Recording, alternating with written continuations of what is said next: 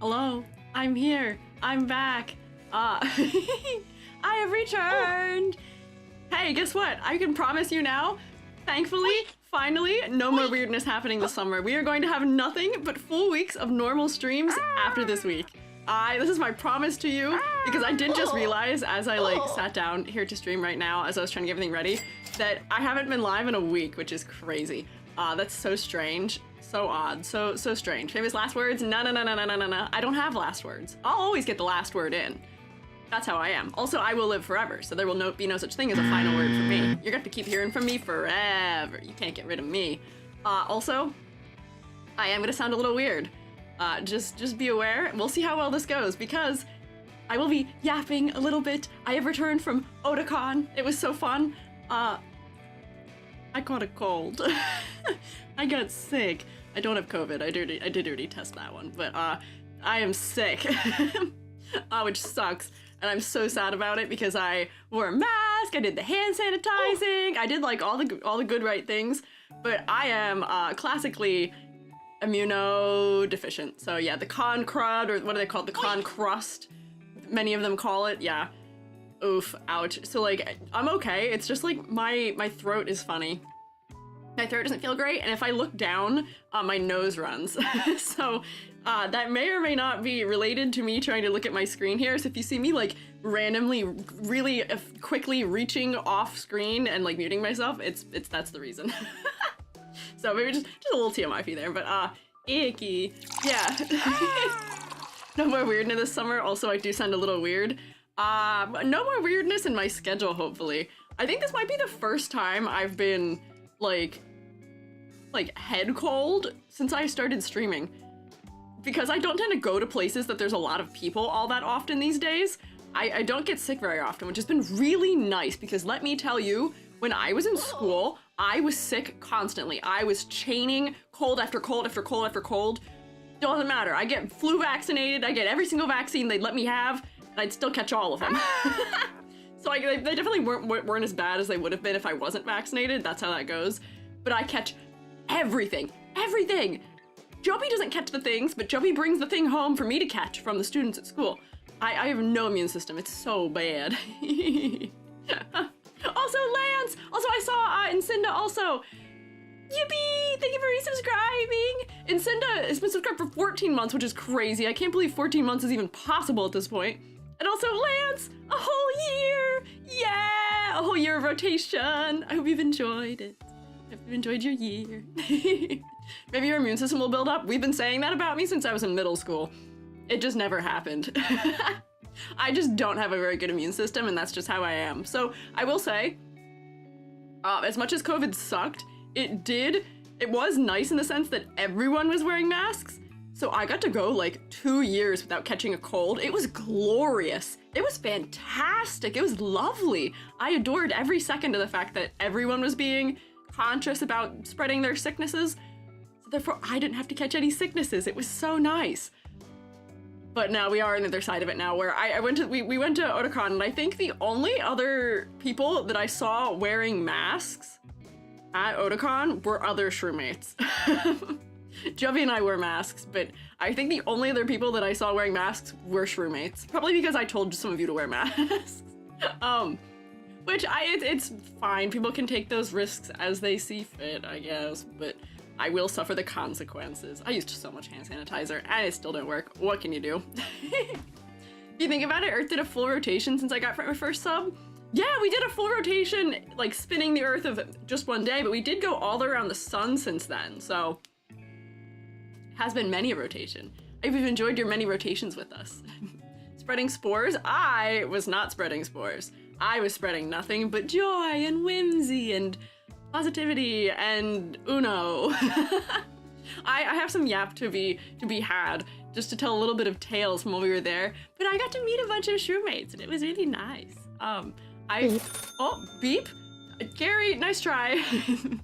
Gary, we'll try again. Beep. Taking the mask memo? Oh, don't worry about it. Don't worry about it. It is a-okay. I will try and figure out why Gary didn't like this sentence. Thank you for the bits though, Selma. Let's see. Hi, Gary. What part of this did you not like? Hey Gary Gang, it's me King Gary of the King of Rock. King Hey Gary of the Gary King of Gang, Rock. it's me King Gary of the King of Rock. True, that was so important you had to say it twice. You're so right, Gary. First stream here, welcome in. Thank you for stopping by. We're trying to get... What is that? Hope all the maybe this is the word it doesn't like. Is it the word con shrooms maybe? Hope all the con shrooms had a grand time. We did. Sadly we did, hang on, let me see if I can get all of Gary's sentences in here and then I'll say my piece. Sadly the group that shan't be named was stuck overseas. Stuck overseas, oh yeah, Let's see, was it the end of the sentence here? Let's try this. Beep. Oh, it's somewhere in here. It's somewhere in here. Do we have any idea what it is? It's the final sentence. The final sentence. Let's see. Try this. Try the first part. Just try the first part. Beep. Oh, by the way, EG, I found out the basement had a ton of concrete as the flooring. Interesting. I don't know what's evil about that, but apparently something. Basement is probably an okay word. I don't know why the word basement would be bad. Bad news though. Therese, no more floor. No more floor! Gary did eat all of the floor. I don't know what went wrong in there, but hello! I only follow short VTubers. Hey, I'm probably the one person who won't complain about being called short. I am merely 5 centimeters tall. I am just a blueberry, or few. So that's fine, that makes sense. Thank you for being here. I feel like I accurately represent short VTubers. And speaking of short VTubers, in our meet that we had for Otakon, I wasn't the shortest one there. I wasn't the shortest. This is a rare occurrence in my life. I am usually the shortest when we do things. Yeah, Hoshi was shorter than me, and actually I don't know if I should say who all was shorter than me. You can out yourselves if you were shorter than me, you can say that. I won't out you as being shorter than EG, but I am just a short little 5'2", which is not that short, but it's still pretty short. Yeah. Apples are 3 EGs tall. Yeah. I saw a thing where people were saying that they were going to identify their height by how many of their favorite characters tall they are, where it's like, oh, I am one so-and-so from Honkai Star Rail tall. We gotta find a character in something that's my height so that I can be one of those tall also. Hi, BB Bunny, hello! Someone needs to run around the con and put shroommates into jars and just leave them there. What? What do you mean by that? No. Oh, Fern, you are welcome to out yourself. Fern is being 4'10". I think Fern was the shortest among us for the meetup that we had there. But I think it was Fern, and then Hoshi, and then me, and then everyone else was taller than us. Both of my mods are tall gorlies. Probably a pom-pom. Oh, you're right, I am a pom-pom. 5'9". Yeah, I have my defense squad, which is, I got my Joby, I've got Amber, and I had Odgepodge, and all of them are taller than me, so I was like, yeah, my bodyguard, yeah. Tower over all of you, proud 597? What does that mean? What is 597? I think, Edward, you're also tall, but I didn't really get a gauge of how tall you were either.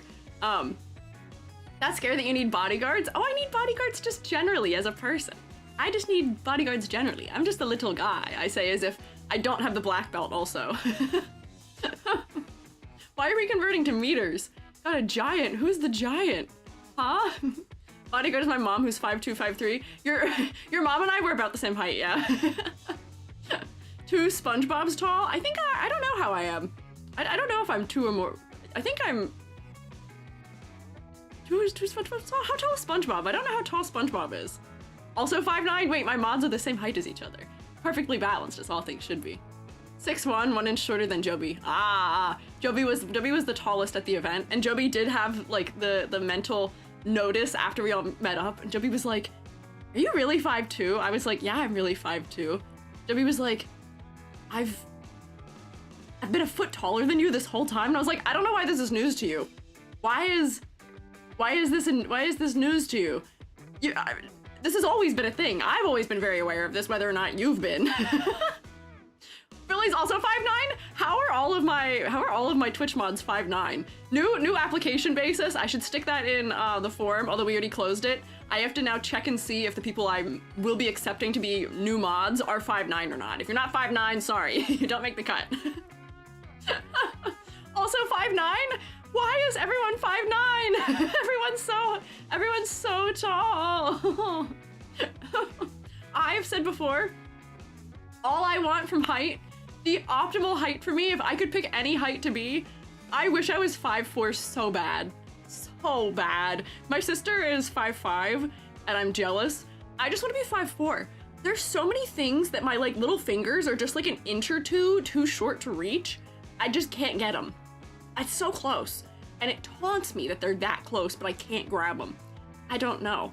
What's that in centimeters? Oh, I used to know. I used to know my height in centimeters, but I don't quite remember. 100, it's 150 something, I think, right? 150, it's not 153, is it? That might be too short. I can't remember. Something like that. That sounds almost right, but that might just be a little bit too short. I might be underestimating that one just a little bit. 150 is very short. 157, I don't know. Hate to tell you this, but as a guy, I'm pretty sure 5'9" is average for us. But, so on average, us guys are taller than EG. I mean, yeah, I'm also shorter than the average for girls. What is the average for non-binary people? I feel like that'd be a little bit harder to determine. Yeah, 157.48. 157, is that how tall I am? I was close. I was close. It wasn't too far off from having the right height there. I knew I was in the 150s. That'd be an interesting fact. Yeah. What is the average height of non-binary people? I feel like it's gonna skew. I feel like it's gonna be mostly outliers, where it's gonna be a lot of people on the short end and a lot of people on the tall end, because I feel like the NBs that I've met in my life are one or the other. They're either quite short or quite tall. Yeah. Something other than 1 and 0, they are non-binary. That's true. That's true. They could be a decimal someplace in between, yes. Makes you feel better. I know people IRL shorter than you. I'm not really worried about my height. It doesn't bug me that I'm short most of the time. Most of the time. Most of the time. Does not bug me. Non-binary and 5'3". Okay, so we're starting to take some statistics in now. I'm 5'2", you're 5'3". We're sort of slanting things to the short end. First time people to catch a stream, really enjoyed watching your ZZZ design rating videos. Well, thank you. I'm glad you enjoyed them. Thank you for stopping by. Most of the time. Most of the time. Most of the time I'm not bothered. Anyways, Otakon! I wanted to show you guys, I have a couple little images of things. 5'3" is very tall for a mushroom. That is true. Yeah, heavily uneducated guess is probably that non-binary height average is probably spread out. I would happen to agree with that. I would imagine, statistically, because non-binary includes people from all walks of life, at least initially, I would, yes, agree probably that it is likely much more variety containing. Dewey EXE, thank you for following. Let me find, I have images that I was going to open to show you. Oh, pictures of my kitty cat. That's not what I wanted.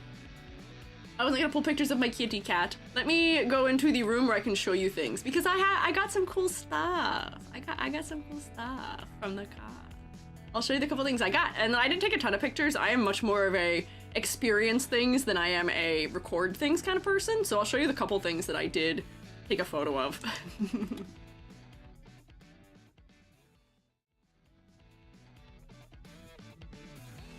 Oh, it's too wide. We as a collective demand cat pics now. Okay, I can show you the cat also. I'll show you him. It is my sweet baby boy, Ace, who is no longer with us. From 2 years ago. Oh, it's a video, so I don't know if I can actually, can I copy the image? Will it let me? Oh, wait, hang on. Here's a question. Hang on. Hide this. It might have my address on it. Let's find out. Oh, it doesn't. Okay. Here's my sweet baby boy Ace. This is a post-vet appointment. You can see his funny little shaved ankle. He's taking a sleep. He's taking a nap. He was okay when we took this photo. He was just taking a nap in the outdoors. My sweet little man. I think this is because it was like a couple of years ago this day, I think, that it was suggesting it. But look at him. He was such a cutie. We love him. Then, let me open the actual images we were gonna find. I just had to make sure it shows like location things, and I was like, God, please don't put my location on that. That would not be helpful. So, the convention. We were put in a hotel by the lovely Otakon staff. We were put in the Grand Hyatt. And man, it was grand. They were not kidding. That Hyatt sure is grand. I have never been in such a wild looking hotel in my life. Look at this like internal like atrium area. These are all the rooms going up around the sides. And there's this like 11-foot chandelier that was cascading down. Yeah, Grand Hotel Otakon. It was crazy. And Jubby and I were in this room right here. We were on the second highest floor, all the way up there. And you could see down into everyone's rooms. So everybody was putting like their little like Otakon bags in their window to be like, yeah, I'm here for Otakon. Just know that building's so loud. It wasn't. It was actually not that loud. I was pleasantly surprised because when I've been at Otakon before, maybe we were just unlucky, but we were next to some fellows who were maybe not so courteous and were quite loud. But this time there was no disturbances. Everybody was very nice. It was a-okay. The windows that look inside the building, because nature, yeah, there were no outward facing windows, which yes, was a little strange. But I feel like at the same time, most of those windows would have been pointing at another building anyway. So it's not like we would have had anything nice to see. There's not really much nature to be had in downtown DC, because this was like a 5-minute walk from the convention center, so it was very close.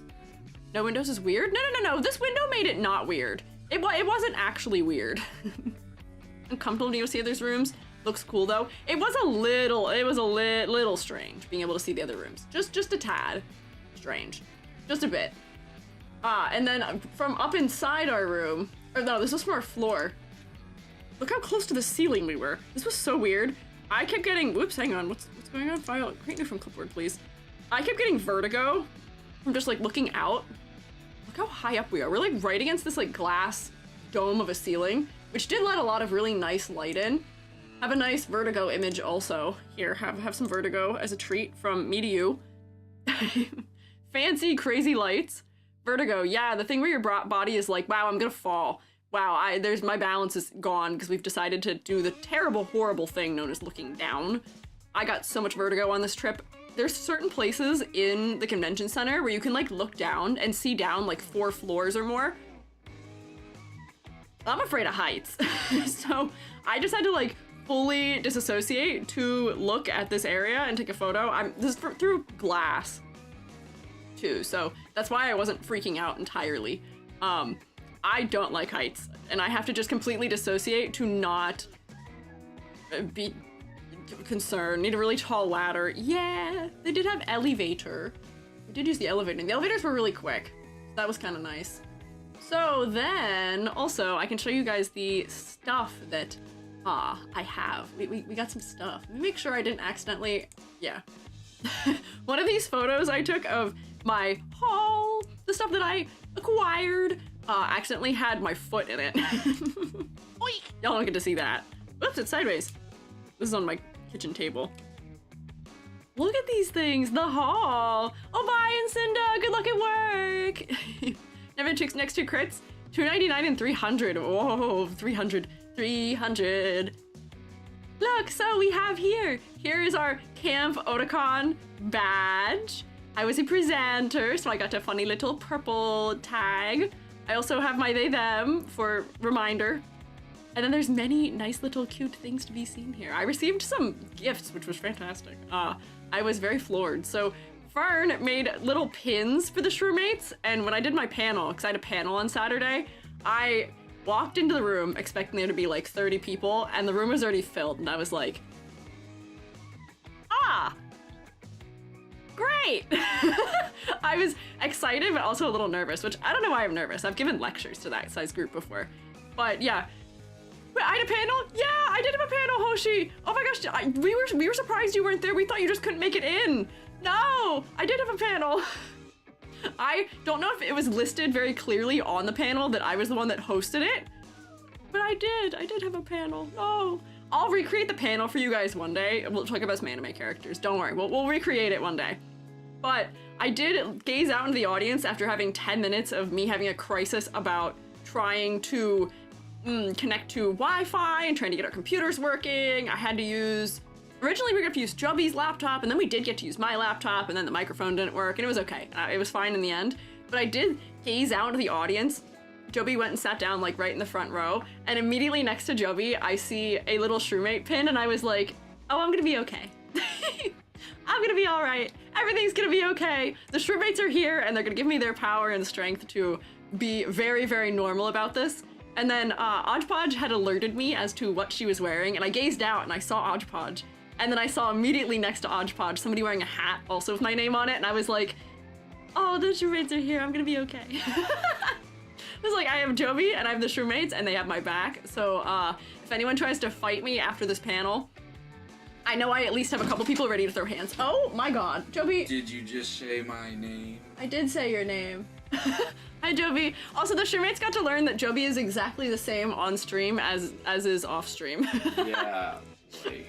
Hi, Joby. This is the first time Joby's been on stream in a while. Joby's been away. Yeah, I was on a world tour. The whole world, known as mostly the US, only as far as Texas. That's the world? I never even made it to Texas, but we did go on a trip. Uh-huh. And yeah. Yeah. You're home. I didn't plan anything else other than I heard my name and I kicked in the door? Yeah, I was talking about how I got up on stage and I was like anxious, but then I saw Joby and I saw Shroomates in the audience and I was like, it's gonna be okay. Yeah, truth. What is this hand gesture you're making? No, I'm gonna go make some food. Okay, go for it. Have fun. I love you. Love you too. Thanks. Most intimidating, did you say my name ever? Yeah, nobody ever expects Joby, and I will say, Edward is right. Joby does look exactly like the little sleigh icon. I'm very good at caricaturizing Joby. Honestly, I even think that the outfit I drew Joby in for that is more or less the outfit Joby was wearing when y'all met Joby. The classic, Joby puts on a black shirt and a brown jacket over it. The monotone, heard you say my name, yeah. I wear more things than that. No, I know, but you were wearing the classic for them to meet you. You're listening to me. You're eavesdropping. I'm eavesdropping. You got the door closed, but you're eavesdropping. Oh, I've been raided! It's Freeform. Hello. Hi, raiders. I am Squiiji, Freelance Fungi, also art educator. Also, Mushroom and Otakon attendee and panelist, and I am back. I am finally back. Welcome in! Shroomates, rotate at them, mayhaps. Pretty please rotate at them. I hope we haven't gotten rusty in the week where we didn't get to do any rotation. Tell me you weren't rusty. But how was your stream, Freeform? Recently you streamed art and Crash Bandicoot and Cursed Companions. Were you streaming art mayhaps today? Potentially, theoretically. Streaming art today, maybe? Question mark? Slime Raid, hi! Welcome in! I was showing off some intriguing little things from fellas. Art was indeed today, yes? Oh, sorry, this doesn't really work. Freeform, you know the drill. Freeform, you know how this goes. You know how it goes, right? You know what the deal is. If you'd like to show us what you're working on, you're welcome to do so. We would love a nice little snack. We would love to see a nice little snack. If you would like to pay art tax, of course. You don't have to. You don't have to. I'm gonna T-pose here. Look at this lovely visage of me. How do you say that word? Visage? Visage? Good God, my understanding of the English language is tenuous at all times. Art tax for the shroom. Did an art com today. Oh, look at that. Moobot decided to be kind to us also. I love that you were already ready with the link. Thank you. Did commissions for Selma and me? Oh? Ame! Hey, Selma! Look at that. Look at these familiar faces here. Visage is more American, visage is more American, visage is more Frenchy. Oh. Interesting. I found out that I can impress the French by saying silhouette, or by being able to spell silhouette. I think I should impress the Americans by saying visage. Visage? Actually, I don't know. I'll say one of them in some way. Where you'll be allowed to see the image of what Freeform drew as soon as I am not standing over it. There you go. There we go. Permitted. Permitted now. Look! We know who these fellas are. We've critiqued everyone but Freeform so far, and Freeform is downloaded into our non-human folder already. So here is this is one of your characters who I have drawn before, and then this is a Meowsing Ame, who I recognize because we did critique Ame's design historically before. Also, look how cute. Zoom in a little bit. Look at the paw prints in the eyes. Very cute. Fun little froggy friend. Very cute. Classic freeform and the liquidy kind of fella that they are. Very cute. Way too much fun rendering the gold on the horns. Oh, yeah, that is, the texture is nice. I can tell you enjoyed it. It's so dimensional. The buttery gold render. Yeah, I know. It's cute. Thank you for the delectable, yum, yum, yum, yum, yum, art tax. Thank you for always showing us what you're up to. So cute and the colors are so yummy, right? Right, I agree. They really are. It's cute. Thank you for sharing with us, Freeform. If you and your fellows need to do things like eating or drinking or snorkeling, please take care of yourselves.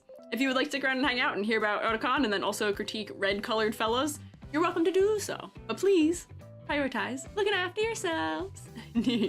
Delicious, delicious tax. Yes, it has been consumed. Where was I in my... I was saying sentences. Oh, I was reassured. I was surprisingly nervous doing my panel. And I was immediately reassured when I saw all of my fellas out in the audience. I was like, oh, it's gonna be okay. It's gonna be okay. They're here, they got your back. No, if anyone tries to pick a fight with you, you've got many scary dogs who are here to defend you. And also, even if I goof it up, they'll still clap for me anyway. Except me who was trapped outside for a bit. Yeah, I wish I would have known because I would have gone on a rescue mission. I would have stopped my panel and been like, hang on, my bodyguard is trapped outside. I have to go retrieve my bodyguard. Please let me out. You would have probably had to sit on stage with me, but I would have retrieved you if I was aware. Granted, I wasn't able to check my phone to see, but when horrifying, why? Oh, sitting on stage? That's fair. I guess maybe I don't want to subject you to everyone looking at you like that maybe, but I wanted the shroommates to be able to make it in. I wanted the shroommates to be able to see it. But I did present, and it was on the best and worst anime character designs. We only really went through a couple of them. I was mostly talking about tropes and giving the explanation as to all the terminology I used, because y'all, I know y'all generally know what the words I'm using mean. We're here every week, and if not, you ask the question and we find the answer and everything works out. But for the panel, I had to assume no knowledge, so most of it was spent just introducing language. That one was you? Hoshi. Was that, is that not an incredibly in-character panel for me to have done? Is that not the most in-character Squiiji you could have ever had for a panel? It's an anime convention, and all I do is critique character design, so that's my whole thing, yeah. How many ladders thrown? Nobody threw ladders at me while we were there, but when I was posting about the convention in the Discord, you guys were reacting with ladders, which I did not understand what was going on about. EG did such a great job hosting the panel, thank you. I had meant to ask for critiques also after I had hosted it. Critiques as to how I could have done better, if there's anything I could have worked on for any other panels I may or may not host in the future, but we'll find out. Pointing the crowd for not bringing a ladder to the panel for you. Granted, I don't think they would have let the shroommates in with a ladder. I feel like that would be over the prop size limit, potentially. So the panel on the schedule like 2 weeks before and knew it was yours immediately. Yeah, maybe I didn't do a great job announcing it, but also I didn't receive like confirmation about the panel even being confirmed and occurring until like a week before we went. So I didn't even know when my panel was until like last Tuesday. Because I didn't get an email about it until then. If I hadn't gotten it, if it had taken any later for me to get it, I would have just searched through the panel details myself to see if I was included. But I think it just kind of like slipped through, yeah. Overlooked it. Yeah, there were a lot of panels also. There were a ton of panels. Yeah. So, me, I presented. I got a little pin from Fern, which is so cute. Bleak gave us a ton of things. We went and visited Bleak in the manga library. Bleak works for Otakon. We went and visited, and Bleak was like, here, do you want food? Here, do you want a little sticker? Here, do you want some laser cut things? Here, do you want these things? And I was like, oh my gosh, so many objects, so many things. Hang on, we'll show you the best thing, the best gift that I had received from Bleak in a second here, but look at the cute little things that Bleak had made and was giving to the shroommates. Here's Hiroshi and Hiroko on a little laser cut pin, and Karabi. I am immensely not jealous or envious. I'm excited for you, but wish that I could also have a laser. Bleak has a laser cutter engraver. I want a laser. I used to be a laser technician. I miss it so much. And seeing these, like, this is like the weirdest thing to say about it, but like the smell of laser cut wood, oh, I love it. So I was feeling nostalgic just like looking at them, but they're so cute. Yeah, so Bleak made these. Also, we got little crabby stickers. I'm a crabby camper and my marshmallow's on fire. Might be a danger to bring a laser around the shroommates, so we might chase it. Not that kind of laser. Laser cut wood smells amazing. See, I am so glad that you agree with me. I feel like it's one of those opinions that like people are like, it's like smelling gasoline, where they're like, you're crazy, why do you think that smells nice? I don't know. Oh, hi Bill! Good job hosting a panel, thank you! Thank you, it was fun.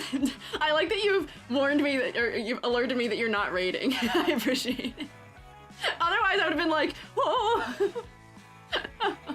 I love gasoline. Yeah, Joby, that's probably not good. Laser cut wood does smell good though. It smells like campfire, but like not entirely. It's kind of campfire, but not completely. But I like the smell. The art for that one isn't mine, some con art from a contact artist, but I did the design for the manga library logo. Yeah, here, wait, we'll look at that one too.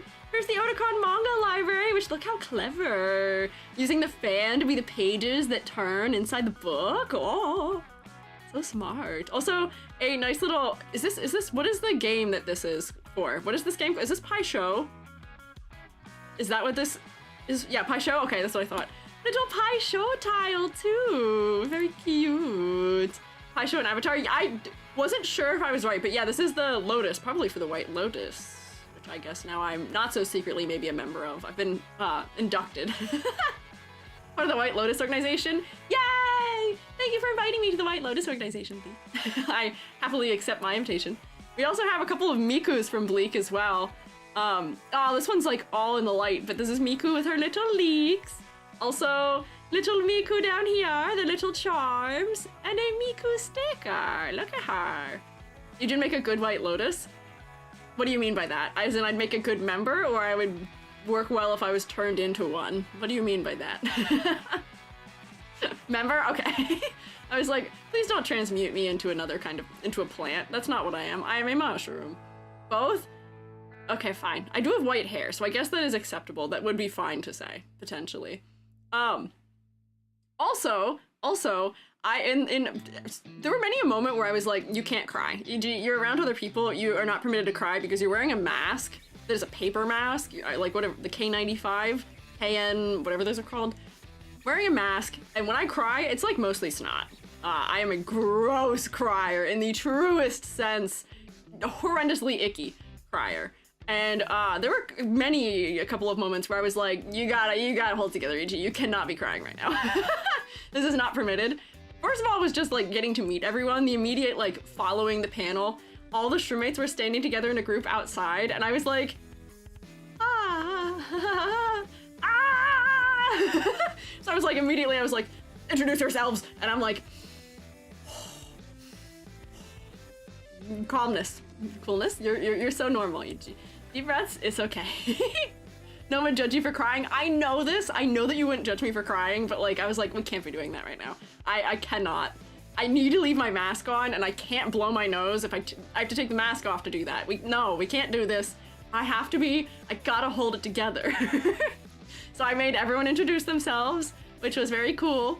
We went to the upstairs, and I took a photo of the E, so that way I could alert fellows who were not near to us of where to come find us if they would like. It's a different nervousness being in front of the shroommates versus your students. Yeah, I'm not nervous at all being in front of my students. Which is like a funny thing to say. I've never really been nervous being in front of students because in that situation, a lot of the time, it's like, there's a very specific like power dynamic when you're a teacher where I am the guy who is in charge. I am the big mushroom. I'm the guy who's in charge, and they are all looking to me for the guidance. But if I like goof up, that's fine. I'm allowed to in that circumstance also, and it's like totally fine. However, getting to meet the shroommates, like a lot of you are like, what's the word I'm looking for? Like contemporaries to me. You're not necessarily like, you're not my students. It's not the same kind of dynamic. So I don't know. You're all here to see me and to meet me because you want to be there. my students don't really have a choice. They have to take the class to graduate. So I don't get nervous about that, but where I like have to make like good first impressions and like meet people and do stuff like that, I do get a little bit nervous. So that was happening. Yeah. So nervous I genuinely was crying until one of them yelled at me. No, don't cry. No tears. No, no, no, no. No tears. Little like seeing a teacher outside of class when the panel started. I did also feel that way. I was like, do I like wave? I immediately, Odgepodge told me what they were wearing, and I was like, immediately made eye contact in the audience, and I was like, hang on, I have to like set things up, but like, do I wave? Do I not wave? Do I like, what do I do? Different setting, social status wise? Yeah. Oh yeah, completely different setting. And also these days, I don't really spend a lot of time around like large groups of people, just because I got my couple close friends that I keep by, but like I don't really spend a lot of time in large groups. I'm a little guy.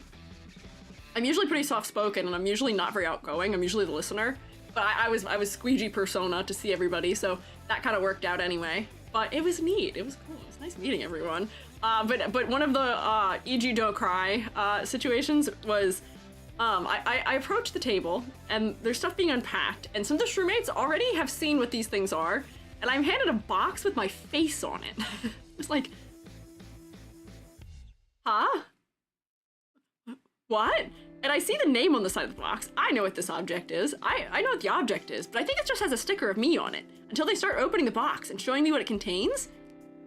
These are custom Magic the Gathering sleeves with my face on them that Edward had made for us. Go crazy! I don't have sleeves on my deck because I just don't get around to it half the time. But isn't this crazy? Isn't this wild? They're so neat. They're so nice. They were so cool, and it was one of those things where I was like, I don't know, the things where it's like, not only is it something I'm interested in, it's a gift somebody is taking the time and money out of their life to give to me, and to also to the shroommates. It wasn't just one box for me. It was a box for me, a box for Jubby, and then a bunch of the other shroommates got to have a box too. And it was one of those things where I was like, I was so touched. This is like relating to an interest that I have, and also, it's also me. And I was like, you can't stop, don't cry. No tears. No tears. Stick something in your sleeve, reveal the, I play Pot of Greed. I play Pot of Greed. Yes, it was Edward, I think, that yelled a greeting to you, Hoshi, but low-key, Edward and I did the exact same thing. Hoshi approached us and I was like, there's no doubt in my mind you are Hoshi. You are exactly Hoshi. There's no one else that you could possibly be. Not even remotely, there's no other possibility, it's Hoshi. And I think Edward had the exact same recognition, which is that Hoshi had a bunch of star-themed stuff. And I was like, it makes sense. It all makes so much sense. It makes so much sense. But aren't these so neat? They're so cool. I haven't sleeved my stuff yet. E.G. doll. Oh yeah, the E.G. doll. Here, wait, I should show E.G. doll also. I'll pull it from, Twitter. Hoshi made E.G. doll. Hoshi made me into a cute little plushie that I got to see when we were live there. I took a picture with Hoshi with the little doll, but look at me! Look at me! I'm just a little guy. Look at my big old boots for stomping. Look at my cute little sweater and my overalls and my perfect little blush on my knees and on my face. Isn't it so cute? Hoshi is working on a video about how this was made, and I am very intrigued and excited to see it. It's so cute. Once again, more Squiiji trying not to cry. It's so cute. Glad you guys like the sleeves. Oh, we love them. They're so cute. Edward, thank you so much. They're so neat. So neat. Coraline vibes, but adorable. I mean, button eyes are known to do that, but like, look, there's my little, like, I have highlights in my eyes that are shaped like mushrooms. Oh wait, my 1.0 does. My 2.0 doesn't have them. 1.0 EG has mushrooms in their eyes. 2.0 doesn't. But this has the mushrooms that 1.0 EG had. Hoshi showing up holding the little plushie. I know! Hoshi had it like backpack style, like attached to like the lanyard using a hair tie, and it was so cute. I was like, oh, it's so cute. It's so cute. Look at it. Cool, dude, thank you for following. Just magically popped up my feed, watching videos for a year or two ago. I'm trying to make a design that's more me. I hope the videos are helping. Also, is it fate that brought you here to say hi and to see what we're up to? Maybe, who knows? But thank you for following also, Warped Karma. Paul? If I had to make a second one, I would have given it to you. No, don't even worry about it. Don't even worry about it. The fact that it exists is more than enough for me, Yoshi. I know how much work it takes to make one of anything, and my hair is such a nightmare to try and do anything with. The fact that you made one, and just one, is already so much more than enough. Don't even. It's so cute. It is so cute. So that was one of the other ones I had, and then my, I have a little art haul photo, woo, of some of the art we got. Joey got some rather interesting art, which I will not be showing you.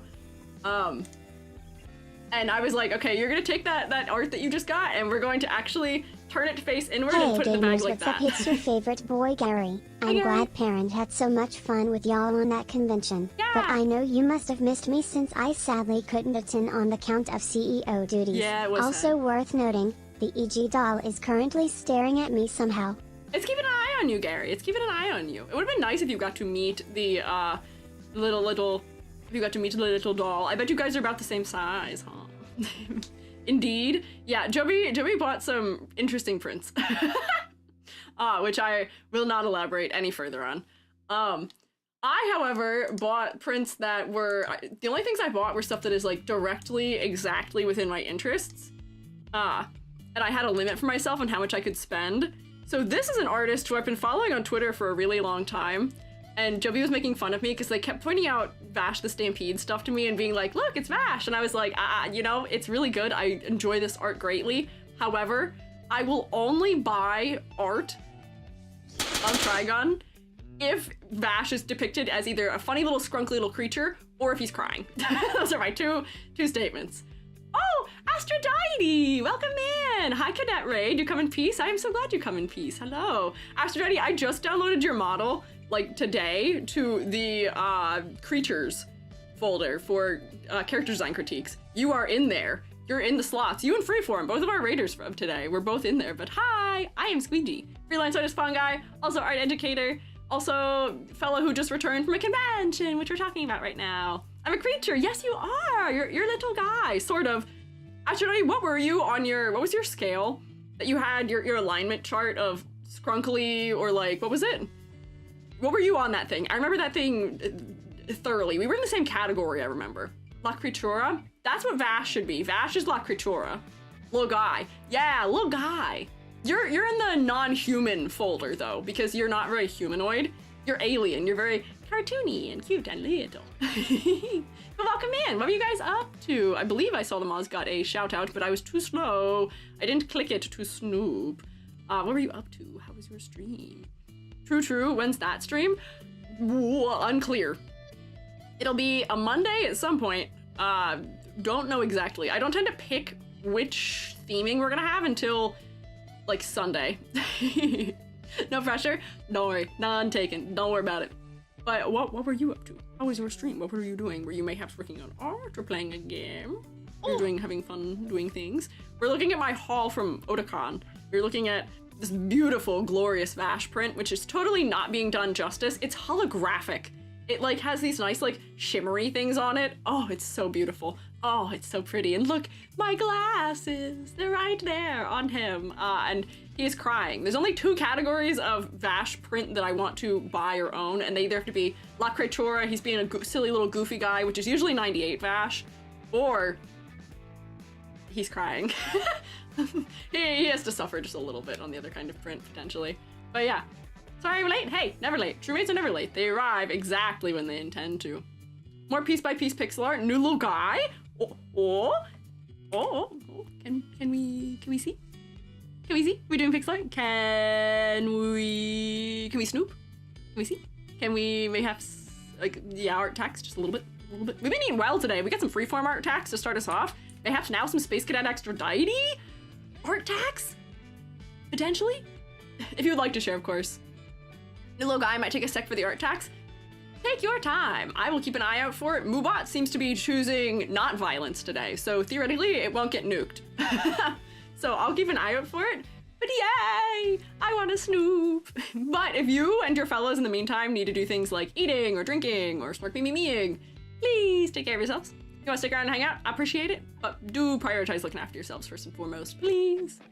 But look at my little Vash. I gotta figure out where he's gonna go because my art wall is really full right now. I might have to substitute stuff because I have a lot of things hanging up on my wall in front of me, and they're all from previous Otakons, more or less. So I might have to substitute some things or just do a little rearranging maybe to figure out where I want him to live. So that was one of them. I also got, my favorite book series is the Locked Tomb series. It's so good. It's so well written. The bar for books is so ridiculously high now where I keep starting and dropping books because they just don't compare at all. The writing just isn't nearly as good. Curse you, Locked Tomb, for making my standards so high. It's so good. If you have not read it, if you have any interest in necromancy or space or like lesbians, you should read it. It's really neat. The first book in the series is like a almost like historic like mystery, like one of those classic like whodunits, like gothic, a little bit of gothic horror in there. The second book is like a weird POV observation of someone going through things, but it's like non-chronological at points in time. We're going back in time. Nothing makes sense. The third book is someone who like completely lost their... It's really neat. The whole thing is so good. It's so well written. You should read the book, please. This is Gideon. This is Harrow. My Gorleys. They're so cool. They're so neat. You should read it. I'm not doing a great job selling it, but you should read it. It's really good. And I saw this art and I was like, I have to. I have to. I have very rarely, I've very rarely gotten to see art for the series in person, and I was like, I have to buy this immediately. And yes, there were a bunch of Gideons at Otakon, and I did compliment a couple of them. For my final day on Sunday, I was like, my goal here, I was being very shy all weekend. I am very shy. I may not seem like it, but Joey would be like, oh, you like their costume? You should tell them. And I'd be like, you're right. I should say something to them. I should say something to them, shouldn't I? I should. Your costume's nice. Bye. I'm incredibly shy, just going up to people and saying things. But I did compliment a Gideon. I did compliment also. There was a couple people dressed as some Vtubers who I complimented also. And one of them was dressed as a Vtuber who I worked for once upon a time, and I was like, I have to compliment you because it was like not a super common Vtuber, not to say common, but like not especially well known maybe. And it was one of those things where I was like, hey, are you this person? You did a really good job in your costume. Good work. And it was one of those things where I could tell that no one had said anything about it all day from the way their face lit up about it. And I was like, I'm glad I said something. But yeah, big photo shoot. Yes. There was a big photo shoot for Uma Musume too. I got to hit the Golshi pose so many times at people because I'm too shy to go up and say hi to people a lot of the time. But if you see a gold chip in the distance, all you gotta do is hit the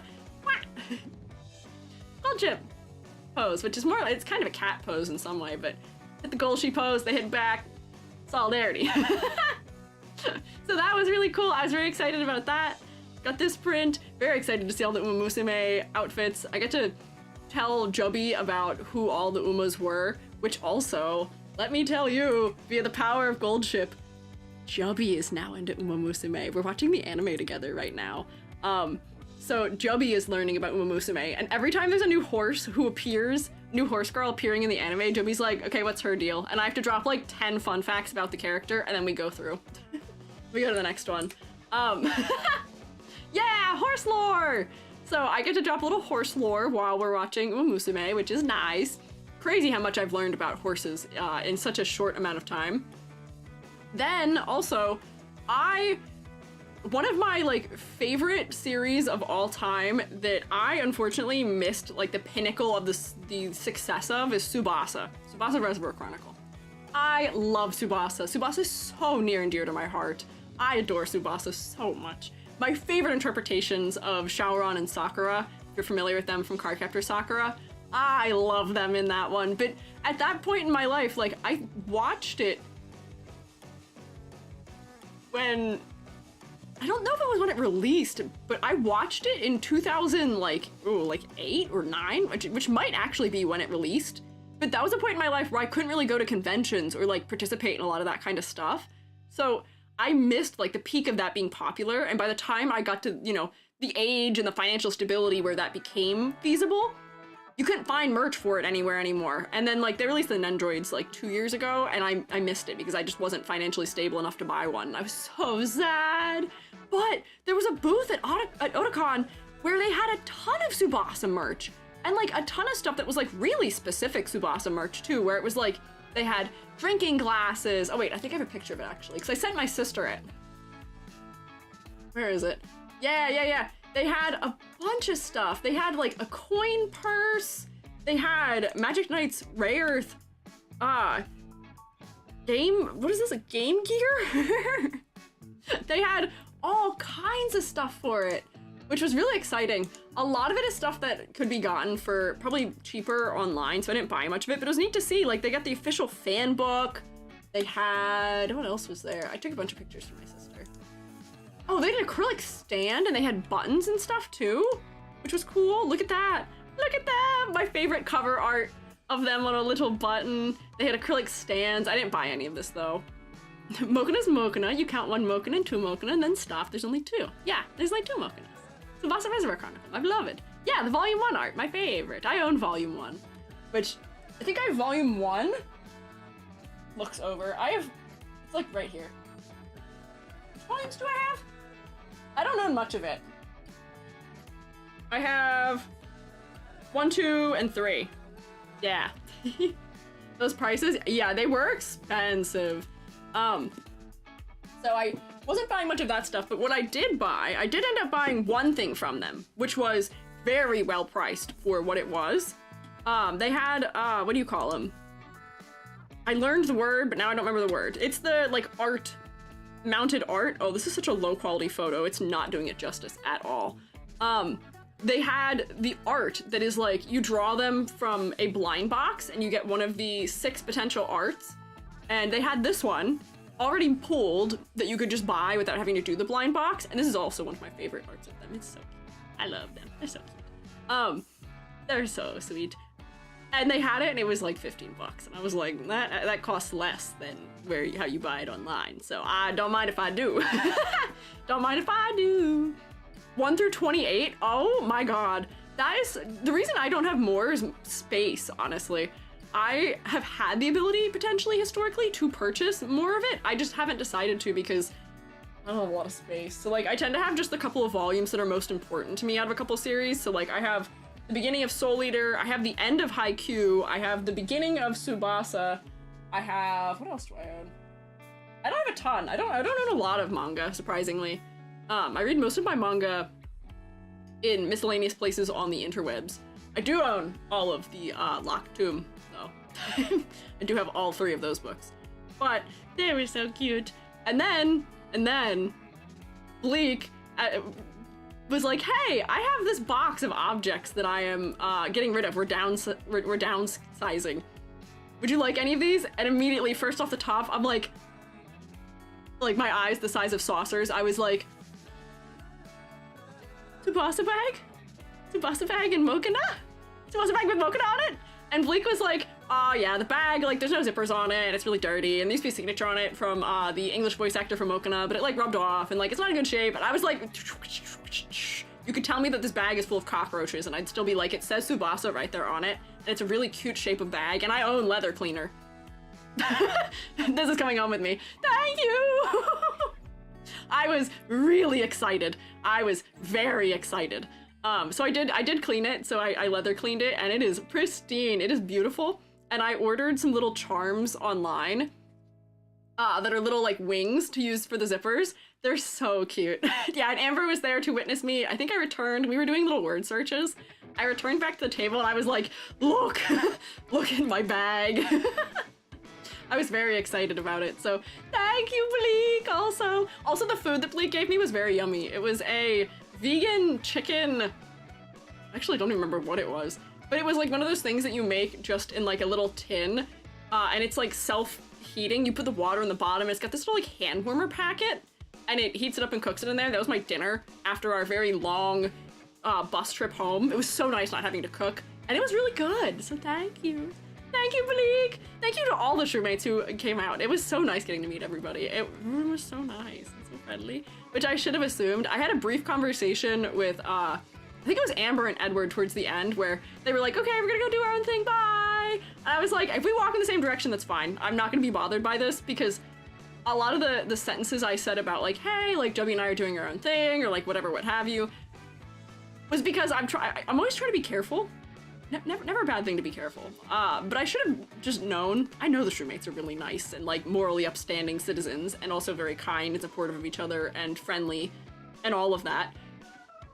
But it like never hurts to be careful. But at the same time, I was like, everyone was so nice. It was so good. So, and everyone was so kind and like welcoming of each other as well, which was really nice. Like I was trying to bounce around. We did play Uno. I won! Just as I warned I would. I won the first round. I didn't win the second round, but I won. I warned you all that I would win, and I did. I did win. I think we played, how many rounds? We played 2 or 3. Might have been 2 rounds of Uno. The second round went on a really long time. Joby and Edward played Commander just against each other, just the 2 of them. And it was also a really long game. It was a really long game. And they ended up calling a draw because neither of them were really making any moves at that point. But it was so fun because even when I like wandered away to like talk to like different like groups of people that there were, everyone was still being like nice and friendly and like helping out with each other. Yeah. Glancing around in nervousness and made eye contact with EG. It's okay. We kept trying to welcome you in, but I didn't want to like pressure you or overwhelm you with it. But I also am like weird with eye contact, just like as a person, so like that's not you, that's me. 100%. Aphrodite has sent us a GIF! Oh, look at this pleasant little creature. Oh, rubbing their hands together. Hang on, let me put this here. Oh, Uno. Amber had a really rough time in the second game. Amber had a very rough second game.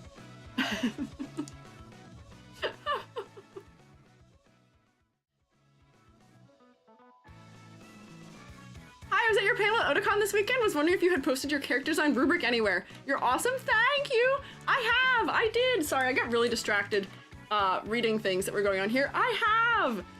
If you go into the Discord server, there is a whole channel for everything. Oh, yeah, you're right. Why are the colors weird? What is happening here? Hello? What is this? Why is it dark? Oh, there we go. That was weird. There we go. Look at this little creature. Look at them. Thank you so much, of course. I hope you enjoyed the panel. Thank you for stopping by here also. You're telling me we can't for this? Huh? No. No panic. No panic. Also, hey, I see you chanting. No. False. No panting. Or no chanting.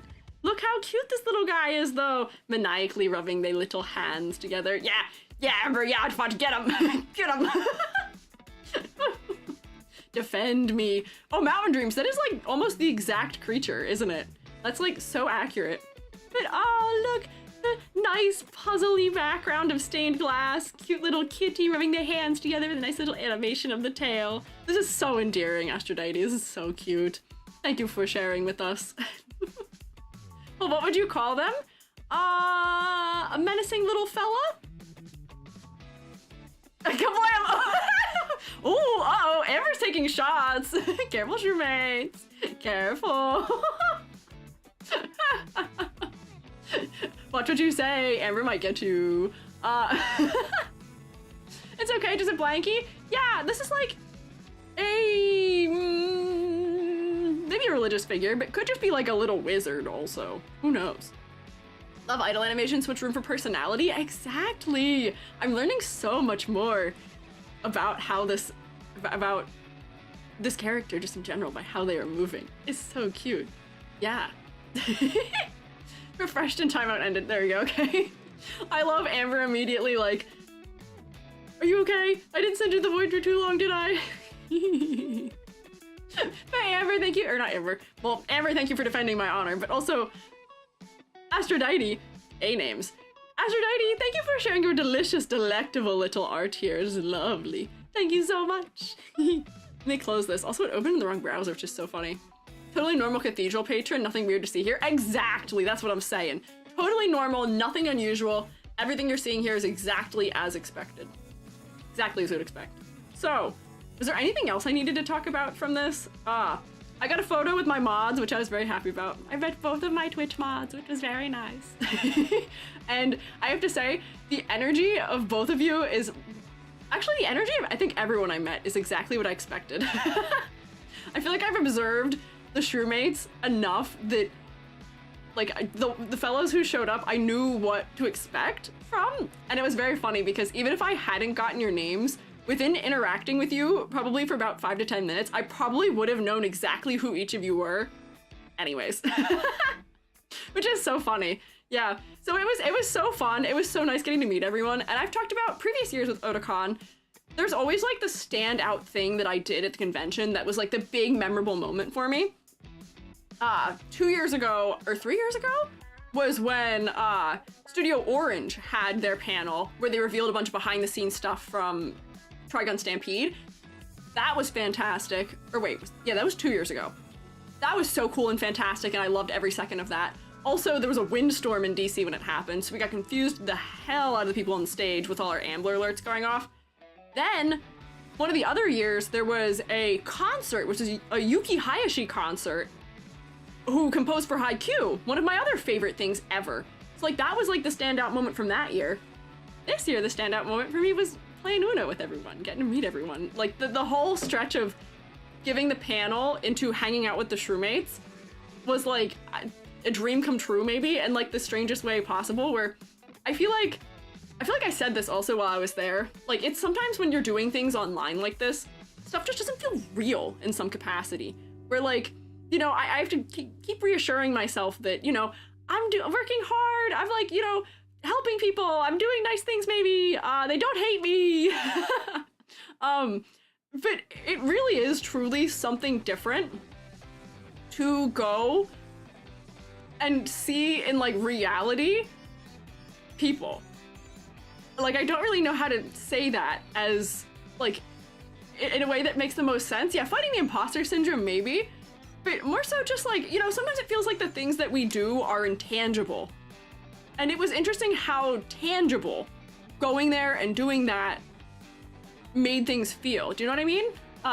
Yeah, to see people you've had an impact on, but also like seeing people who have had an impact on me as well. We're like, I am very infinitely grateful for the help that I've received from the shroommates. Like, Amber and Oddpodge work so hard to keep our community so safe and kind and nice and like well taken care of. So getting to like meet in the flesh the people who do so much to help us out as well was also like surreal and very nice. Like, I don't know. It was wild, and it is something that I don't think I'll ever forget. So it was a very memorable experience. I will remember this forever.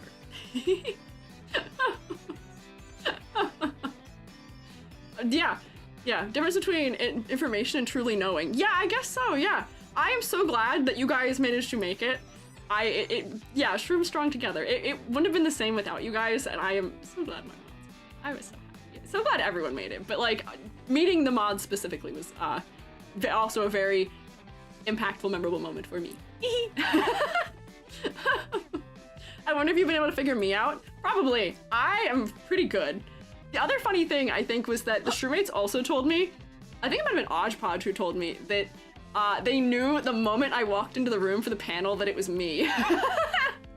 Apparently, I did such a good job describing what I look like that they knew it was me immediately.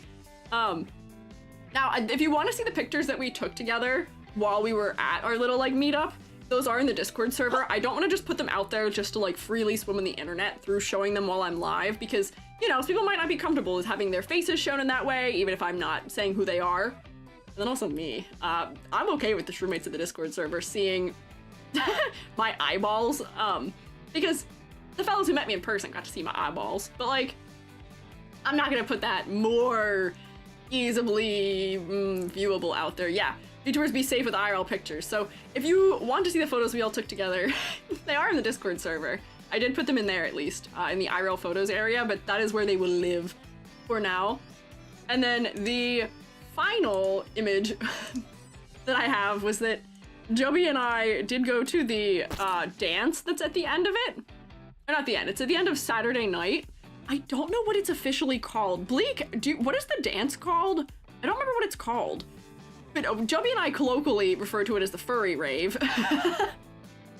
Because usually, historically, there were a lot of furries who would attend it, and I love seeing all the like, I think Amber, what are they called? Proto-gen? Is that what they're called? Amber had to tell me what they were called at when we were playing Uno. But I love seeing them. They're such like a technical masterpiece. They're so cool, and I admire their commitment to, we're dancing. That takes up a lot of space. It's a very sweaty thing to do, to dance. And the fact that they're like, I'm gonna do that in my full costume that I either made myself or paid an artist to make. The commitment is crazy. Yeah. I feel like everyone just calls it dance. Maybe Oda dance? Maybe. I don't know what it's actually called at all. We call it the furry rave. But I doubt that is what it is called, yeah. Went with Joby, pretty easy to spot the height difference, I bet. Yeah. Yeah. Joby is tall. But we did party at the dance, and when we were at the dance, people kept coming up to me, like, you know, I'm dancing, I'm bopping. I don't know if I'm an especially good dancer, but I like dancing. Joby dances so fun. So like we're dancing, we're having a good time, and people kept coming up to me and being like, hey, I loved your panel today. Hey, I loved your panel today. And I was having that like teacher moment for sure of like, you run into your teacher at the grocery store. I was like, I am totally not in teacher mode at all. I didn't run into any of the shroommates at it, and I feel like I probably would have been, I don't know how I would have handled that. Like, I don't dance in a way that's like we weren't like inappropriate dancing by any means at all, but like, you know, the vibe of like, I am at a dance, we are dancing to the Me channel song, but like a dance remix of it. Strange. Are there new shroommates from the panel? There might be. I saw somebody on YouTube who said that they watched the panel.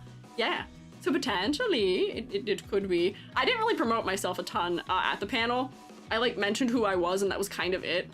And even when I met with Nori, who is is one of the promotional director people for Otakon, he was like, yeah, I'm sorry, like, you know, he's like, I guess on one hand this isn't very good for you, like, growing numbers in any way. And I was like, my man, that's not the point.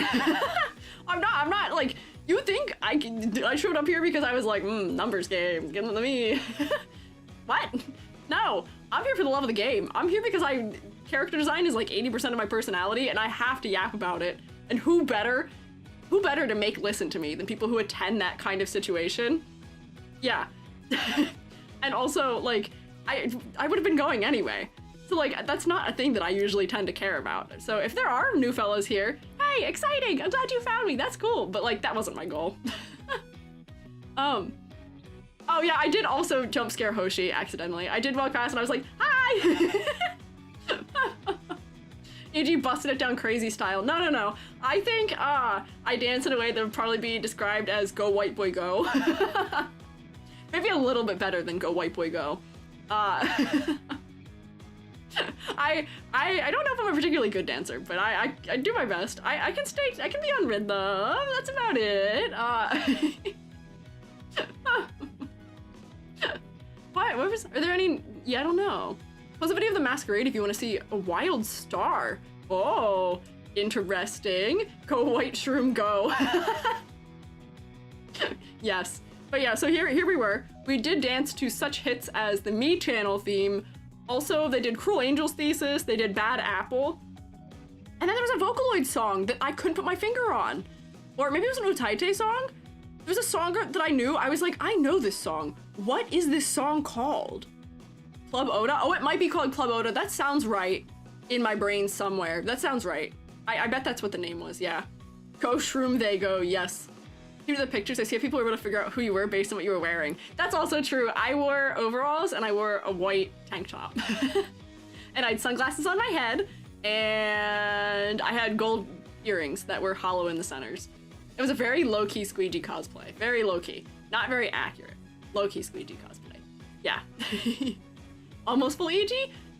Not really. I forgot to pack my EG shoes. I own the shoes that my EG shoes are based on. My shoes? These? I own these. I own these shoes and I didn't even pack them. That's my problem. I didn't have space. That's actually what the problem was. But yeah, I think that was all the things I needed to yap about Otakon. So it was so fun. I am so glad that I went. I had such a stellar time, and it's definitely one of those memories that I will probably keep with me forever. Tough to walk in? No. Those shoes are so broken in. That's all I wore as shoes for like 5 years. All the way through my grad degree, those are my shoes I wore, yeah. Do you want to talk about AG Enda? Oh yeah, we did meet a very interesting fellow when we were playing Uno. I don't know where AG Enda came from. Was AG Enda somebody who followed us up from the panel, or did they just see us playing Uno and were like, hey, can I join us? I don't know what the lore was, but there was a very kind fella who ended up joining us, and I was asking around the table like what people were cosplaying as, because I googled what Odgepodge was because I didn't recognize from the name. I asked Odgepodge's sister what she was cosplaying as, and then I asked him what he was because I didn't recognize it, and he was cosplaying as an OC, and his OC was themed around the fact that he was like a lawyer or like a defense attorney for villains. Which is really neat. Yeah, lawyer for villains. And he had all these little cards in his... Oh, I should have put that in my picture. Because he gave me one of his cards. And I have it. I should have put that in one of the pictures. He gave me one of the cards. It was so cute. Yeah. Odgepodge was Mina Ashido? I don't know. You have to ask Odgepodge. My hero character, I believe. But I don't know. I don't know what most of their names are. I only, as of this weekend, learned that the one that people refer to as Deku, that's not his name. His name is like Midoriyama? Something like that. I can't remember. Something like that. Maybe I actually didn't learn. I don't know what most of their names are. The spiky haired one, his name is not Bakugan also. Midoriya? Oh wait, so I was right. Okay. Yeah. Deku's a nickname. Okay. And I know that the spiky blonde one, his name is not Bakugan, but I don't know what his name is. It's something like that. I have vague knowledge of my hero. Mostly because... Oh, unfortunately, it's been tainted by my students plagiarizing it just a little bit too much. Oh, Bakugo. You guys have told me that before, I think. If I recall. I do recall you guys telling me that at some point. But yeah, so that was a cool fellow we met.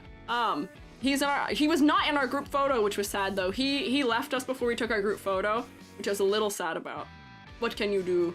And then I meant to see the guy, there was another guy who joined us that I don't know if appeared with him, or just like followed us from downstairs as well, who was wearing a Miku like racing jersey, which was cool also.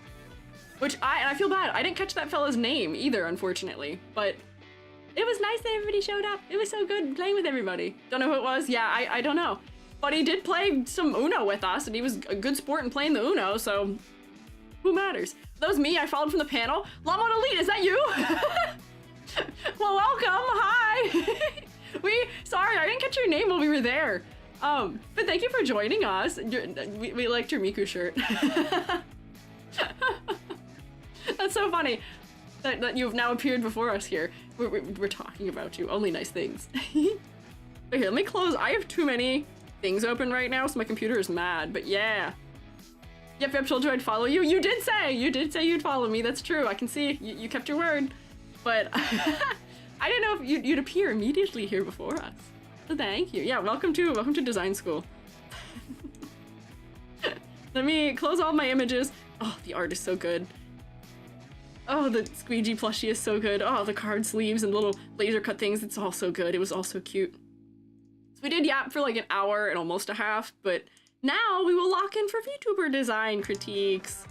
So here's the interesting thing that we have for today, which is that we are going to hit our 300th critique. So I may go out of order so that we can hit a longtime shroomate. Usually we do the thumbnail fellas. For 300, I think it would be nice to hit a longtime shroomate for 300. So this is 299 here, which is another longtime shroomate. We have two longtime shroomates as our 299 and 300. And then we'll get to the other ones that are on there. Oh, Selma, thank you for gifting a sub to them. That was so kind of you. Membership sorted. Yeah, welcome. You've been inducted into the shroom state. Thank you, Selma. Can we rotate for Selma, please? We'll do a little rotation. There we go. So we'll be starting with Ira, who is a longtime shroomate. And then we will also be looking at Ree, who is also a longtime shroomate. We are finally hitting the area where shroomates who had submitted back when I first started streaming are getting their designs looked at. And this is, I think, the most recent submission Ree had made, potentially. So we'll see. But yeah, so we'll do rubric. We'll get started with a rubric here. Member in spirit. Everyone's a member in spirit. Everyone's a member deep down in their heart. Yeah, the EG thrower himself. Yes, I was telling Hoshi was cradling the EG plush so gently and so carefully and wearing it like a little backpack kind of thing. Meanwhile, Ree made a little like bean-shaped plush of me like a year ago and was sending us videos of them throwing it at the wall in the Discord server. I guess it was like a cuteness aggression thing or something, which is so funny. I was like, the difference between the people who have made plushies of EG, sweet Hoshi, who has created a plushie of me to cherish and take care of, and Ree, the chaotic entity that they are.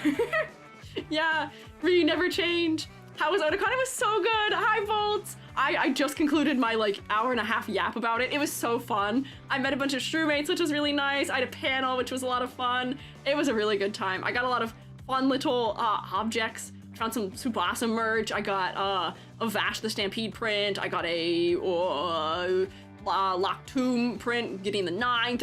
It's so good. It was so fun. I was so tired, and I did catch a cold. I am sick. So speaking of that, I do need to drink my beverage. Cracks my delicious Diet Coke. This is my stream beverage for today. I drank 3 mugs of tea this morning, and I was like, I need something other than tea, because I can't just only drink tea. But that did help my throat just a little bit, yeah. Nice, check out the rest of the VOD later. Yeah! I wish you could have been there, but next year. Next year, I'm gonna have a much more concerted, organized effort of like, hey, VTubers I know who live on the East Coast, meet me there. Come on, meet me there. Rest up? Yeah, I took yesterday off so I could rest off. I say as if I like actually kind of didn't really take it off. I just did housekeeping stuff yesterday. I didn't have the energy to stream, but I did update the overlay so that way all the shroommates are now in here. I did a couple things. I fixed some of our redeems that weren't working properly. So I do think everything is functional at this point. Need to recreate the meme with the gun? Oh my god, we could. I will, low-key, one of these days when I have time and the willpower, I want to make a Vash the Stampede cosplay. And if I did do that, I would probably make his gun, and then we could really do that, yes. Next year, Otakon shall run black and white with shroommates. Hurrah! Yeah, we're gonna take over next year. This is just the start, only the beginning, but I would love to cosplay as Vash. But it's gonna be challenging. Because I think I did say this to someone. The coolest people that I saw at Otakon at any point in time, my biggest regret is 2 years at Otakon, there was a girl cosplaying as Vash who I observed from afar for a very long time. She was so cool. Oh my god, she was so cool. She was dressed in, there's a specific outfit that Vash wears in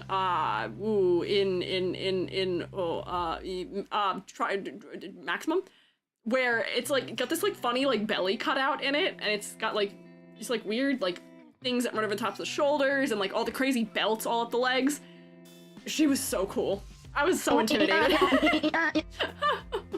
Fashion Wolfwood who showed up near the meetup was crazy. They were. I was also watching them.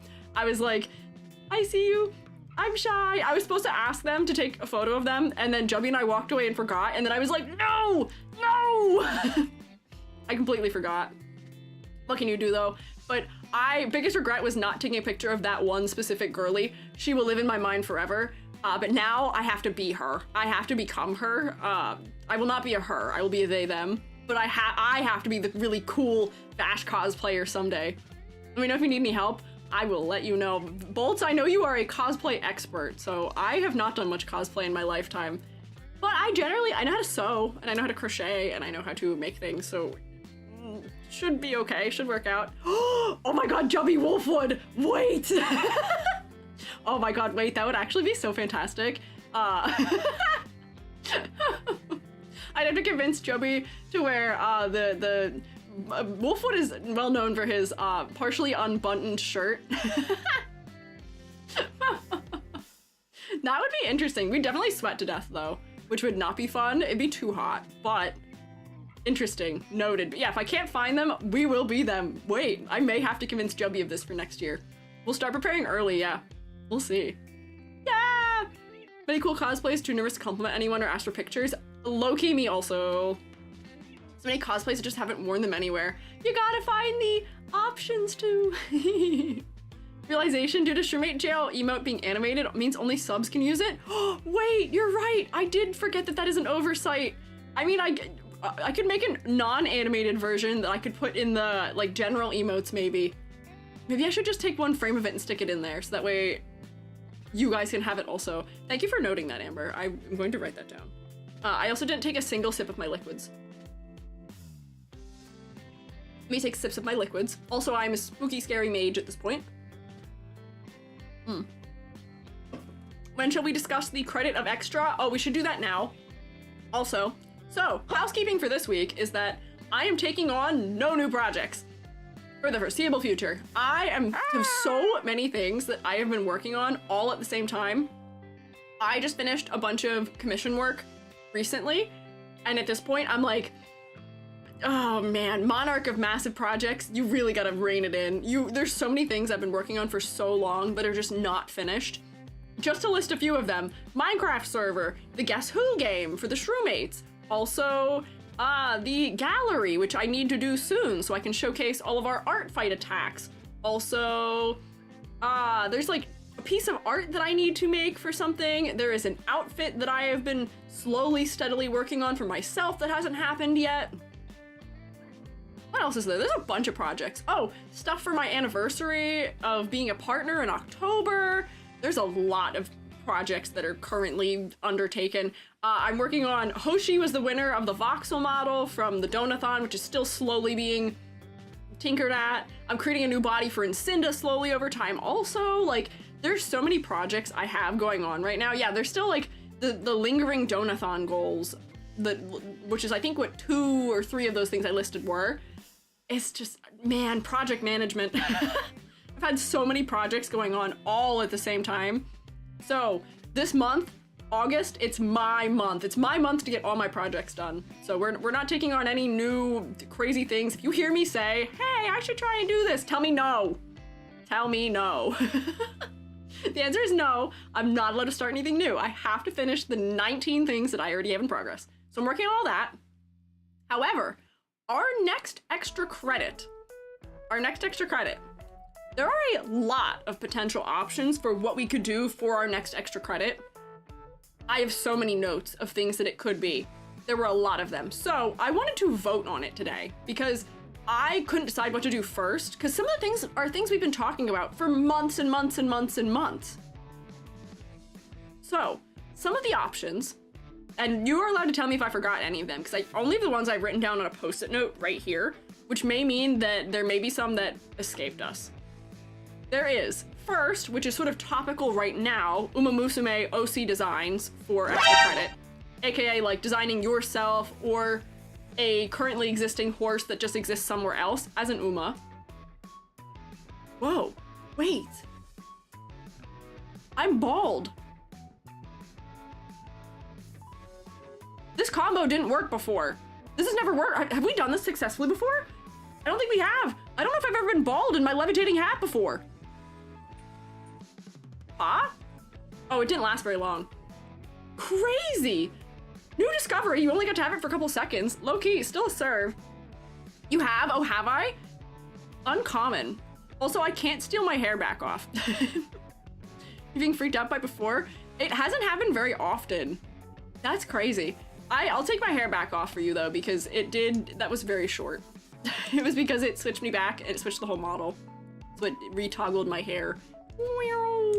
Come back in here.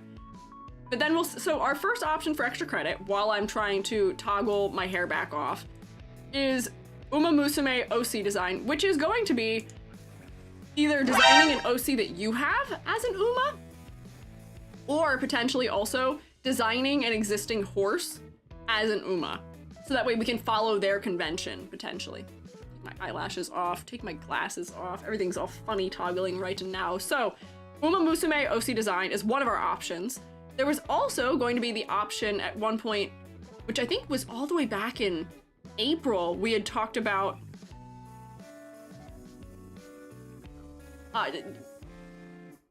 back in April, we had talked about designing SQU11J1 together, creating an Utao design for me. No, you weren't supposed to notice. I was trying to be nonchalant. Don't look. Do not look. As always, when things like this happen, it always gets a little bit screwed up. Yeah, EG idol outfit low-key. So, SQU11J1 design, Uma Musume OC, correcting or like turning those 0 out of 10 character designs into 10 out of 10 character designs that we had made before. And then, oh, what was the final one? There was a fourth one. Oh, Shrewmates, do you remember? Oh, Shrewmates, do you remember? What was the last one? What was the last one? There were 4. I had 4 of them. Oh no. We'll pull for it. If only I could remember what it was. Don't remember? Okay, if we don't remember, we're not gonna worry about it then. We'll just keep it to those 3 then for now. We'll just do those. So, poll. Those are our options. So, next, extra credit. Uma Musume OC. SQU 11J1 design. Making the 0 out of 10 into 10 out of 10. I can't use all those words. Okay, there we go. So, I'll give you 5 minutes to vote. Wow, that bald didn't last for very long for some reason. I feel like that bald was way too short. That's weird. Let me copy and paste these to YouTube. Weep. Wap. Weep. Wap. There we go. Start poll, start poll. There we go. Poll. Just in time for Gamba? Yeah, we will Gamba. What does SQU11J1 mean? That's for my Utao design. For me as a funny little Vocaloid Squiiji. It's putting the ones in my name because I am a little digital entity. Are most redeems still broken? They are. I tested them this morning and Twitch is not working properly, so they are currently hiding. Must have untriggered it with a timer. Oh, you're right. That timer probably did untrigger it. So the second timer will probably also re-trigger me to be bald. Interesting. Intriguing. So, okay. So do your voting. You've got 5 minutes to vote on that. I will, while you are voting, also get us set up for our other things we need to do. Let me put us back in the correct room.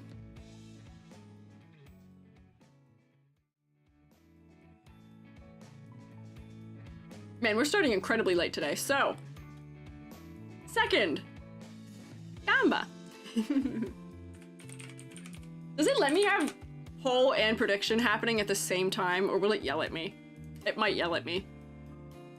Let's see. How many designs will EG get through? Do bear in mind that we are starting the stream an hour and a half in. Surprised Uma's so low? I am too! You guys seem very excited about it. Make sure you're voting if you feel strongly about it. But right now it seems like the 0 out of 10 into 10 out of 10 is winning by a decent margin right at the moment, which is intriguing. There we go. So new event, do predict.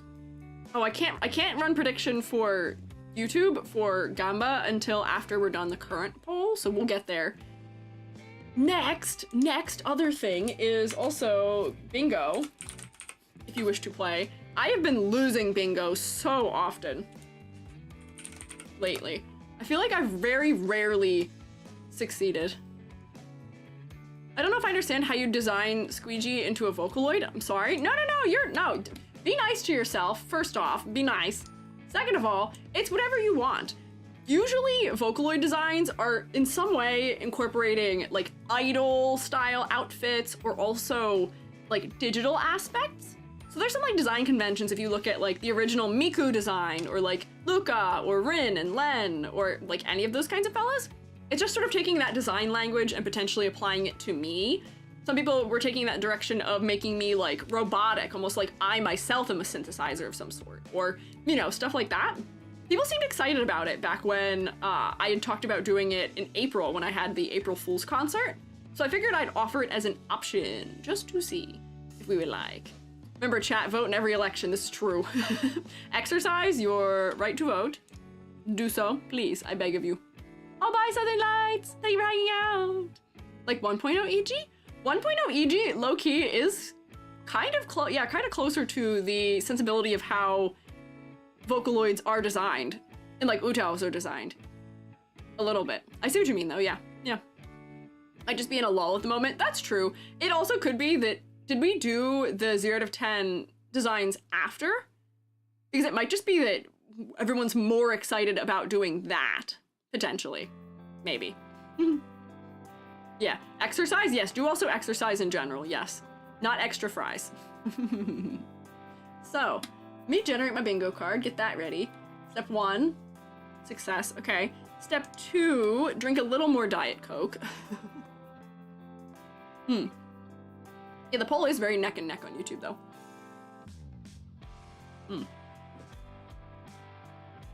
Step 3, rubric. I was so nice at Otakon, and I just explained the rubric to them and did not make them look at it. You guys have to look at the rubric. I have a whole PowerPoint that I went through with examples for them, which I guess I could do on stream. But not today. We're already so late. It's better if I just run through fast. But I can show you guys that whole PowerPoint situation.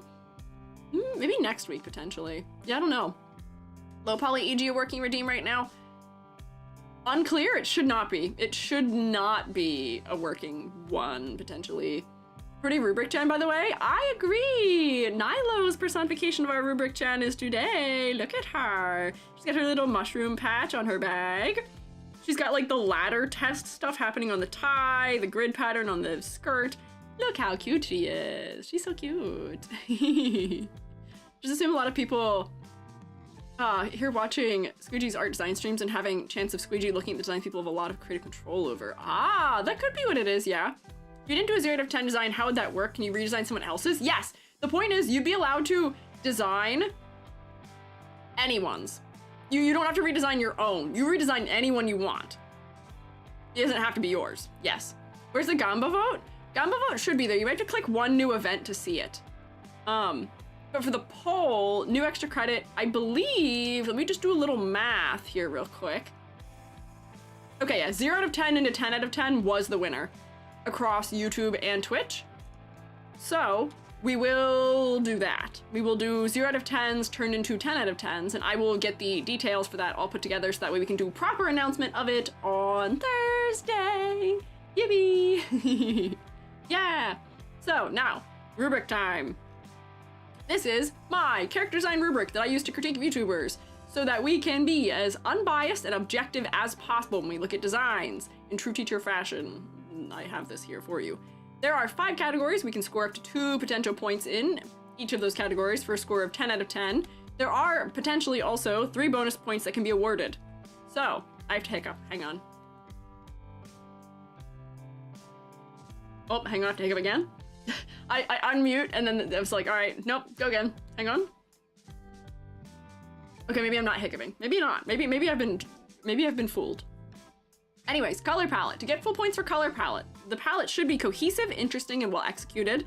Contrast should work at a distance. Color palette will receive no points if it has major instances of low contrast, clashing, or overwhelming choices. Umavote did win on YouTube, but not by enough. Umavote only had 6 votes on YouTube. So that wasn't enough to win. It was the highest though, but that wasn't enough to push it beyond 0 out of 10 to 10 out of 10. There were just more votes on Twitch in general. That's why it won. Yeah.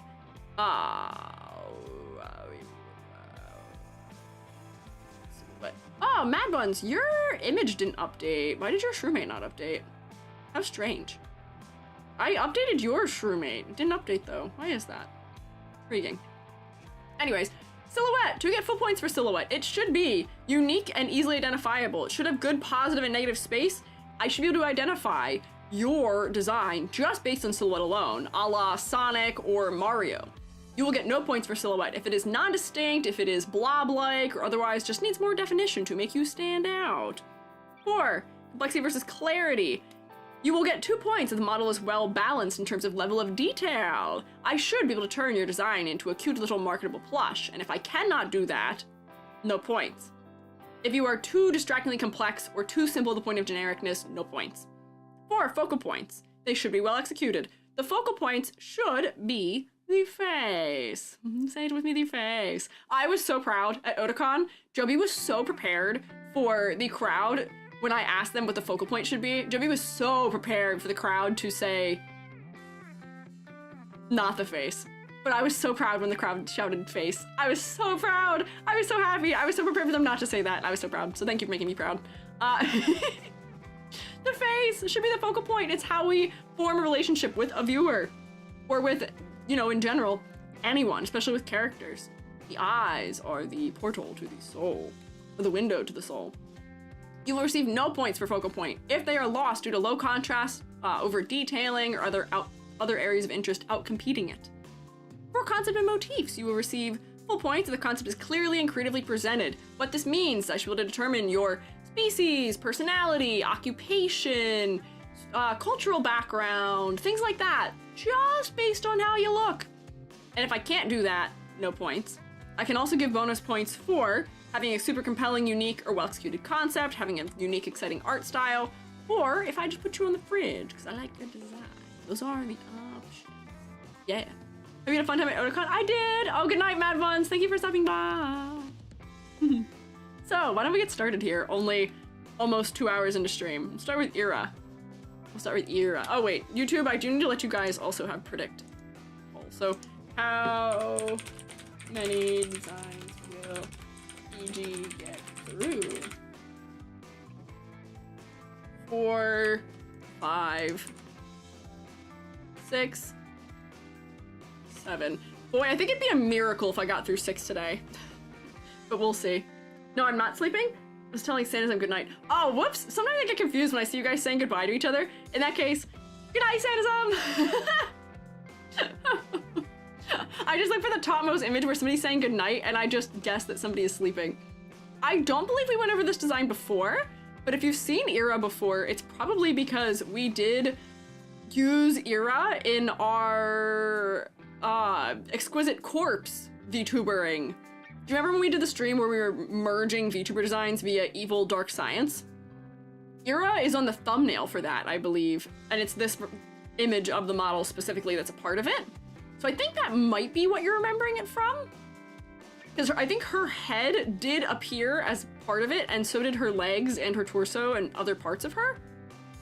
So I think that might be it, yeah. So, this is Era, shroomate of a long time. This is a YouTube shroomate. Lacrim Iris, she, her. It's actually just my persona that evolved over the years to encompass many things I like.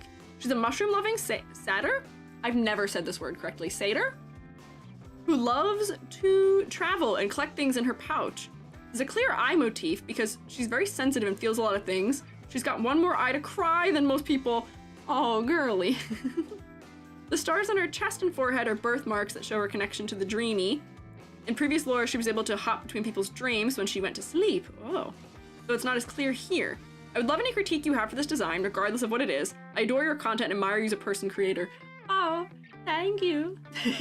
Thank you. I appreciate it.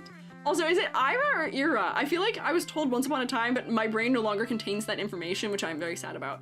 But thank you. Don't worry, we'll get you some critique, but I do need to mute myself. My nose is running. As soon as I'm like, all right, let's look down.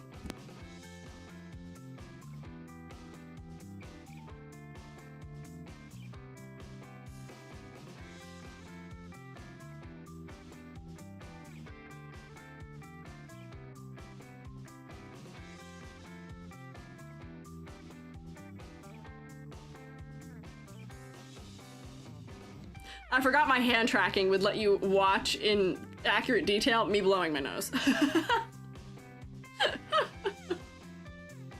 That's so funny to me.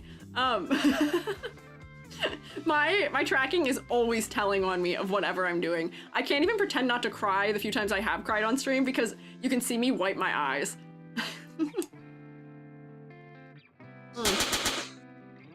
Oh, I've been raided. Good timing. Rainies, welcome in. Hello, hi, welcome in. Uh-oh, what is happening? Oh, sorry. Oh, you're good. Don't worry about it. What's up? Hello, welcome in, raiders. I am Squiiji, freelance artist Fungi, art educator. Also, recent Otakon attendee. I have returned. I'm finally back. I'm home. Yippee! How are you, Rinnies? How was your stream? What were you up to? Thank you, mods, for getting the shout out. Also, I see abiotic factor, art, and core keeper. Ooh, intriguing. Yeah, shroommates, rotate at them, sniff them, whatever you may want. They arrive with a pun. Rin coming. Oh, Rin coming. Oh, I keep forgetting. We also have, I should be saying, hi, D. Hi, D, as my greeting. Steph, I could finally raid you. I've been wanting to show you off forever. Oh my gosh, thank you. What the heck? I appreciate it. It's so kind. Thank you for stopping by. Dragged against your will. Oh, what do you mean against your will? Rennie seems happy to have arrived here potentially. Arcade Memory, thank you for following also. Deformed Ohio Rat Moth, also thank you. I hope you guys had a good stream. What were you doing? I'm intrigued. Oh, Montas is here too. Hi. Hi, Al, how are you? Several familiar faces appearing here. It's funny to see you appear with a raid. A moth? I was here and in Rinnies. Oh, that's so funny. When you're in a stream and then you raid into the stream you're already in, that has happened to me many a time also. It's so funny. We are critiquing red-themed character designs. I thank you for the glorious rotation. We're critiquing red-themed character designs and I'm way behind schedule because I yapped about attending Otakon over the weekend. Yeah. I didn't know you knew each other. Awesome. Rinnies, I know who you are also. I believe I follow you on Twitter, if I'm not mistaken. I am all seeing, I am all knowing. The shroom has fingers and tendrils and mycelium everywhere. I am aware of many. But yeah, I know Al. Al and I have collabed together a couple times, but yeah, welcome. Yeah, we do like moths around here also, yes. We are well known for liking moths. I am failing to focus. Where are the keys, Shroommate? We may have to focus. Iris! And look, such a cute little mushroomy fella. We've looked at Iris's design very briefly before on stream, potentially, I believe. But we'll just get started right off the bat. Such a fun color palette. Such a fun color palette. Brown, red, like teal-ish, and this specific color of blue. Such a nice color combo. They're yummy. They're delicious. Good colors to put together. And I feel like they're also less common colors as a combo too. They're well distributed throughout the design. The mushroom cap with the spots on it is repeated in the skirt, which is cute. Color palette, already fantastic. As far as clarity goes, I may want just a little more contrast in the hair where I'm losing the sort of front, so cute little braids. I'm kind of losing them a little bit against the hair behind them, where it seems like you were trying to make them contrast by having them be darker. And if that's the case, we may just need to lighten up some of the elements around and behind them potentially. But honestly, that's kind of nitpicky. Otherwise, I would say the colors work pretty well. Yeah, red, teal, mint is peak, and it doesn't feel like Christmas either, which is very, very effectively done here. It's very nice. They're very attention grabbing. I will say the only struggle I am currently having with the color is that the biggest, flattest plane of the red being the skirt does make the skirt pretty focal, unfortunately. So my suggestion for that would be the classic, see if I can even do a good job of selecting it. Hang on. Is that working? No? Hang on, try again. Select.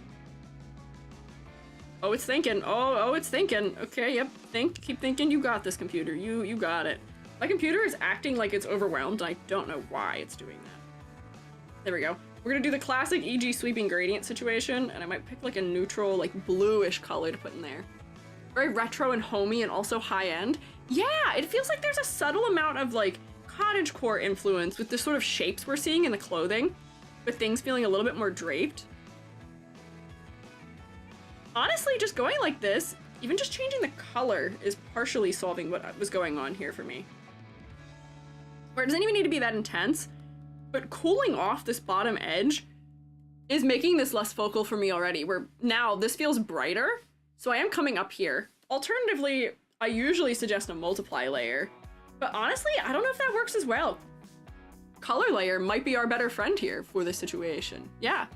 So they have to raid and run. Doctor appointment. Good luck at your doctor's appointment. Thank you for raiding. I appreciate it. Yeah, don't worry about it. If you and your fellas need to do things like eating and drinking, snark-me-meing, doctor appointmenting, do it. Take care of yourselves. If you guys stick around and hang out, I appreciate it, but please prioritize looking after yourselves. But thank you for stopping by. I appreciate it. I'll take good care of your little fellas. What is going on? Oh, it's warning me that there are advertisements. Wow, that's funny. Twitch has decided to take over my entire, like, thing where I can read the chat with, like, 19 different things alerting me that there's ads occurring. That's so overwhelming. There's so many. Shroomputer? Yeah, we got the Shroomputer. So, cool this area off maybe, so that way it's just a little bit less focal. Let me get it back off your hands. But honestly, that's not that big of a change. Just so that we can make sure that the top part is a bit more focal, perhaps, around your face. Because these blue horns, which A, good for silhouette, B, this color really only appearing in the largest amount up here on the head, fantastic. And just the shape of them alone is directing our eye in and down to the face. It is framed around most of the blue elements that are in the design. So, I'd love to see it. There is, sadly, only really one point of asymmetry here, which I do wish there was maybe just a little bit more. My classic statement that I always make is I often wish that hair was rendered asymmetrically, where the hair is just perfectly symmetrical. And for this hair texture in particular, I feel like that's sadly a little bit of a disservice. Where, you know, this hair is so fluffy and curly and loose and free-flowing. It has so much life to it, where if we were to just sort of reshape it a little bit, I'm not really going to be fully re-rendering it, but just so that it's not an exact mirror of itself going across, that would probably be beautiful. Let me just make it so it's a little bit less strange than the way that I've done it, but it just adds a little bit of looseness, just classic, simple, basic. Is it going to be that big of a deal from far away? No, but at the same time, designs can end up feeling just a little bit stiff when you don't do that. So add a little bit of that looseness, a little bit of that freedom to the hair mayhaps, because it's already happening in your bangs. Your bangs are already handled asymmetrically, which is good. And I think your bows are ever so slightly asymmetrical too, which is good. But continue that into the back of the hair, even if only just a little bit, just a little bit. We don't need to make your rigger hate you, but just add a little more variety mayhaps. There, yeah, so silhouette-wise, I am willing to make an educated guess. Let me see. We can do a silhouette test. I feel like I haven't actually been showing silhouettes very much recently, which I should be doing. And we should do that. We should actually show the silhouette and whether it works or not. So let's do it. Grab all these little pieces of positive negative space. The more I have to work to show how the positive negative space is working by dropping a big dark color on top, honestly, the better. There we go. Nice. Look at that. I am willing to bet that I would very easily be able to determine that this is Ira. I'll figure out how to say your name at some point, potentially. Models who just split all those strands into layers, but they're on their own artist, I think. Ah. Perfect symmetry feels less organic, which isn't necessarily bad. Yeah, no, that's true. If you have a design that is intending to feel less organic, if you want someone to feel stiff or super duper refined, or like they're maybe like stubborn or very particular about the way that they dress themselves and take care of themselves, robotic, those kinds of things, then perfect symmetry can work to help convey those ideas. But this fella seems a little bit more loose and fun-loving and stuff like that, just based on visuals. So I feel like it is more supporting the design to just have a little bit more of that variety. Just a little bit. Horned mushroom silhouette, check, yep. Honestly, the mushroom part isn't abundantly clear in the silhouette, but I'm not too bothered by that. The tail has nice silhouette from the fact that it really has this extreme taper to it. It's so thin before breaking out into this nice, big, exaggerated tuft at the end. So cute. The sleeves are adding some to the silhouette. The little bits of fur that are coming off of the legs. All good little details for silhouette. So nice. so Chili the Valley, hello. Hi, how are you? Is your name a play on words of Lily the Valley? Because if so, that's my favorite flower. Indeed, yeah, they are definitely a satyr from Silhouette. One of these days I'll say that word also. I am so sorry, Ira. they should really take away my English speaker card. I feel like I am totally and fully undeserving of it at this point. 100% playing words. Hell yeah, we love to see it. Satyr. Satyr? Satyr? Satyr? Satyr? Is that it? Am I doing it right? Am I saying it right? I'll figure it out eventually. What is a satyr? It is a, I believe, ancient Greek mythological creature, which is part goat, part human? Right? Maybe? Question mark? Potentially. I think so. Greek? Yeah, okay. I had to check. I was only questioning, so I was like, it's not Roman, is it? No, it is Greek. Yeah. Very cute. And I am getting that from Silhouette, which is another good thing for us to be getting. Let me just start plopping things on the grade sheet here. Color. Good. Silhouette. Give me just a little bit of that asymmetry around your head. For focal points, your skirt is focal, but it's a really simple solution. It's just a very, very simple solution. We are getting the mushroom angle, the satyr angle. Fawn is Roman. Ah, I see. Very good, very good. I think we're getting all the elements of your concept pretty clearly. The eyes as being a way to depict that you're more emotional is very interesting. As I was saying, eyes are sort of the portal to the soul. They're the window to the soul. So having more eyes so you can show more expression, I would say is clever. I enjoy that. Repetition of the mushroom pattern from the more direct mushroom cap on the head to the skirt is nice. Where are you here? Is there anything else I should note? Also, the repetition of the blue down here for the hooves is neat. This is not something I would have thought of to do because otherwise I feel like the hooves, if we made them black, would sort of just faded away. They wouldn't be super noticeable. But it almost feels like they've been treated to like a nail polish like treatment, which is neat. It makes them more specific to your design, which is good to see. I feel like I would give you full points for concept. I feel like I'm not missing anything. Repetition of the bow with the bell is nice. Yeah. Didn't see that? Yeah, right? It's just a nice little touch. I feel like I give you full points for that. And then, some of the stuff I was already mentioning, but, you know, by having your hooves have this blue color, that makes them more specific to you personally. Having your little pouch, having a skirt that has these, I don't know if they're pearls or something of that nature, peppered all over them to match your hat, makes it more specific to you. The clothing design feels like it was done very specifically. It doesn't feel generic. And I think that the level of detail you have here is very great. Also, the light markings on the skin also feel very specific. They're making your character identifiable, even if you were to change your outfit as well, which is something we always love to see as well. Yeah. Mushrooms come in the size of a satyr? I'd wear one as a hat. I mean, who knows? We just talked about the fact that I'm 5'2", so I feel like if I'm 5'2", my cap is wider than my shoulders are, so I would say so, yeah. Horns like nails are keratin? Yeah! But very endearing. I think I'm picking up what you're putting down as far as the design goes overall. And I feel like the level of detail is exactly where I want. You don't have excessive detail to the point where I'm overwhelmed, but the detail you do have is enough for me to feel like you're very specific in your choices for your clothing, for the motifs, for all the little things you've included. I feel like you'd make a marketable plush probably very easily, and you have already kind of chibi-ified yourself a little bit here. Oh, so cute with your little froggy. And look, this is like just a like relaxed casual version of this outfit too, where we're keeping the same like color blocking of green sleeves, red skirt, but it's like a cozy casual version of it, which is still so cute. So cute. It's very good. The eyes also being multiple is more focal. And I feel like I was giving it credit for up front also. But yeah, I think this is probably where I would go for grade. And then you've been on my thumbnail twice now. It would be cruel and unkind and illegal of me to not put you on the fridge. You're so endearing. Also, mushroom points. Mushroom points. I feel like people always have the unfair advantage of getting a bonus point from me when they're mushrooms.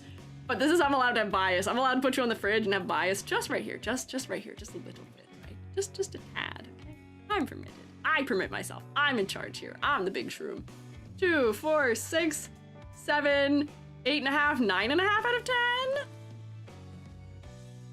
10. Strong start. Wait.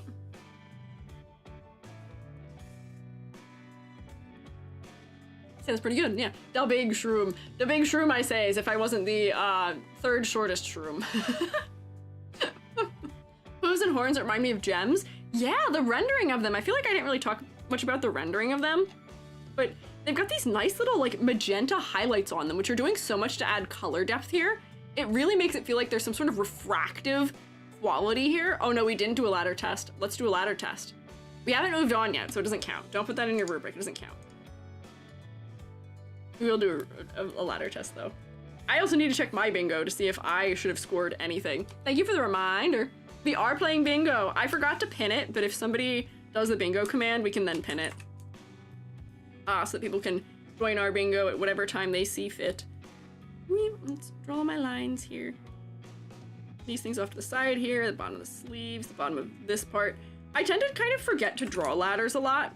I feel like mostly because so few designs that I see really struggle that intensely with the ladder. So few of them end up even needing it in the first place because overwhelmingly people are passing. Oh, this eye is creating a line. The bottom edge of the cap is creating a line. The horns are creating like 2 lines, and the top of the cap. Like, I feel like toss. Throw ladder. Let me catch. I wish to have ladder. Please, please give me ladder. Please, I want ladder. I guess this ladder is also hard to see. Hang on. This is like an eyesore. Let me bucket. Oh, ow. Okay, thanks. Hang on. Hang on. Let me fill this background. No! No! Why is it above? Be below. There we go. Thank you for ladders. My arms are out and extended. OSHA would not approve, but yeah, OSHA cannot stop us. We want a ladder that is dangerous and unclimbable. Ouchie! Hey, Rex, don't be doing that. But good clustering in the upper body. We've got that sort of upper half of the body focus we want from a VTuber design. The legs aren't completely barren. We've got some big old steppies between. We've got a little bit of asymmetry through here, some clustering, good variety in the spacing. I would say this is a passable ladder. I also accidentally drew the ladder on the layer where I put the numbers, so let me undo that. Turn everything back on. There we go. Yeah! 9.5 out of 10. Can we please get a round of applause for Ira? I am so sorry. I'm so sorry. I'm moving your name up. I am so sorry. This is Big Hat. This is more than one sentence. Mythological creature. There is a free space. There are ruffles. There are pointy ears. I'm sure I made silly noises. Are the pupils unique? Let me zoom in. Let's find out. They're cute, but they're not a specific shape, so I wouldn't count it for that. Not monochromatic, no lip fang, no gold eyes, no colored glasses lenses. I didn't really explain that, and I didn't actually. Okay, not a ton of bingo slots for me so far. But good job, Ira! Now, the moment you've all been waiting for. Ready? 3, 2, 1. Miku Miku Beam! No, that's not the one we're waiting for. Joby did know the Miku Miku Beam because I did play that at the Otakon dance also. This is Ri Beam. Ri has been a longtime shroomate as well, and I have watched the evolution of Ri over the last year. I've actually drawn Ri before for Art Fight last year, I think, right? Where's Art Fight? They changed their icon on me, which is difficult for me to find things. Oh my god, 50 new followers on Art Fight? I have not checked Art Fight in a couple of days. Oh my gosh, there's new submissions I hadn't seen from Art Fight. Wow, I'll have to go through this at some point. Wait, but I'm trying to find the redrawing I made from 2 years ago, which may or may not still be kind of accurate to what this design looks like. Where is it? Let me see. Yeah, here we go. Here's Ri. Here he is. There's Ri. How much has Ri changed in the last year? Let's see. Whoops, that's not the next person we're on. Hang on, that's not it either. Nope. There we go. So we have gone for like a more across the body, like poncho type of thing. I was excited about drawing a cowboy. I drew 2 cowboys. I drew Odgepodge's cowboy, OC, which I think is even before Odgepodge was a mod too.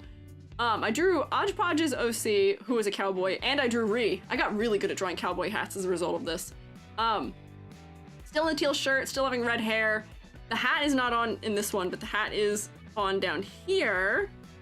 Interesting, it seems like the palette has maybe shifted to be a little bit more neutral. Yeehaw squared, yeah. Palette has shifted a little more neutral. We do definitely have unique pupils here, though. I can say that immediately. I remember when I was drawing it, Ree was like, please make sure you get the ghost in the one eye. So hey, bingo people, if you need that one, unique, where is it? Unique irises. Ree absolutely checks that box. And then also we have the shark horse of fame of many people who have maybe witnessed the shark horse in the Discord. Anyone's trying to figure out who Ree is. Ree is the one who sends the shark glove eating beans often, which I got jump scared because my father had a brunch on Sunday for my extended family, which I sadly couldn't attend. I was at Otakon. But my uncle sent that gif of the like shark eating the baked beans, the like shark hand puppet. And I was like, normal people in my real life using the gif that I only associate with Ree in the Discord server. How intriguing. Noisy Destroyer's taking up the banner. Good work. And they'll never die. No, GIF you're talking about, because I send those too. Yeah, I had never seen that outside of like Discord servers. So for my uncle to be sending that was really funny. So here is Ree is for rice. He, him, Ree is for rice. He's a demon prince turned cowboy. He's to match myself. He's a silly little trans cowboy, yeehaw, true. He has a gun cane, whoa. For yeehaw gun, of course, but also as a slight nod to my recent enough, as of January 2nd, diagnosis of fibromyalgia. My dad also got. Intriguing. We love a family diagnosis spectacle. My uncle, or my granddad got diagnosed with a genetic condition I had, and then they were like, hey, you have all these symptoms too, maybe you should get diagnosed also. Your uncle is actually Ree? That would be crazy. I don't think so. I really don't think so. At all. Did you find the cues? Oh, at Otakon? Yeah, I never have an issue with lines at Otakon. We're good at timing ourselves. Yeehaw gun is cool. Yeah, also, transforming it into a fun little cane is also neat. I love accessibility tools worked physically into designs. I almost gave myself, I wear loop earplugs when I'm in loud places so I can hear a little bit better. Because I have auditory processing problem and I also have hearing loss. I was gonna put them on Squiiji, but then I realized you could never see my ears, so like it didn't really matter if I put them there, but I might still add them someday, just because it matters to me in some manner. Accessibility tools we love to see worked into designs physically. Yeah, shark cane gun is a very unique concept. I do agree with that also. I love the motif addition of, we have cowboy and shark, and also ghost as parts of the motif here. Hang on. I like being silly. He only has the demon tail, hope it's clear on this design, and that's not a star shape in his eye, it's a flower. And yes, Boot Hill inspired me. He was my gay cowboy awakening. Hell yeah, love to see it. Love to see a gay cowboy awakening. Oh, and he has gloves on his gun holster for when he uses his yeehaw rope. Good to be practical. Yeah, I see the note for gloves right there. I see. Cow shark, shark boy, and lava girl. This is the shark boy they never prepared you for. And Loki does feel like could be a combination of shark boy and lava girl with the red hair. So, things that I remember saying, even historically about this design, is that the hair is such a fun shape with how it's like big and bulky and exaggerated behind the body, but then we've got this area where it really cinches in before having a puffball at the end. Nice, good for silhouette. Big, tall ahoge that are mimicking the shape of the feathers on the hat. Also good. Also, big ol' hat. Always good for silhouette. Exaggerated bell-bottom pants, good for silhouette. Heels are also good for silhouette. Tassels, interesting for silhouette. Ree has a very sharp art style too, which I feel like is pulling some of those shark elements over and into it. Like, the fingers are so big and sharp and exaggerated. I love to see it. Secret childhood, yeah, nod, yeah, nod, yeah. Land shark could be TTS, yes. The land shark totally should be a TTS pet. Gary, look, this shark is just like you. I love that the shark is also wearing the cowboy hat. It's so funny to me that the shark is wearing a cowboy hat. So, color design. Another nice red and green design character that doesn't feel like Christmas. You guys are doing a good job of that. I feel like complementary colors are really one of the obvious choices. Oh, moo? That's true. Moo I'm a cow, moo I'm a cow. How does that song go? Isn't that Ice Spice song? Moo? Complementary colors I feel like are one of the more maybe obvious choices for designing around the color red because it works very nicely. Complementary color palettes are very good to work with. They do tend to work, but it is tough to tone them in a We way can that eat doesn't feel concrete Christmassy. and beans together. That's true, although if you mix the concrete, like dry powdered concrete, in with the beans, you will just end up with beancrete, and I don't think you want that. I don't know. That's a Doja Cat song? Oh wait, Doja Cat, sorry, not Ice Spice. Sorry. I was close. Not close, but I picked a girly, and that was as close as I got. Beancrete. Yeah, beancrete. So, color palette. Interesting. I will say, unfortunately, the thing that is occurring here that I would propose maybe switching is the hair is this softer, less saturated red. Meanwhile, the boots are a slightly more saturated, darker red. Either up the saturation of the hair to either match or exceed the saturation of the boots, or maybe swap the colors of them. Because right now, when I look at this design focally, I go right here first.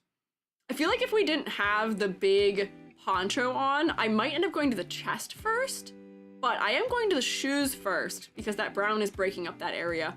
Big flat plane of dark red.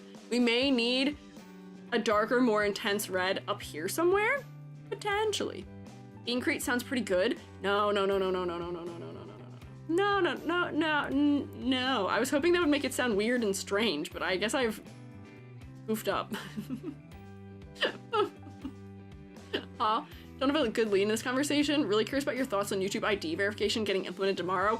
Ooh, I'll yap about that later. I gotta focus right now, but I'm not happy about it. I'm not happy about a lot of the stuff that's going on right now on the internet. There's a lot of things going on that make me quite unhappy.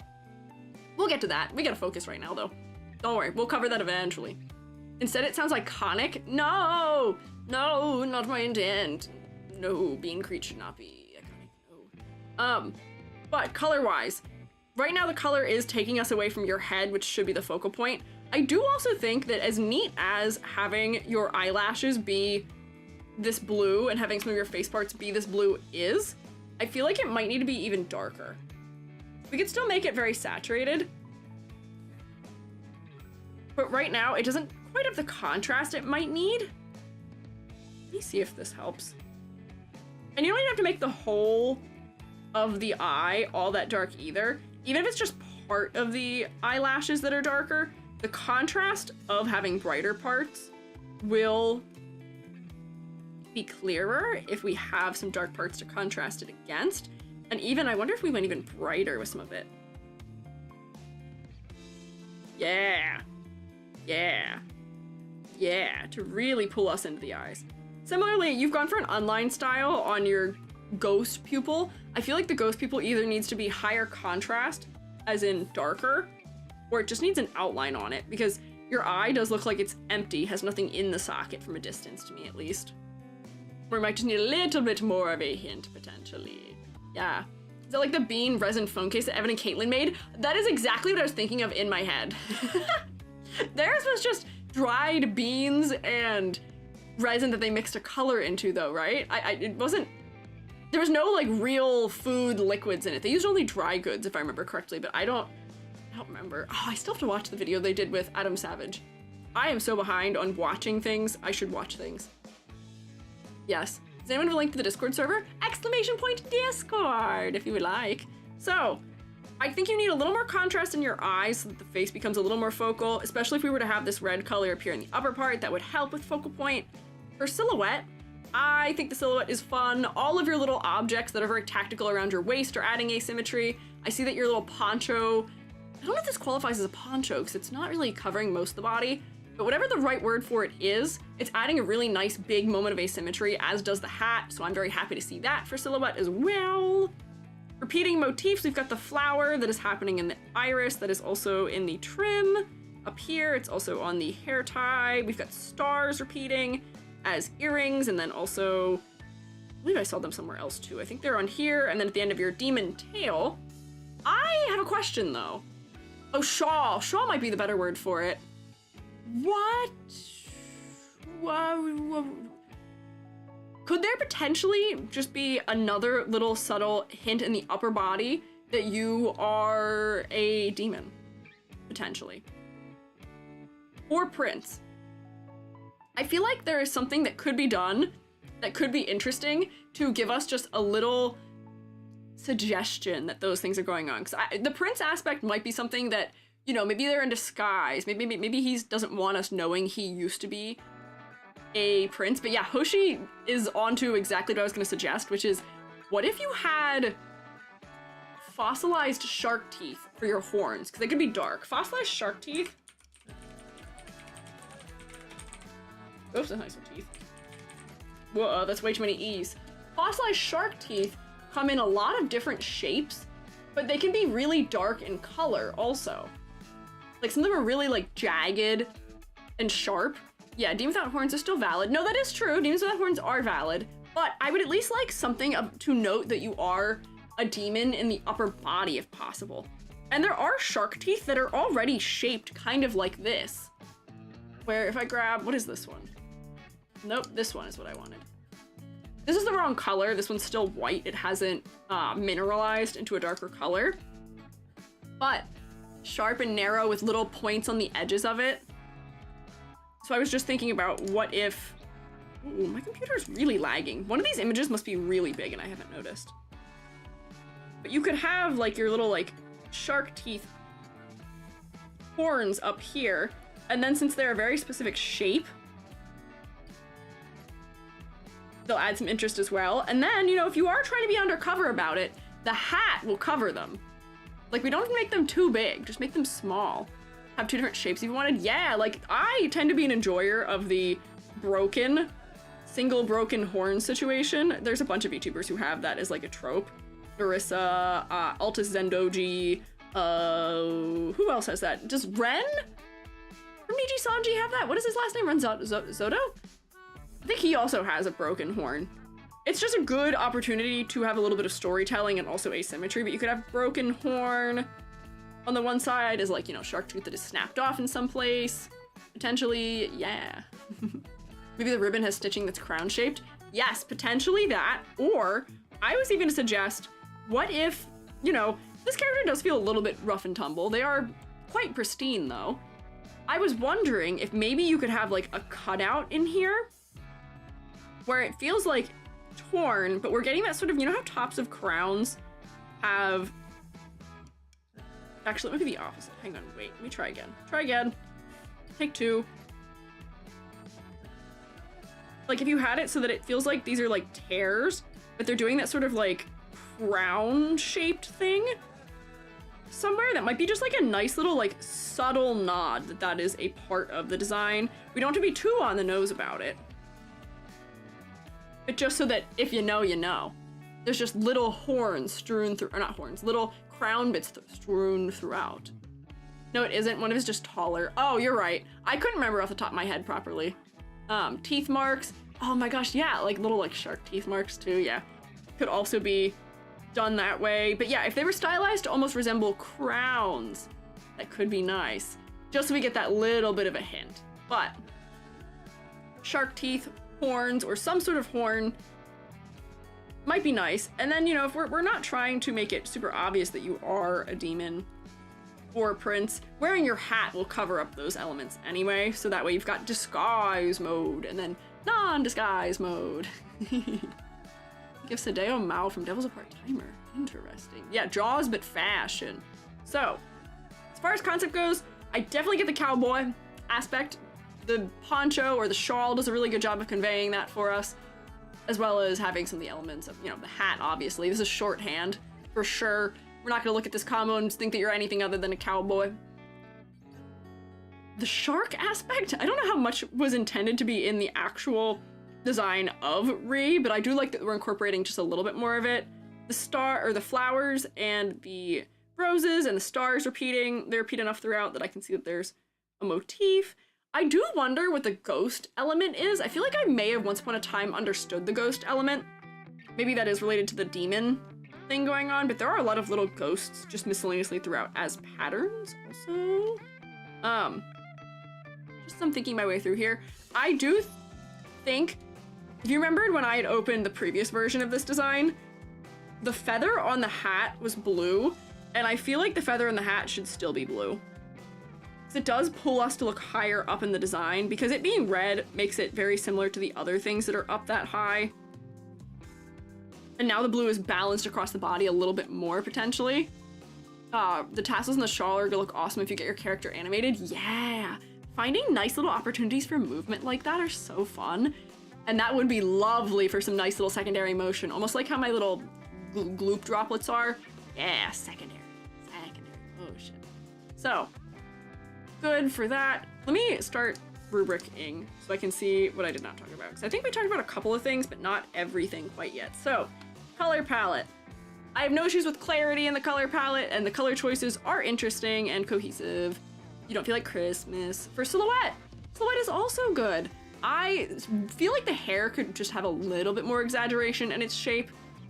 I feel like it used to have a little more exaggeration in its shape, and it might just be that in this illustration it doesn't, but that'd be really nitpicky. But I can be. I know that shroommates, longtime shroommates, can take the crit. I know y'all can take it. You can take me being a little nitpicky. For concept motifs, we're getting the cowboy angle. I see the repetition of all the other motifs pretty clearly. I do want a little bit more of the demon aspect and a little bit more of the prince aspect to come into the design, even if they're just little subtle things. So I'm gonna put that there. Complexity versus clarity, good level of detail. Having those little subtle repeating patterns as motifs are good. Your character would probably work pretty easily to be animated also. So I feel like I could give you full points for that. Focal points, unfortunately, I think is the lowest category because your shoes are outcompeting your head, unfortunately. So we do just maybe need to inverse the values or the saturation of your hair and boots, and that'll solve it for you. Real fast, quick there, yeah. Pictured Ree riding their shark steed through the plains of Montana and started giggling. That is such a funny concept in my mind. I feel like, wouldn't it be so funny if Ree was a PNG tuber and had, like, you know, their PNG down in the bottom corner where they're just like sitting there talking, you know, they do a little animation when they say something. But then when the text-to-speech plays, they like raise up so you can see that they're sitting on their steed so that the steed can talk, and then when it's done, they like go back down so that they're hidden again. I feel like that'd be such a funny little like sight gag to have appear. And for newcomers, that'd be so funny because they wouldn't know to expect it at all. But yeah, that's such creative character design. I love to see it. For just the steed in general is good. I think I've agreed though. Is there anything else? I think for me, as far as symmetry goes, I feel like there might just be a missed opportunity to have more variety for the earrings. Where, you know, you've got one big earring. What if you had two smaller star earrings on this side? Or something else, or one of your other motifs repeating here in the ear area. Because then we can have it like further out the ear so that it's more in the silhouette or something. Little more variety. Just a little. That's like a nitpicky thing. Probably, though. There we go. But it just feels a little bit more natural having them not be the exact mirror of each other, especially since there's so much asymmetry happening elsewhere in this design as well. The other thing that I might say might be fun to repeat, and maybe it's just because we can't see it, I tend to be a big fan of, what are they, like chaps? Or like the pants that have tassels and stuff on them too, or like boots that have tassels on them. Maybe we can't see it right now, but if your boots had nice tassels running down the backside or something of them, that might also be very nice. Good secondary motion, good for your silhouette when you're not standing like heel to heel. This is the opposite of the anime have to go pee pose. This is my heels are touching in a ballet, what is this, first position? Is first in ballet where your toes go out? I can't remember. I did ballet for a very brief amount of time. It was not for me. But that might just be a cute little thing to add. However, I think that is the bulk of my critiques. I don't have a lot to modify here. I think that you have done a lot of iteration on this design and it has helped you immensely to have kept iterating on it for as long as you have. It is very cute. So let me see. Points 2, 4, 5, 6, 7, 8 out of 10? This sounds about right to me. Also, I could do a... just so we can see what the actual silhouette is. Might have to toggle things, but... look at this crazy spiky fella. I feel like I can recognize Ree from silhouette, and I don't know if it's because I've just seen Ree so much, especially with the hat on. There's so many things on top of it.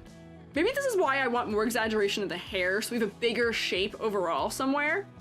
I feel like we need a bigger shape in the torso region, potentially, but I feel like I definitely recognize Ree. And the style, yes, is also so distinct. The style is so distinct. So just so you can see it, there's that. And then I will also do a ladder just for good measure. Oh, we've been raided. Hi, hello, clocking in, welcome. Hey, Shroommates, can you rotate for the raiders for Time Clocker VT? Hi, how are you? I'm Squiiji, freelance artist Fungi, art educator, and recent returnee from Otakon. I went to a convention last weekend. It was fun. We are critiquing red-colored Vtuber designs today. Woo, whoa. And we are finishing up looking at Ree, who is a fun little shark-esque cowboy. What was I just doing? Oh, I'm drawing a ladder is what I'm doing. But welcome in. How was your stream? What were you guys up to? What did you guys do for your stream? What are you doing? Red color? Yeah, I see your chat. Your name in the chat is red-ish. Maybe it is red. My eyes are just a little fuzzy. My vision is not the most fantastic. Yeah. Art tax? Well, we don't know yet. We don't know what they were doing. They have not told us what they were doing. I see you're ready. I love that the Shroommates are always ready to demand that raiders pay taxes. Redhead indeed? Hell yeah. Hell yeah. We talk about the redhead advantage often here as far as designs go. Because by being a redhead, your head is often so functional as a focal point. So good work. Good choice in being a redhead. I'm sure you decided to be a redhead. It was a good decision. I'm currently drawing a ladder on Ree to see if there is interesting division of space in this design. And I believe we're going to find that there is. Probably pretty unequivocally. Yeah. Red and green even contrast? Yeah, red and green are good complementary colors for a good scheme there. Played Hades. Ooh, how was it? Did you have fun? Thank you, Moz, for getting the shout out also. How was Hades? Did you... are you winning, son? It's a hard game. I have watched many people play Hades, and it is outside my ability to play. But it seems like it's really fun, and the art style is so fantastic. The art direction was so good. It went great. Oh, that's so good. I'm so glad you had fun. If you and your fellas need to do things like eating or drinking or snorkeling, please take care of yourselves. If you want to stick around and hang out, you are welcome to do so. We will take good care of you here, but do prioritize looking after yourselves. Also, Binako, thank you for following. I appreciate it. Here's our ladder. I see that we are saying, yeah, very broken. Not a ladder I would, under any circumstances, really want to attempt climbing. Asymmetry down the lower leg, some big diagonal movement across the chest, good clustering up around the face of the rungs, good level of detail, a pass, good work, Ree. Turn on the little edits we had made, but I think that'll do it. We can have a nice little round of applause for Ree. Did we already clap for Ree? I didn't. I don't think I clapped. But we should have a round of applause. Yippee! Good work. 8 out of 10. Let me see. Did I need to add anything to my bingo for this one? Demon concept, yes. I do have to add demon concept as part of the thing there. Oh, thank you for ladder. I appreciate it. No, not a dragon. No fishnets. Not monochromatic. Oh, there is one gold eye. There is a gold eye. I am 2 away from bingo. I'm actually getting pretty close. 10 out of 10 in my heart. I mean, honestly, I feel like most of the designs we look at are 10 out of 10s in our heart. But this is an 8 out of 10 based on just the rubric specifically, yes. Yeah. So, yay! There was Ree! Here's our next one. Hades can be very difficult, struggled a lot in the beginning, but still fun. Yeah, it's one of those games where the challenge is definitely part of the fun of it, I would say. Oh, hello. Right on top of my face. Forgot to check in. Oh, you know what? I didn't take roll at any point in time. Do we want to take roll? Do we want to take roll 2.5 hours into stream? We totally can. We totally could, if we would like. Let's take roll. Let me scroll back way in time. Let's see who's here. Oh, Al Pacino resubscribed, but that was 5 days ago. Thank you anyway. Oh, thank you. I think you resubscribed while I was at Otakon. Whoa! Badge earned the 2-year club? Awarded to users been on Throne for 2 years. Oh, I got a reward. I didn't know I'd been on Throne for 2 years. Why was I on Throne for 2 years? Oh. That can't be right. I only started my throne when I started streaming. Intriguing. Who's here? If you want to do your redeems to say hello. I see it's Mumbles, Entity Draws. Some of these fellows might not be here anymore at this point, but if you were, don't worry, you were checked in for class. Blake, Fern, Striker Venom, Hoshi, Nilo, Alive to Thrive, Racer Cap, Nanomino, Hodgepodge, Edward, who is no longer with us, Rex Tauti. Man, me saying that makes it sound like we've lost them. I believe they've just gone to work.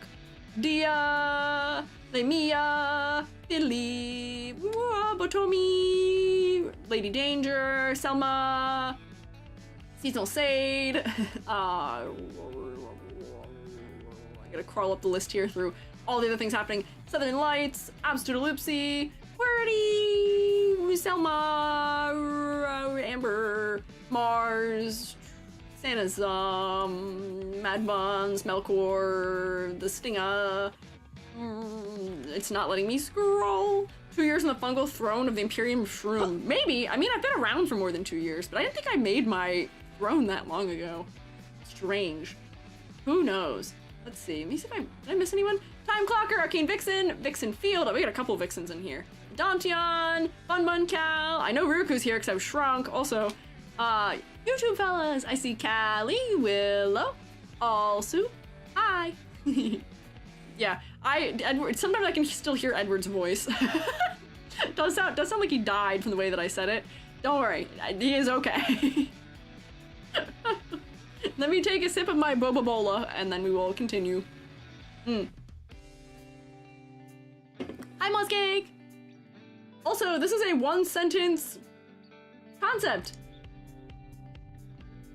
And was there a star motif somewhere? Ree had a star motif. I am getting so close. I am getting so close to bingo. If I get a bingo today, I'll be so happy. I'll be so happy if I get a bingo today. I haven't gotten a bingo in like weeks at this point. Please, I beg. The powers that be, you gave me a victory in Uno when it mattered most, when I was able to defeat my shroommates in Uno. Please, can I get one more? Can I just get bingo, please, for once? I think I've won bingo like 3 times in the last year. But this is Naru, she, her, Cookie Naru, and she is a pilot raccoon. So succinct, so succinct. Pilot raccoon, those are the 2 main important things we need to know about her. Noted. So, off the bat, I could tell that she was in some way, she is in uniform. She is a girly in uniform. I knew that immediately by looking at her. The hat felt kind of specific. It took me a little bit longer to realize she was a pilot. She does have her wings on her chest. And maybe it's because I'm not super familiar. Let me do a quick little Google. What do pilot uniforms look like?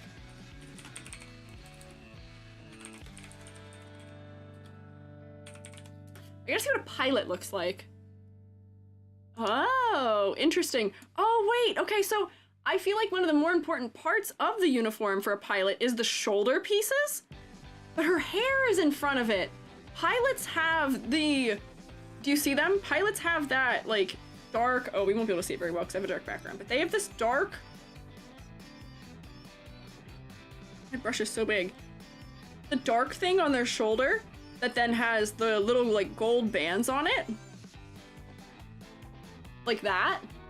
And then they also have gold bands that are around their wrists also because they wear long sleeves usually.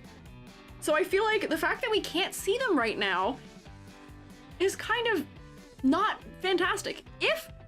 Because this is one thing I do also as critique here, there is not a lot of asymmetry.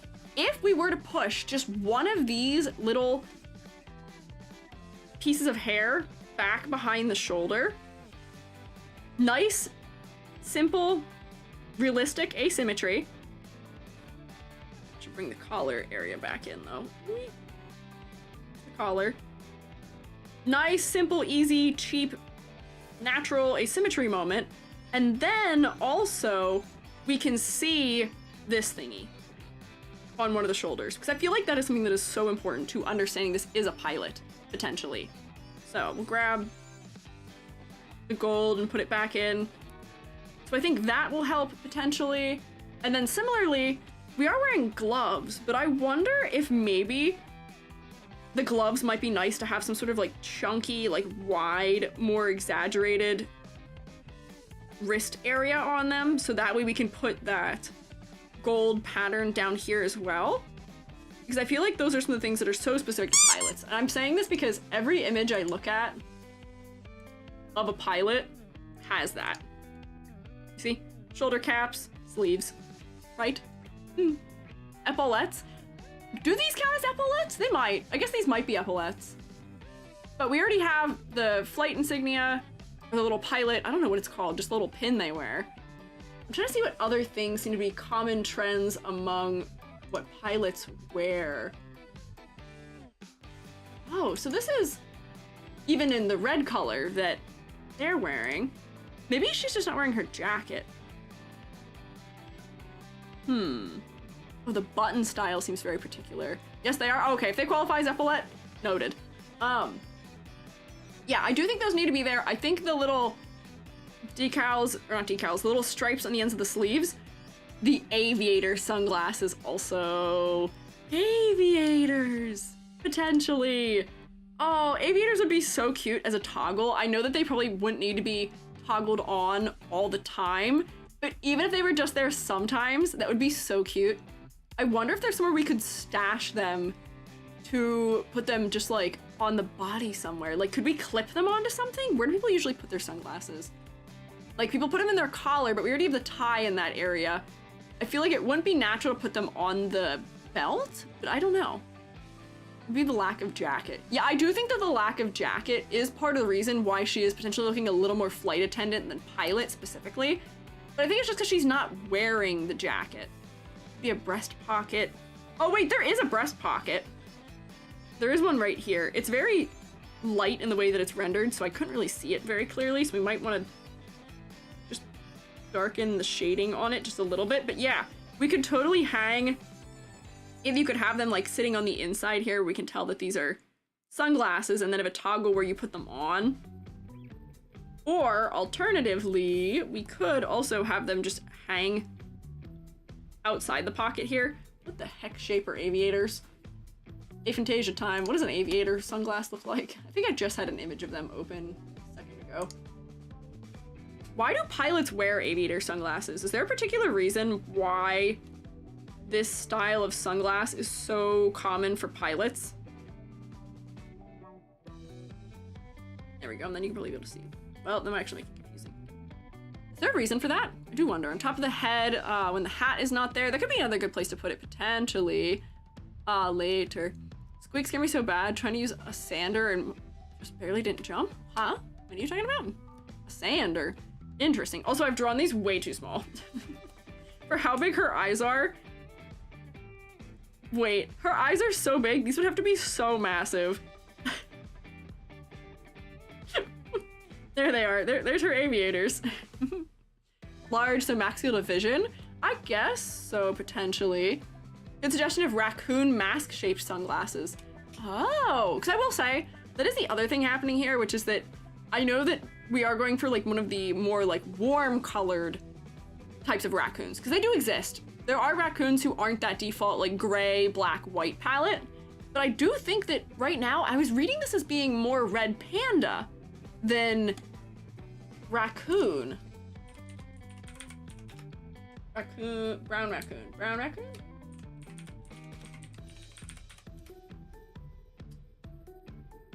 They still usually have more white on their tail when they're brown. Oh, they're so cute. How would I even give them that pattern, I wonder? I've never seen the gray ones. Looking up, because they cover pretty much everywhere you can see, so everything is shaded. Ah, okay.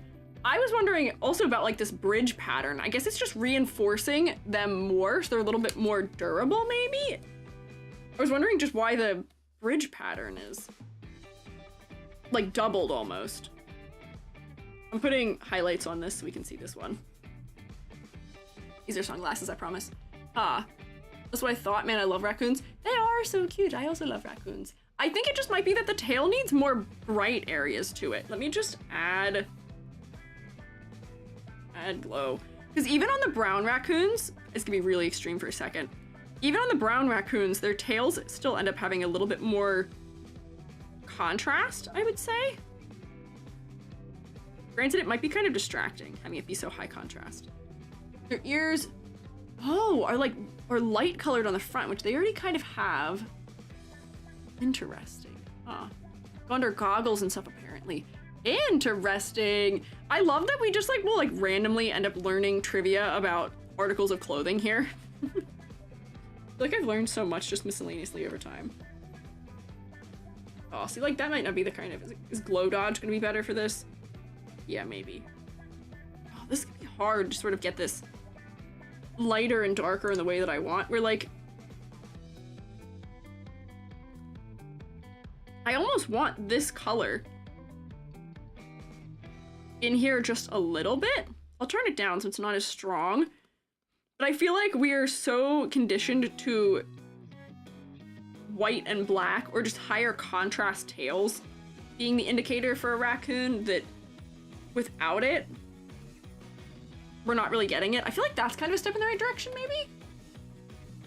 And yeah, raccoon tails are really round. I feel like that's getting there, potentially.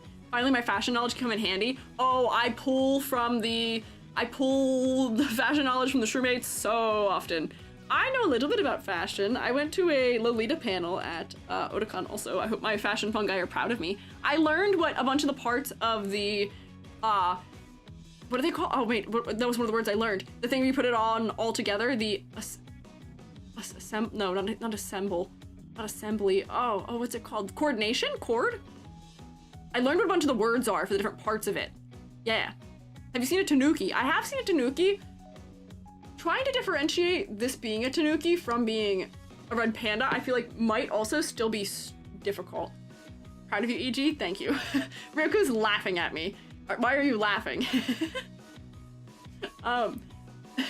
Giggling so much. Wait, I was supposed to show this earlier. Ryuku, I have an image that I took a picture of because of you when they were presenting. Let me just find this really quickly before I forget. They showed a meme during that panel, and I was like, this is Ryuku to us.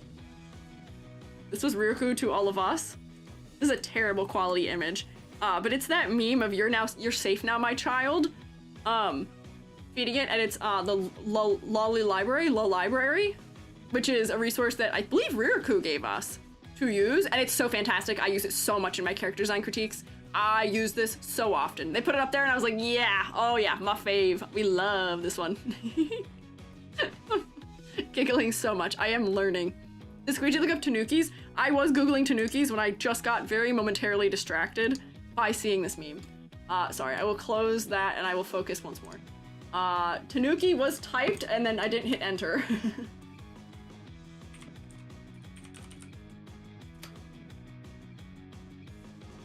Tanukis are so much more rounded, I feel like, in just their general shape, but their tail is totally different.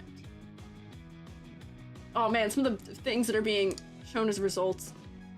I wonder if for this to read as, if they're intending for tanuki, whoops, that's a spoiler, that's the next design, whoops, that's another spoiler.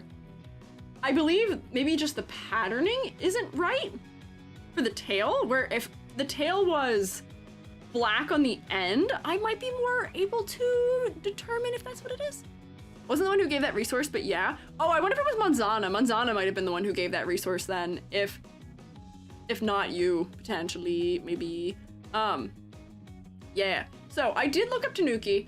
I can see the reference to Tanuki potentially also being the option, because we also have like the dark gloves and the hands. Tanuki seem to have dark legs, potentially. Statues get censored because of their attributes. Yeah, they do have some rather interesting attributes.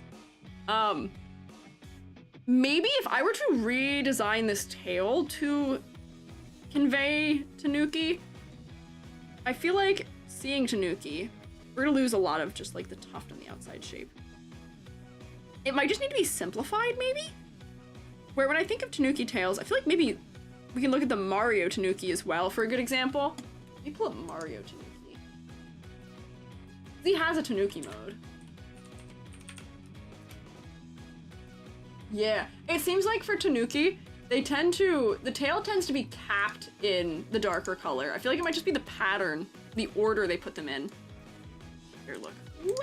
There. See, they usually tend to be darker on the end when they're represented in sort of like stylized manners. And the ears are round. They seem to be a little bit warmer, potentially. Tanuki helps him fly. First thing I thought of when I saw the model. Yeah, I bet that is related. Why are Tanuki associated with flight? I knew they were associated with luck on some level, potentially, or like, what is it, like good, like bounty maybe? Is that the better word? Like financial success or financial luck maybe? Myths? Okay, if there's particular myths about it, that might be interesting to note. But I feel like maybe with the patterning, it might be a little bit clearer if the patterning is more clearly that like the end, I don't want to say like cap, but just like the end of the tail is the darker part. And then you can still have like your lighter rings on it, but I feel like it might just be something as simple as the patterning. I don't know. Flying squirrels in disguise. Tail so big it surely must be flight capable. That's true. Doesn't he like spin it to fly too? I feel like he doesn't use like wings or anything like a flying squirrel would. He spins it. Here, this would like peek out from here, frame the arm kind of nicely. I feel like shape might also be a consideration here, where Tanuki tails seem to be really big at the end, but then they taper in a lot more also as they get closer to the base. And maybe that would also help us to read it that way. It can be really tough with certain animals getting the correct read, because for some of them, they share so much overlapping shape language and just other aspects with other creatures. I'm doing a terrible job reshaping this, but my thought was bigger and wider at the end and then narrower as it gets closer to the body, because that does also seem to be sort of common in stylizations of the Tanuki also. What you know about their folklore, also why they have those things. I can't say I know an incredible amount about folklore of Tanuki, but I know a little, just a little bit, via the fact that Tanuki are involved in Animal Crossing. And you can buy the statues in Animal Crossing also. Tanuki would sometimes shapeshift to the moon while the moon was already out to confuse people. Yeah, I've heard they are a little bit trickstery. But I feel like that is reading a little bit more Tanuki from a distance for me, at least. It might also be contrast, and it might also be shape, and it might also be the order of the pattern. Yeah. So, sunglasses. If not sunglasses, the other thing that I think might be cute to have on your chest pocket if you don't want to do sunglasses, which where are they? There. Would be, I think, a cute accessory for a pilot might also be the little like comm system thing where you can get this little like spirally connector for the receiver too, which might also help us to distance from feeling like you are a flight attendant also. So like definitely detail this in a way that is what these things actually look like. I'm just pretending I know what they look like off the top of my head. But that might also be nice for differentiating you from the other professions. Because low-key, I also at first when I looked at you thought you might have been a police officer. So I think that having the yellow striping and those sorts of elements might help get you a little further away from that kind of association as well, mayhaps. So those are all concept critiques. As far as focal point goes, this is kind of tough. I think we once again have hit a similar situation as we did with Ira, where your skirt, by being the biggest, flattest plane of red, is so focal. So, let me just tone it down a little bit. Ooh, I did a terrible job of using the airbrush. Try again. There we go. Just cooling that area off a little bit, so that way also the shoes stick out a little bit less because they're further down. We can still tell that this is red, but it's just less focal to us now. Main lurky and panicky. Oh no, why panicky? I hope everything's all right. Can do a saturation check with the skirt versus the eye. Stands up quite a bit. Yeah. That's the goal of where we're going. No, I hope everything's okay. So, I don't know what's going on, but I hope all is well. No panic. Everything's all right. Every little thing's gonna be all right. I decree it. Lack of puns and ladders and rotations. Don't worry about it. If you got stuff you're dealing with, take care of that. You're good. We appreciate your presence when you were able to give it to us. Don't worry about it. When I look up airline captains, they also seem to have cool tie clips. Tie clips. Interesting. Let me see. These ones don't appear to have tie clips. Oh wait, yeah, like a tie bar of some sort, I see. Also occurring. Yeah, that might also be nice just as like a little detail. I'm also just noticing that the shirt is like bursting. The shirt is struggling to contain the assets. But you know, it's this little. It's tastefully done, I would say. Or that's just like a nice little treat when you look closer, maybe, if you want that kind of thing to be visible in a design. There, a nice little tie bar. Maybe you have some kind of other detailing happening on it that relates to another motif or something. Nice additional detail. Yes, subtle. Yes, subtle. Subtlety is often the best way of doing things. You've got your lanyard. That's probably how you're going to check in for your flight, maybe, or something. I'm not really sure. Eyes now are much more focal. The brightest red being on top of the head, I think, is also adding some focus. I will say the hair might just need a little bit more contrast around it, so we can differentiate the front and back of your hair. I feel like these hair pieces right here are getting a little bit lost into the side of your face also, so let me just push some of these colors just a little bit darker directly under the head. We could also go lighter. I've seen that is sort of commonly a way that contrast is handled around the head and the hair, which is interesting because it's technically not very realistic as to how hair would actually work with light under those circumstances, but who cares? We don't technically have to be super realistic when it comes to depicting things in VTubing. It just has to look right. Let me blur this out just a little bit. Ah, debut crunch. Good luck, Selma! I saw you announced that you're getting close to debut in the server, so I wish you good luck. Realism, what's realism? Yeah, we can totally suspend our disbelief for fun. We're allowed to. Honestly, that didn't even help as much as I had hoped. I may even come in here, add glow, there we go, and just brighten the ends of this up a little bit, not this much. But just so that we can see your bangs in here, because you did render your hair on the left and right, and your bangs, not completely symmetrically, which is nice, but I wish I could see it a little bit more clearly. That's what's happening. Blend that out once again. There we go. So now I can see your hair edges from a distance. I can tell that they go down all the way in that area. Gotta say, weird detail to care about, but that walkie-talkie is in an ouchy area. I was just having it hang on the breast pocket because I feel like that would make sense, but alternatively you could... Where did I put it? We could just connect it to the waist also if that is too ouchy of a way of doing that. There, solved. Might need a little contrast to be hanging out there, but yeah, it may not be comfortable to have that sitting on that area of the body, especially if it's heavy. Yeah. Oh, I gotta stretch. Oh, I am sleepy because I am under the weather a little bit. Oh, me. Crack my neck just slightly. So, okay. We have that, okay. What did we not talk about? Let me go back to the rubric. Also, let me I have so many canvases open right now. Close all of these. I have too many things going on. Nope.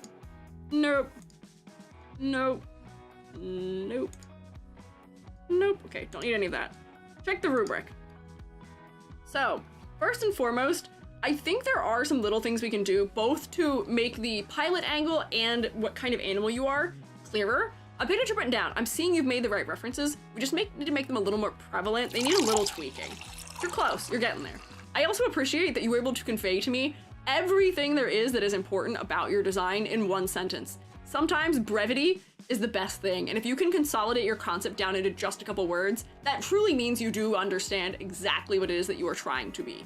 So I appreciate that greatly. Good work. I feel like we can do a couple more things to make it clearer. For color palette, your hair needs just a little more contrast in it so we can see the bottom ends of it, but it's not too bad. And your color choices are nice. The blue and the red together work quite well. You're not fully monochromatic, you've added a little bit of interest. Your eyes are another color, which makes them a little more focal. But unfortunately, your skirt was quite distracting. It's an easy fix once again, we just need to cool the skirt off. But having done that, your eyes being the biggest, brightest, most saturated blue really draws us right into them. So, pretty close. For complexity versus clarity, we were adding a little more detail because I feel like we are sort of desiring that in this design, where the skirt is a big flat plane, which is good and easy to rest your eye on, but having a couple more accessories that relate to your occupation, or being able to see those accessories, like the little shoulder epaulettes, is good, mayhaps. AG has con-ick hit? Yeah. Yes, I have been con-icked, unfortunately. I'm doing my best. It's not too bad yet. Jubby is like a day behind me. Jubby also got con-ick. I just have like runny nose, sore throat, and am tired. But like that's pretty much it. Jubby is on sore throat, which is where I was yesterday. So Jubby will catch up. But yeah, we wore masks. We did a lot of hand sanitizing, but I just don't have an immune system. And I tend to be the one that gets Jubby sick, so. But yeah, okay, so where am I here? Ooh, silhouette. Silhouette. Let's do a silhouette test here. For the silhouette, it is going to be very symmetrical other than the tail and this one little strap that's coming off the leg, because despite the socks being different heights, they aren't really adding to the exterior silhouette in a way that I feel like they may need to. But let me toggle all of this off for now.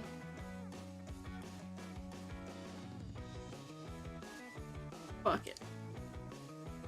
Buckets. Oops, hang on, there's still stuff. There. So, I would say, looking at this, unfortunately, the clothing isn't super distinct.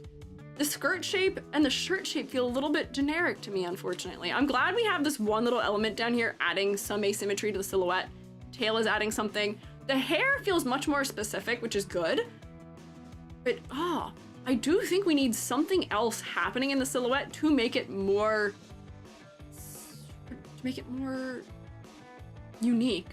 Which I had just suggested adding like a wider end to the glove, which might be nice. And that way we can get those little stripes back in. Putting the hair behind one shoulder doesn't change the silhouette, but it does give us at least a little more asymmetry too. It offsets which leg is higher also. In the socks. What number are we on? 3. It's 5 o'clock and we're on the 3rd one.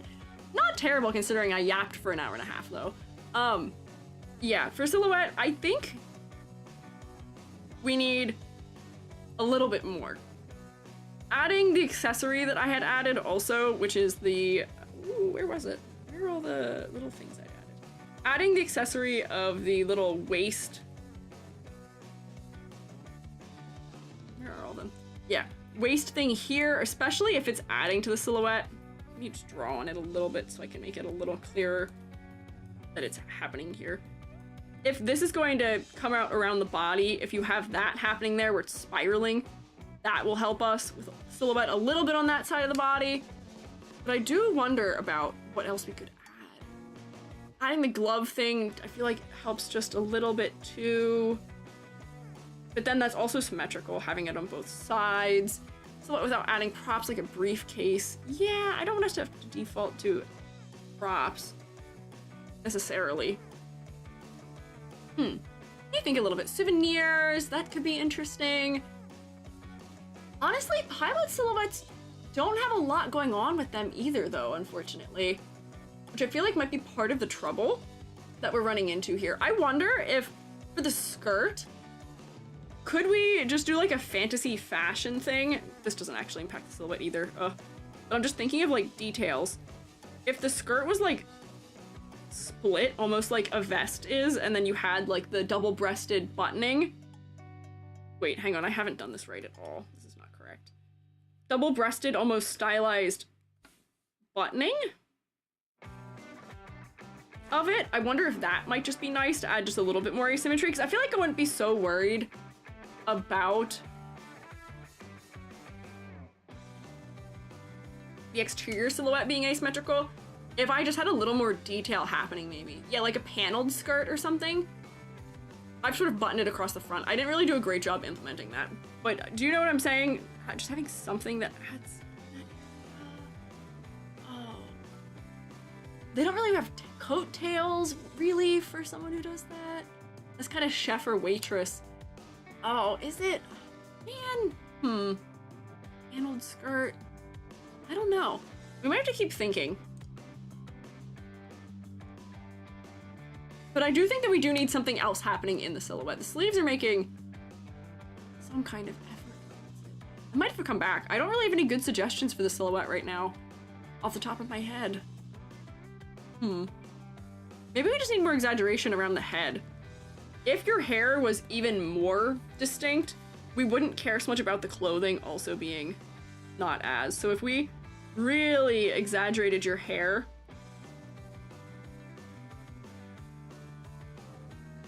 to be like these much bigger shapes out here in silhouette, we would be a little bit less concerned potentially about the body too, as long as we have something that's adding that interest to the silhouette. And I feel like my dark background isn't really helping. Holding the pilot jacket. Ooh, wait, could we do like a pilot jacket over one shoulder situation maybe? Also for asymmetry reasons. We hide it on this side so we aren't covering something.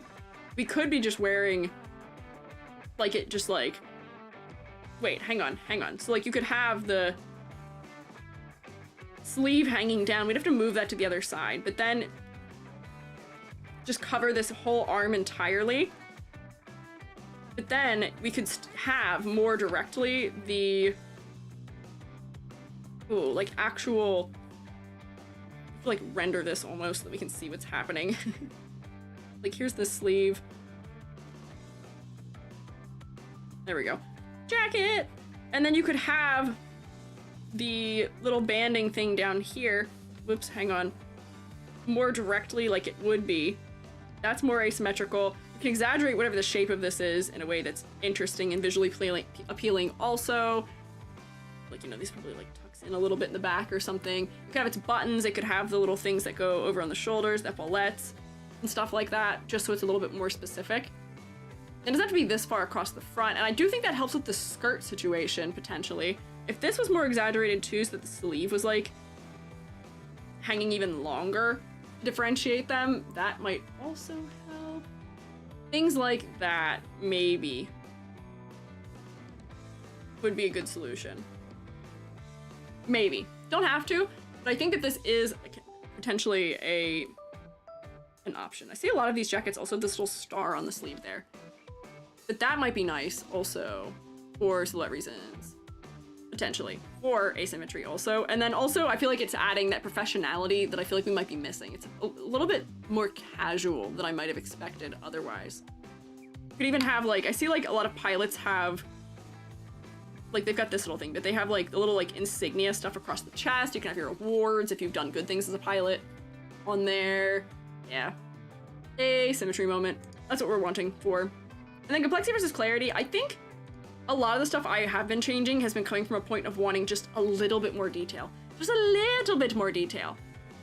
And details that are specific to your occupation with like the tie pin and seeing your epaulette and, you know, any detail that's coming from this.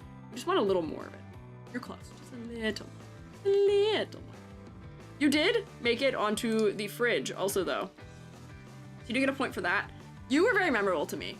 I had put a lot of fellas into this red folder a very long time ago, and you were one of the ones I remembered the most distinctly from this red folder. You and the next person were some of the standout, like, memorable ones to me. So, let's do our points here. 1, 2, 3, 4, 5, 6, 7 out of 10? I might be unusually a little bit harsh today, so I'm sorry if that is what I'm doing accidentally, but it's only because I see so much potential in these designs that I really want to see taken to the 10th degree. I want to see these become 10 out of 10s. They're so close. There's so many little things we can do to just add a little bit more to them. Yeah. We're doing red VTubers? Yes, we are. They are red today. But yeah, can we get a round of applause for Naru, please? Very cute Tanuki pilot. Yeah. Adorbs? Oh, absolutely. They are all so adorable. Let's see. We've got our next one. This is another one of the really memorable ones to me that I had pulled and put in the folder. This one really stood out in my mind because I feel like this is so fresh and different from what we usually see in a lot of VTuber designs. Also, yeah, so this is Cat. They, she, he, it at Catastrophic. I'm gonna take a little sippy of my Boba Bola, and I'm going to have maybe a fish cracker. I haven't eaten anything else yet, which I was supposed to. Rex did redeem a snack for me, but I was too focused, and I'm going to drink for Selma's redeem from 10 minutes ago also. I did stretch though, at least.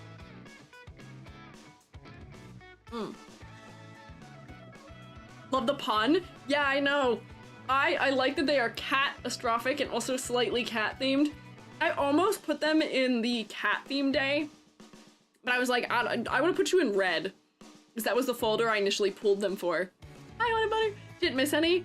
Yeah, no, this is number 4 for the day. We'll see if I can get through 5 potentially with how kind of unfocused I was. We'll see. Actually, I should drink more than that. Hang on. Be responsible, EG. Call their achievements cat has trophies. Oh, okay. That's kind of hard to say. That's one of the ones that I think works better as a pun that's like typed. Trying to read it is not easy for me. I did use a multiply layer there. No monochromatic color palette. Man, whoever has complementary color palette on their bingo sheet is probably doing very well. I think all of our designs today have had complementary color palettes to some degree at least. No blob, no sheds, no monster, no dragon, no colored glasses lenses, no lip fang. Man, I don't think I'm getting bingo today. Rip. Guess what? I now have 4 tattoos. Congrats. Jubby is supposed to get a tattoo. Jubby is gonna become an uncle this winter and was like, I have to have a tattoo before I become an uncle. I don't know why that is a required trait to have to be an uncle. However, apparently that's required. So, so Jovi will be getting their first tattoo at some point before the winter here. One of their friends is supposed to tattoo them because their friend has a tattoo apprenticeship. I don't have any tattoos, and I am not likely to get one. I don't like needles. Some puns for you, Soma. Keep up the good prep work. Yeah, you got this! Show me motivation! Anyways, cat. My design is my Sona, so it mostly just represents me and the kind of fashion I like. I wanted to go for a chaotic feeling because of the name cat astrophic. Oh, okay, thank you. Good hiccup. Oh, I'm hiccuping again. So I definitely wanted an asymmetrical design. The eye attached to the chains, sun and wings, it references to my favorite character, who's an angel. Kind of, it's a whole thing.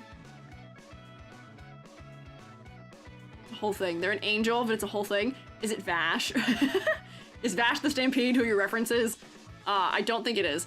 But Vash is kind of an angel. Kind of, and it is a whole thing. There's your Trigon mention. My mask is in some ways my logo and my branding. Honestly, the mask is so fantastic as a logo. This is giving, what is it called? Luchador? How do you say the word? That. I'm getting like wrestler vibes from the style of mask that this is, because I feel like a lot of those style masks arc around the face in this kind of shape in a way that is neat, and I appreciate that. That is so iconic as a design for a mask. It makes your face very, very memorable. Also, the sharp teeth are so good. The glowing, like special effects that create whiskers and a cat ear. I hope in your real model that is just a thing that is there and hovering near you, because it's so neat. The tail is also, if we zoom in, the tail is also a belt a la Cat Noir and other similar characters. I love that you are a cat-inspired design, but you are not a cat yourself. You got the little cat paws on the socks. It's so cute. We got like tiger stripes happening on the legs. There's the wings on the back, which I guess is the reference to that character. It's good. Red and green together, it's always really challenging for characters. Looks like I'm cosplaying the Italian flag. Well, I mean, here we can see not using a lot of white can help you avoid looking like you're cosplaying the Italian flag, because the Italian flag is red, green, and white, not black. I did see, what are they called?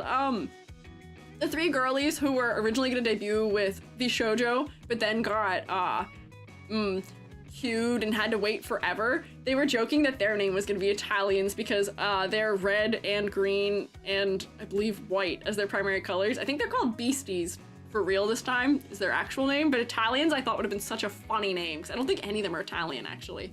But yeah. Double the width of the belt, embrace Lucia. I saw, was it Lance up there? Or no, Spanish accent or not? Luchadorin, or Lucador. Lucadors. Oh, I think? Okay. Interesting. I don't know if I'm saying it right. iconic name named Marinara, Alfredo, and Pesto. Oh my gosh, for the colors too! Man, I'm Alfredo in the Italian VTuber flag. I'd be Alfredo. Did I hear my name? You did, because I thought you were telling me how to say something in Spanish, as you have been known to do. Hey lads! My resource of people who know some Spanish. How do you pronounce luchador? Am I saying that right in any of those ways? Was either of those correct? I feel like that's one of those words I've so rarely heard said out loud. It's luchador. You said it right the second time. Luchador, not lucador. Okay. English accent, Latin accent. Okay, second time. Luchador. Noted. I had it correct deep within me somewhere. Never heard lucador? That might just be a E.G. has no grasp on languages moment. That might be something I made up myself accidentally as a mispronunciation. We'll move past it. Anyways, if we do want to embrace that vibe, because, you know, you are catastrophic. You are meant to be chaotic. We could make the belt even chunkier if we want to lean into that angle, because I feel like that is such a key element of that aesthetic style, is chaos and exaggeration. So thicker belt, that thing that is right there, that green thing, could even be like some sort of more specific like emblem where we're working in, you know, you've said that you have like wings and stuff. You could have the wings be a part of this. And then there's like the sun and the moon or something where, oh, I'm drawing directly onto the image. Oh no, wrong layer, Kronk. Try again. Oh no, I haven't done a wrong layer in a minute. Let's really quickly draw that back in. Whoops, good work. I swear I made a new layer, but I guess I did not. Gotta put that hacking throat sound in letters. Oh, am I supposed to have like a emphasis? I think a single Spanish word that pronounces CH is K. I mean, I can't either, but I also can't speak Spanish. So that might be why I can't think of one. It might be my Italianism getting in there, where sometimes in Italian you get a CH that is a K sound. That might be what it is.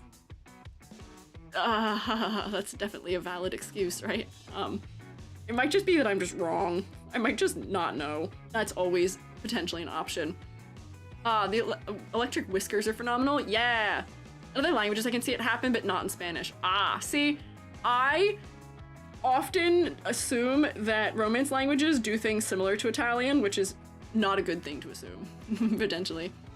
Always a K sound in Italian. Wow, yeah, wow.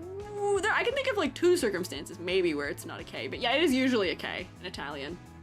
It's not entirely wrong. What was I doing? Oh, creating a bigger, more exaggerated like emblem shape here in this region, because they did say they want to be chaotic and asymmetrical, and I feel like if that's what we're going for, I want more of it. Your clothing is still very in good condition for that sake. Like, we could have like some like places where it's like torn up and little bits are missing. Right. Or even like you've got these like chains that are hanging across the front. I wonder if we could make them even more and even crazier, right? Do you speak Italian, E.G.? Not really. I can understand a lot of Italian. I don't speak very much Italian. My family is Italian, and I learned once upon a time when I was a kid. I knew a little bit more, because my great-grandparents mostly spoke Italian around us. But I'm the first generation of my family to learn no Italian from birth. Me. So I've been trying to learn it for a very long time and making very little progress, because learning a language when you don't know anyone that speaks it is really hard. CH. I bet they are words borrowed from other languages then. Or it might also be the Americanized bastardization of words also, potentially. Where I learned that my family really had the like Pennsyltucky version of Italian also going on. Yeah, the key was to learn it when you're a kid. Advice, time travel. I know. I will never stop having just a little bit of resentment in my heart towards my parents for not teaching me any. Not that my mom speaks any, but my dad knows a lot of Italian that he never uses. He never uses it. I actually don't know how much he knows at this point. He knew a good bit at one point. So I've been slowly trying to learn some. I was making good progress when I was an undergrad because my advisor was learning, so we'd practice together sometimes, but like I haven't done a lot. There was a child in my school decided not to teach it for a year and I lost it all. Yeah, it is tough how quickly you can lose languages.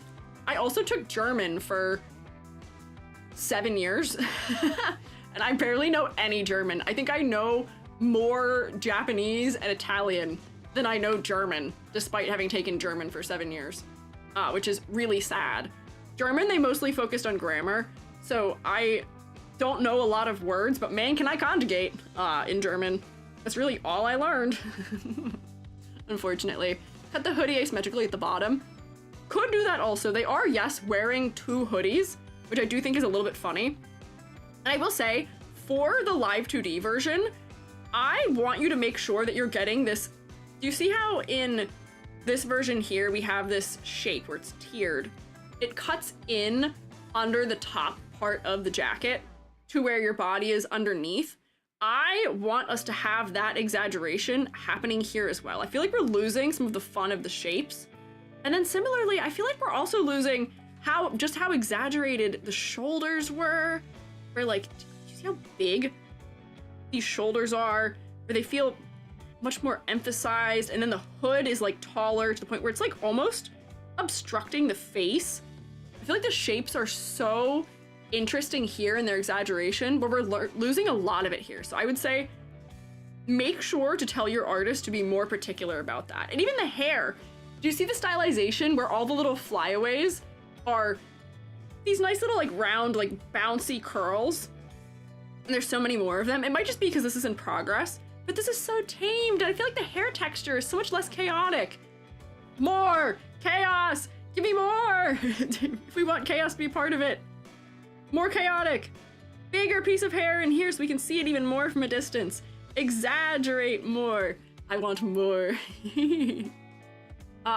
Checked they are already live 2D. Oh, this model might be done at this point, potentially also, I would imagine. But if you ever have revisions done on this model, or if you ever are doing other things with it in the future, more exaggeration. One of these things could be longer than the other, and one could be shorter, so we get more exaggeration in the asymmetry.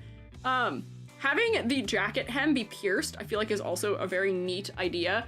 That's something that I've enjoyed seeing in, I think I saw it at Otakon, actually. Have you seen people wear beanies that have piercings or like rings through them? I feel like that's very neat. So that would be something that might also be neat to have in other places too. You have it on the hem here, but it's also on the belt. What if there's other places it could go? It's on the tail too. Intriguing. Happened with French despite my mom being fluent and speaking it often. Yeah, if you don't use it, you lose it, is what they say about like everything, unfortunately. So I didn't use any of that German, it's gone. Guten Tag, ich bin Iji. Du trinkst. You drink. You better, or I guess that you just say just trinkst, right? Or trinken? Something like that. That means drink. German live in a German area, can't speak or write it for the life of me. Otter in German is otter. That's good to know. I know to curse a bunch in German, which is also not beneficial. Hallo! Hallo! Salut! Only saw bust up in VODs. Okay, so we might not know if this is anywhere else in other places. I love that you guys snoop on these people while we're critiquing them live. I love that that's a thing that occurs. I also am finding myself wanting this green somewhere around the face. Potentially, because right now the fact that there's no green anywhere around the face makes the green more important in the other places. Where like, I'm just coloring the inside of the ears, don't know if that's the right solution, but I do just want it somewhere higher up in the design, because it's all weighted to the bottom, which is making me look at the design and kind of like start up here and just shoot through down to the bottom. FBI in chat? Huh? Oh, you mean the streammates who are investigating people? Yeah. Someone trust everyone. Yes, we do. I tend to look into them at least up for a moment before I stream to make sure they're still active. There was somebody who was going to be in today's stream that is no longer active, so unfortunately we were not looking at them. Oh my gosh, they have glow. the glow, what do you call them? Glow sticks? Glow rings? Glow bracelet? Glow, what do you call these? I've lost the English word. The glow stick bracelets. Which is so cute. I feel like we could use the glow stick bracelet as some of the rings that are sort of seen throughout as well. And I feel like I want more of them. Where they're not, just maybe more exaggeration on them too, so they're clearer. Yeah, glow loop? Is there a better word? Am I forgetting what the word is? Like, I feel like those could be used more throughout. The aspect of having glowing elements is very neat, which also is making me put us back towards the luchador, potentially. Snapping bracelets? No, that's not the word I was looking for. Maybe they are just called glow stick bracelets, potentially. Remember you having one I recognized in a critique? They were inactive, not sure it was the same one. We've accidentally done a couple that have been inactive before, but I usually try and make sure they're still active in some capacity. But sometimes it can be hard to tell because people will change their username and then I won't know. It can be hard to tell, especially with how long it's been since some of these were submitted also. But chaos, I want more. I want more chaos. More ripping and tearing at the seams. Your sharp fingertips, I think, are good for stylization and shape language to convey that aspect of yourself. For getting the cat aspect from your shoes. I enjoy the congruent design opportunities of the belt and having your electricity convey more of the cat aspects. Toggle this off so I can put a little bit of something detail on here. Just have some sort of like emblem or something on here perhaps. So that way it's a little bit more particular. You can repeat your motifs that are in other parts throughout in here potentially. I think cheese for luchador. Oh, luchador? Did I say it funny again at some point? One I knew I think had rebranded. Oh, it might have. Yes, I am tiny. I know. Favorite German word is Kartoffel. Yeah, that means potato. I remember that one at least. Oh, I do. Here's a Spanish word I know, and I know the sign language for it too. Do you know what sign language for? Well, actually, guess. I think I'll be able to sign it decently with this. Could you guess if I were to go like this? I'm too short. If I go, what do you think that's sign language for? Take a guess. I'll do it again. I'll do it again. It's pointer finger out, and then I'm tracing a shape. What do you think that's sign language for? It's not M. I mean, that is the shape I'm making, but that's not what it is. No. Actually, let me check to make sure this is right. Because this is one of those funny things. I learned when I took Spanish in elementary school, they taught us sign language with it. Or... let me check to make sure I'm right and not lying to you. Nope, give me an image. Just show me how to do it. Oh wait, I'm not doing it quite right. I'm not doing it quite right.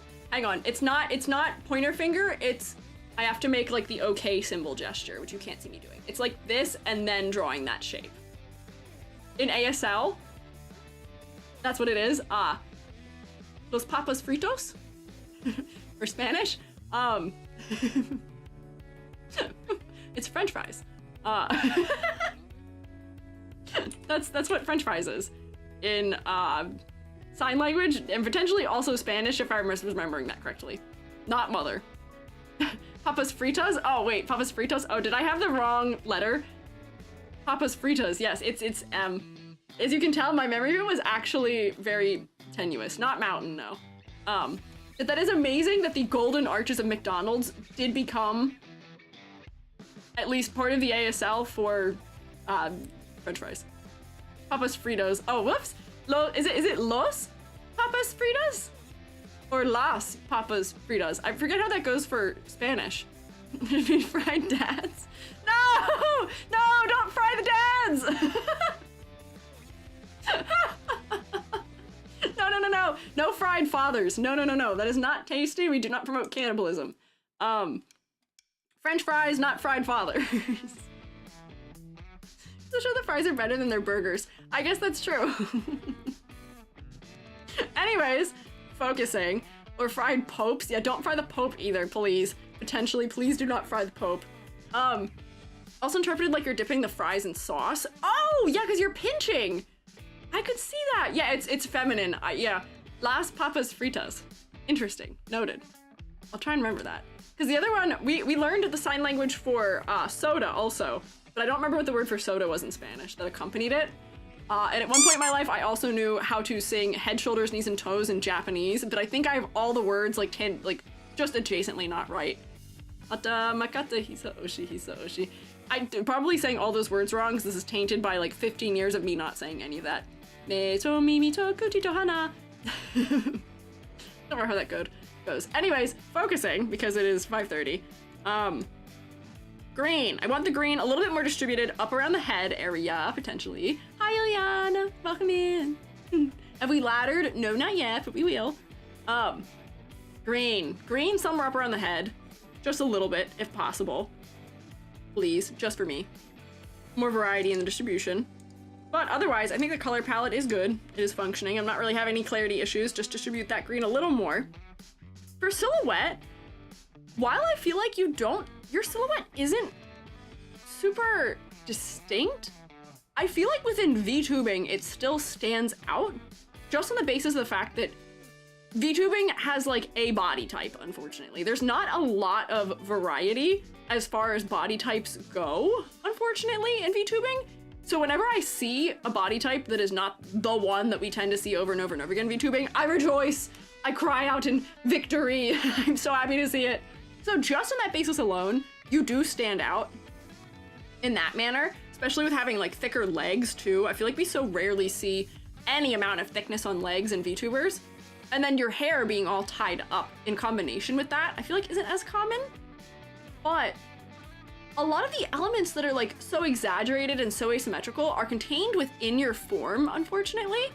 So I am trying to think of things we could do to make your silhouette more distinct, because your mask, I feel like, would add a lot by having these two big, tall shapes on top of it. Your ears add something, your bun does.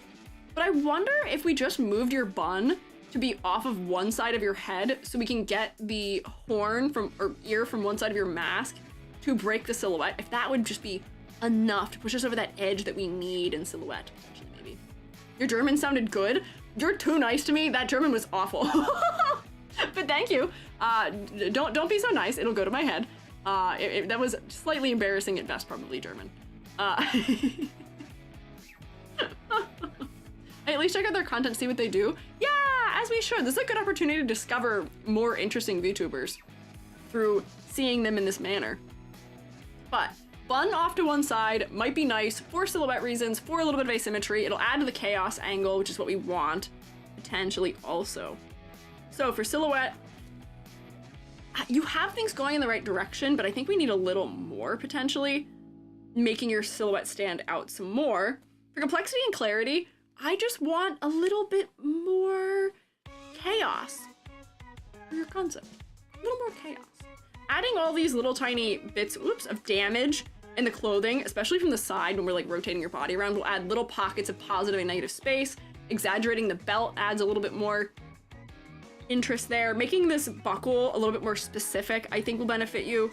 Similarly, the critique that I've made many a time before, make your chains more specific too, where this is just default chain, default circle chain. What would happen if instead of default circle chains, or even default rings, we're doing cat motif. What if these had like horns on them? They had a spike here and like a spike, I don't know, somewhere else on them. So that way they become sharp, which is adding to that chaos angle. But then also they're more specific in the way that, now they've been designed to match the elements of your design. Then for the chain itself, look up different kinds of chains that are out there. And that'll also help to make you feel more specific.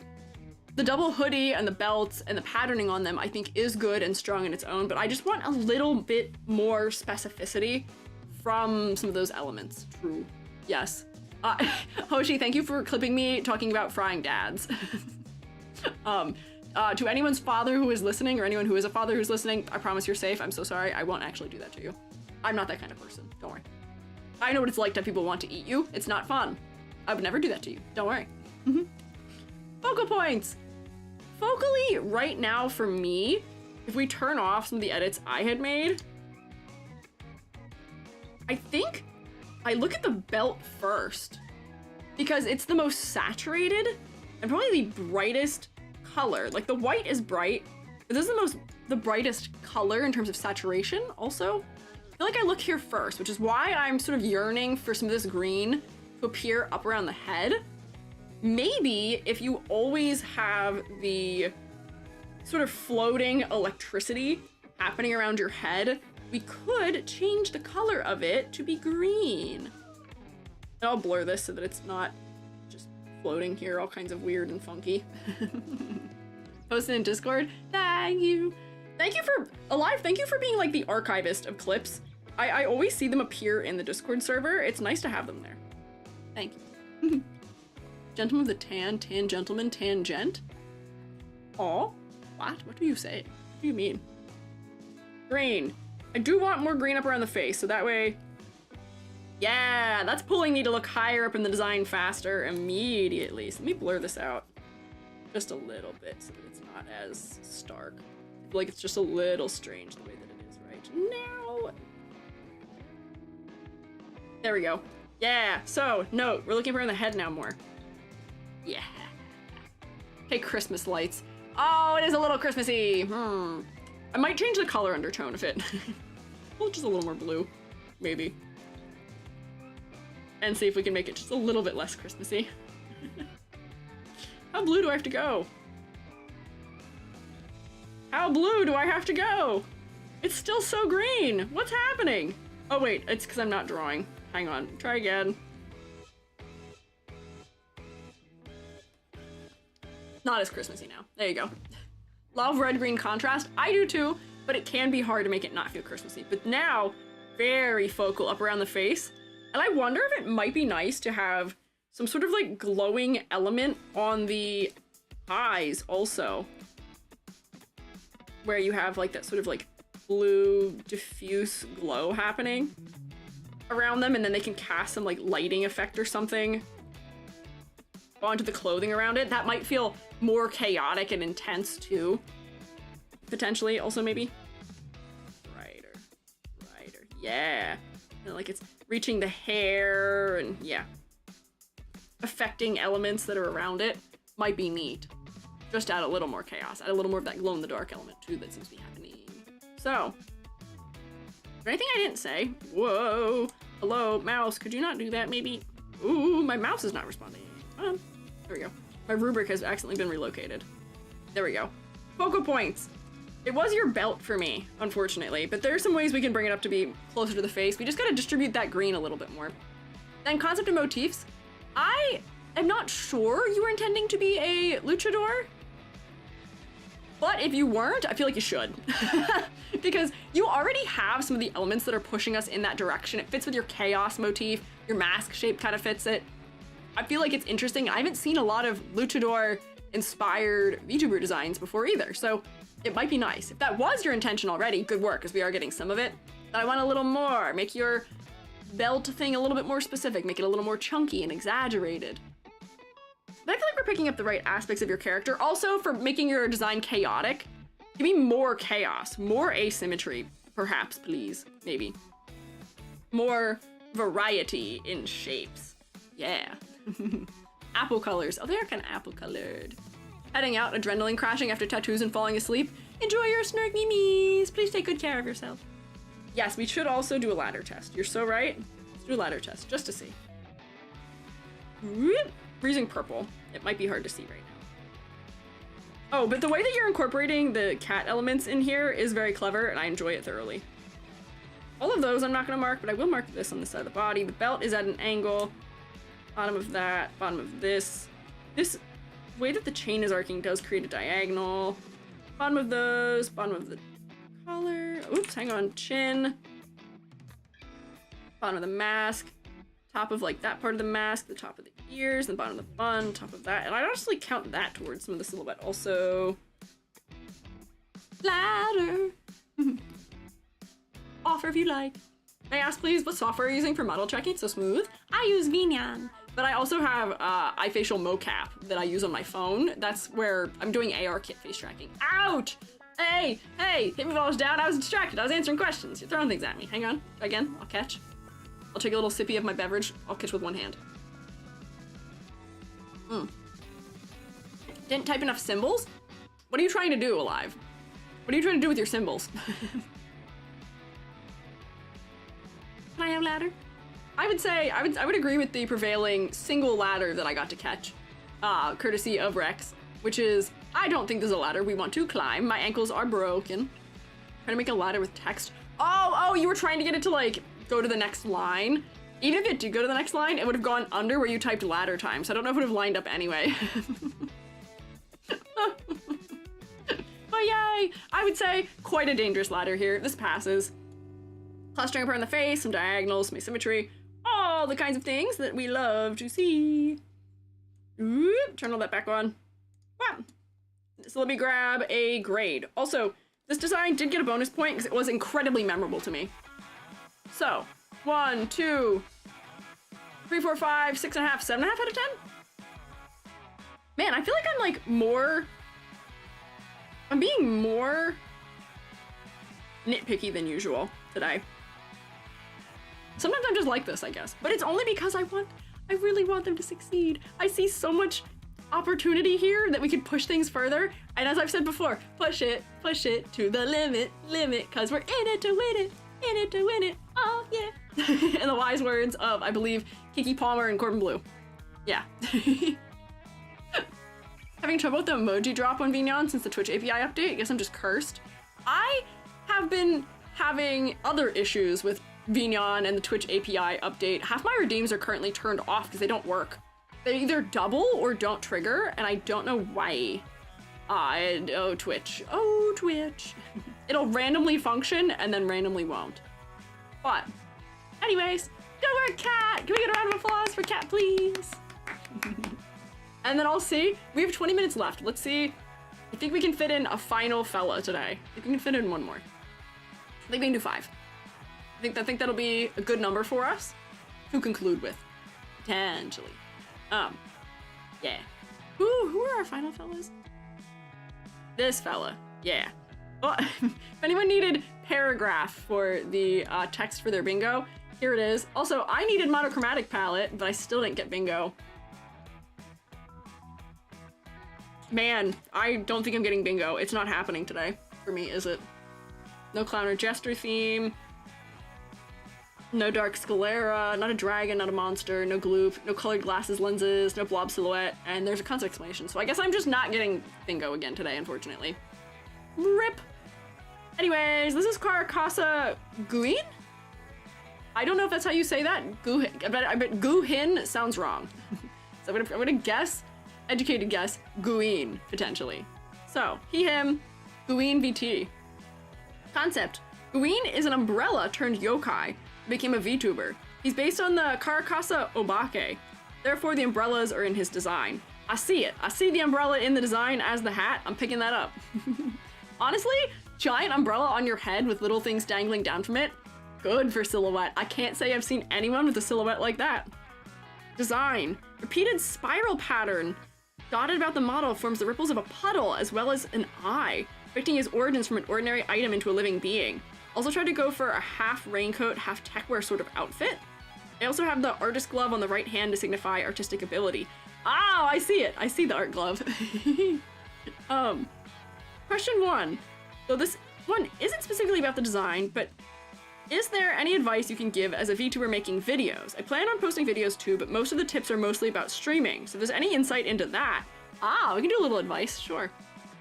Question 2, if it does need to be about the design, then what should I take into consideration when designing a 2.0? Oh, we'll get into all that. So first, let me answer your question about making videos. I say, as someone who hasn't released a long-form edited video in, it'll be a year as of the end of this month. Thumbs up. Man, I have a lot of things going on in my life. How in the world did I manage to release edited videos while I was getting my master's, but have not succeeded in doing so after? Who knows? But what I would suggest to you for if you're trying to make long-form videos, on one hand, just do it. Just do it. There is nothing in particular I can advise you to do. If you have a topic that you are passionate about and that you know a lot about, that should be the thing you're making videos about. Don't make videos about something just because it's popular or because it's trendy or because you think it'll do well. Because people can tell when you're being genuine about a subject, and it is all the more interesting when somebody is passionate and engaged and interested in their subject. So yeah, video making was your brain break from master's work. Low key, probably, it was probably me procrastinating doing other work in some manner. So that totally could have been what it was. I would be willing to believe that. But for making videos, just do it. And also on top of that, there are a lot of people who will critique like the way that the videos look visually. And honestly, I feel like there's a certain amount of polish that should just be inherent to like having made something and making it something that you care about. But at the same time, just like streaming, just do it.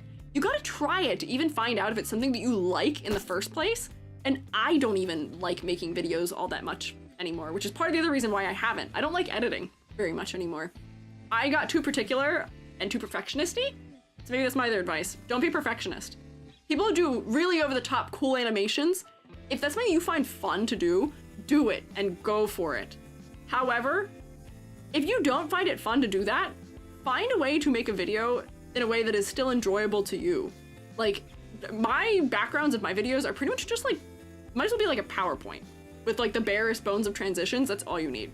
So find the things that make the creation of the video process enjoyable, and then also talk about topics that you find enjoyable too. You have to keep it fun. That's the only way you'll be able to continue doing it.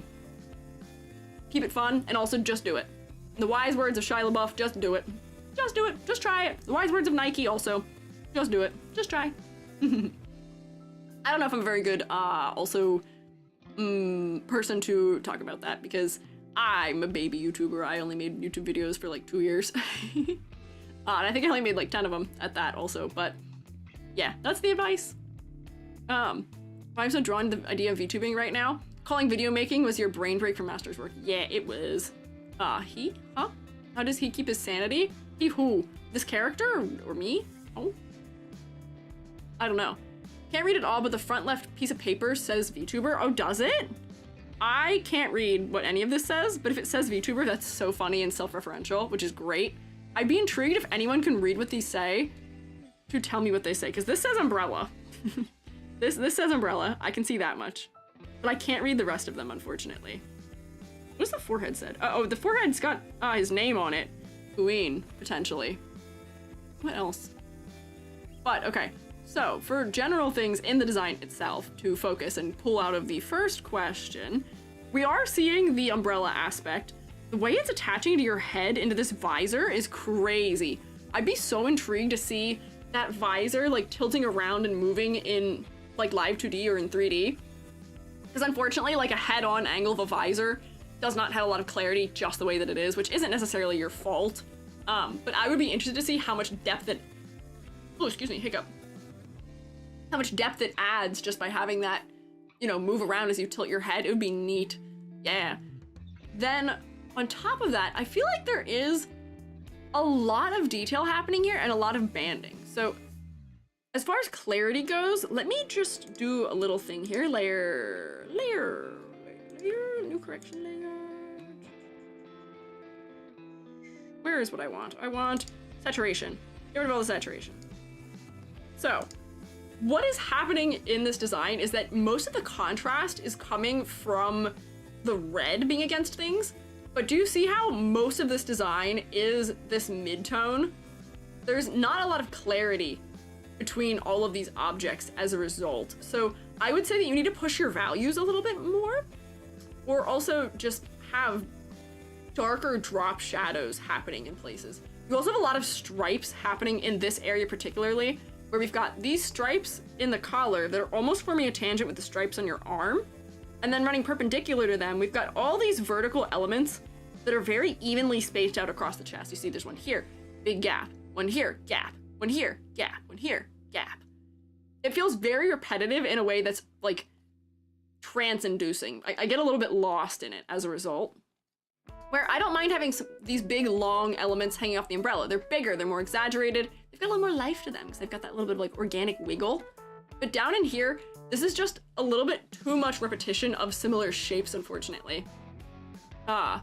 Misheard Gween as Gween. Oh. We did have a fella named Gween once upon a time, yeah. The videos help me find you. I'm learning a lot, it's fantastic. Well, I'm glad you enjoyed them. I'm glad you enjoyed my few videos I did make. I have a bunch of videos scripted, and honestly, I have a couple that are recorded also. I just don't get around to editing them. That should be also a part of my month this month is, man, maybe editing one of those like 9 videos I have. I have topics, videos that I scripted on the topics of AI in VTubing, on copyright, and also like copying other people's designs, plagiarism in VTubing. I have one about jiggle physics in VTubing. I have a bunch of them that I just haven't gotten to. One day, someday maybe. We'll see. Also, I guess I could edit a video from my con panel that I made, potentially. We'll see. I don't know. Anyways, focusing.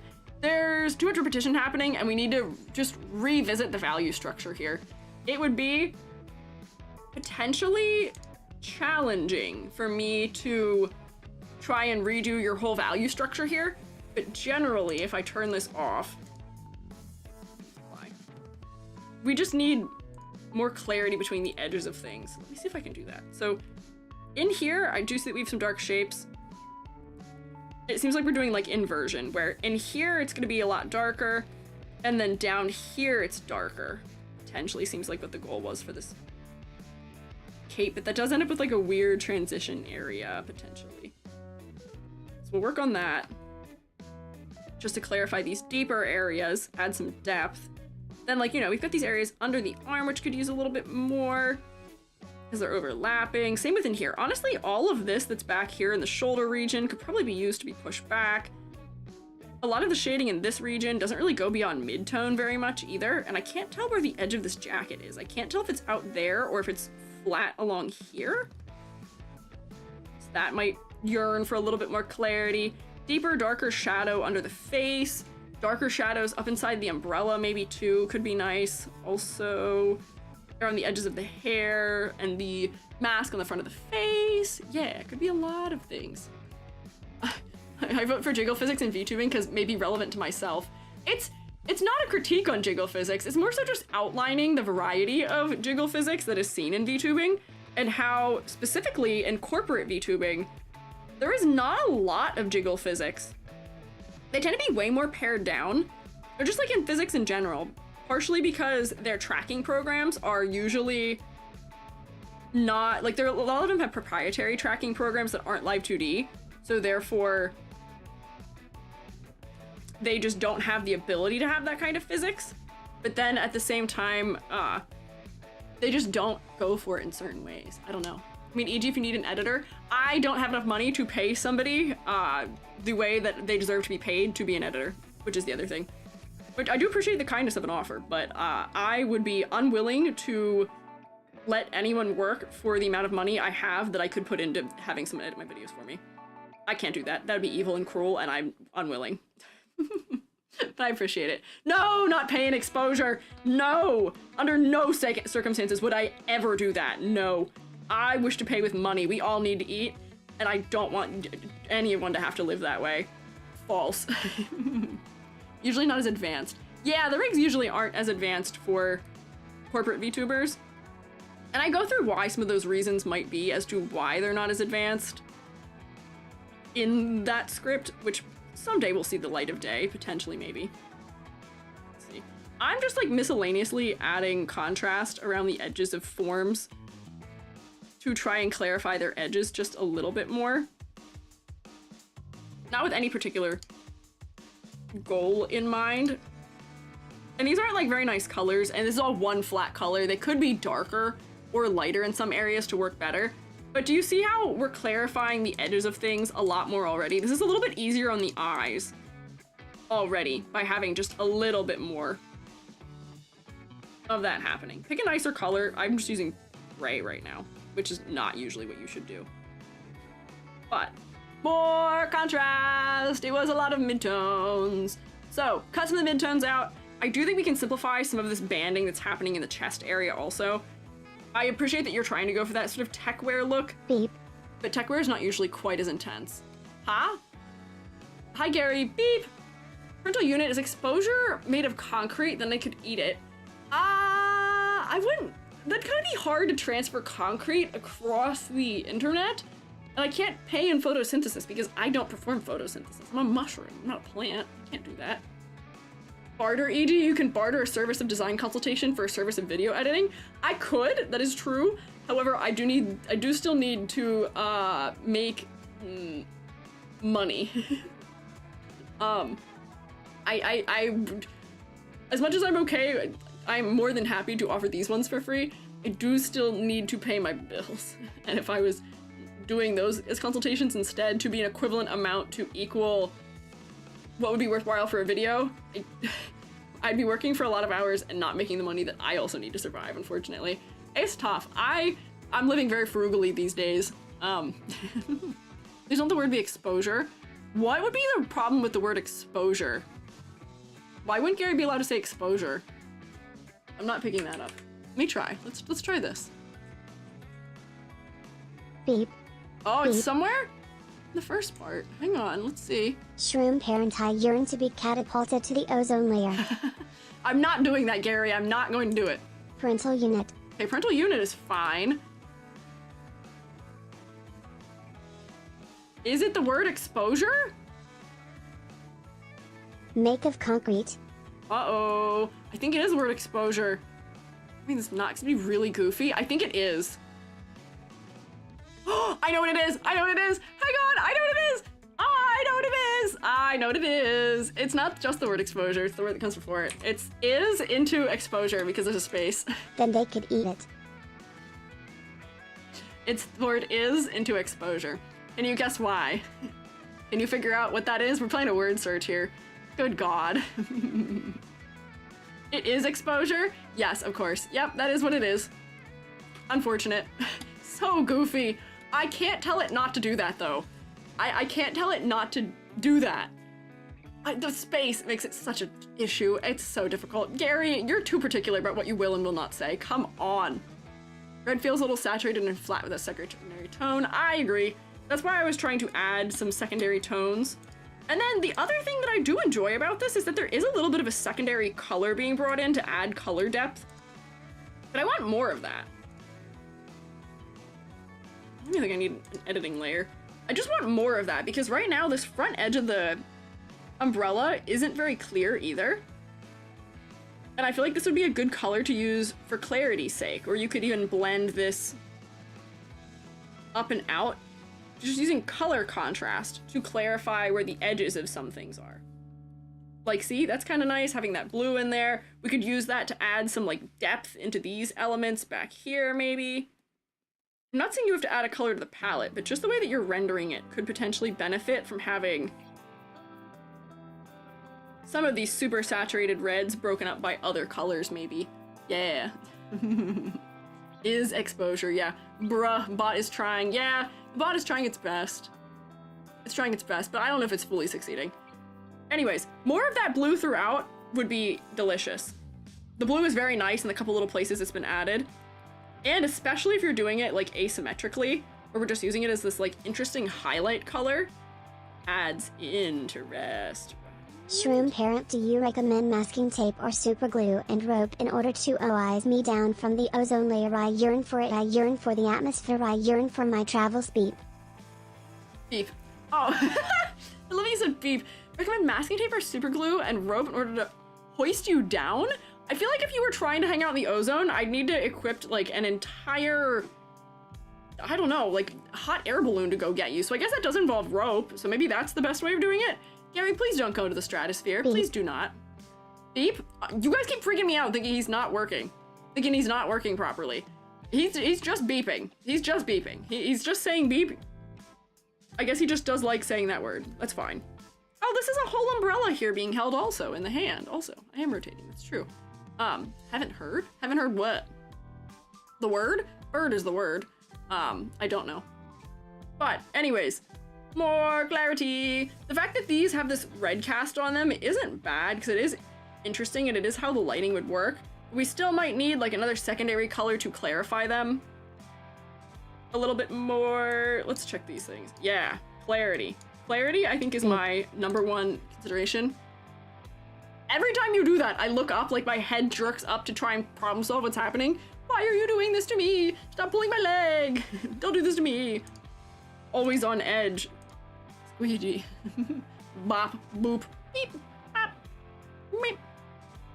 like shroom, like child, I guess. Meep. So, color palette.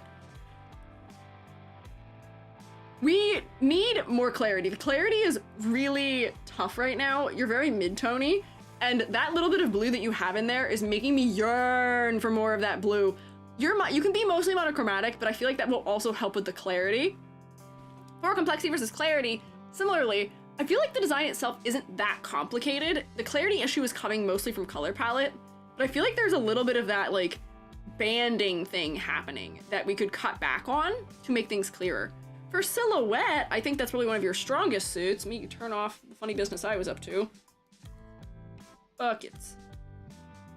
Look at that silhouette. Look at that. That umbrella with the little pieces of paper hanging from it, so distinct. A little bit of asymmetry coming from the way that the belt is flying in different directions. The stance. Yeah, not bullet head, but umbrella head. Your head is kind of shaped like mine, huh?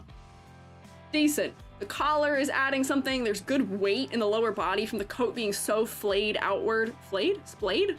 Splayed outward, not flayed. That means something entirely different. Splayed, right? Outward? Yeah. Scaramouche head. Scaramouche the... Scaramouche? No. Is that the Genshin guy with the big hat? He's another name. Wanderer? Yeah, that one. Yes, that's the name I know that fella by. Yes, Genshin player spotted. Flared and splayed equals flayed. Oh, am I merging words? It is flared and splayed. I did combine them into flayed. Man, I don't think I speak any languages, actually. Whoever complimented me on my German earlier, no, I can't speak English either, apparently. Silhouette, it's good. Maybe just a little more asymmetry. But I mean, you're based on an umbrella, and umbrellas are completely symmetrical. So if you were a little bit more stiff, that'd probably be fine. You're probably fine. Focal point wise, I feel like this is really hard to answer right now for you because everything is sort of equally focal and overwhelming. I do think that I tend to come right to the chest because there's so much contrast from the banding of white, red, white, red, white, red, white, red, red against black, and then big, bright red. But then similarly, the big open umbrella shape is such a big flat area of rest, but so are the pants. I don't really know where I'm going with this one as far as focal point goes, but it's not the face, unfortunately. There's a lot happening. Try speaking Shroomlish.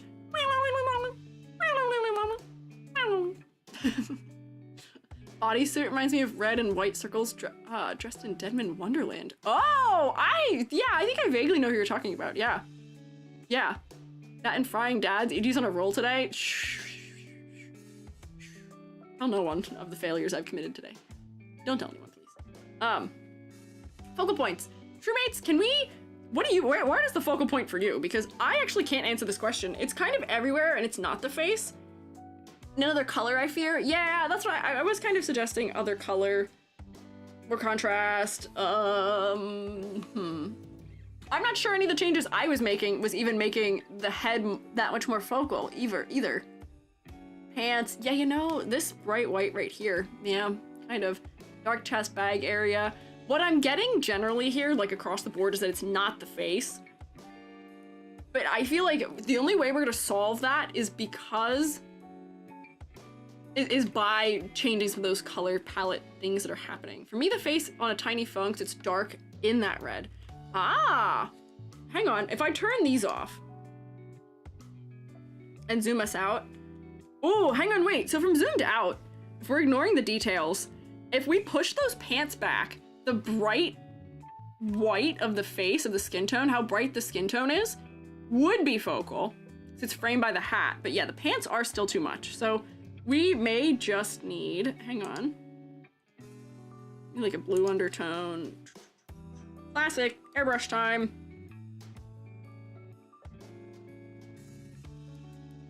I got a multiply layer in here. Yeah. Push that back just a little. Now, if I zoom out, how about now? How about now? Oh, still kind of the pants, but I think that's a little stronger.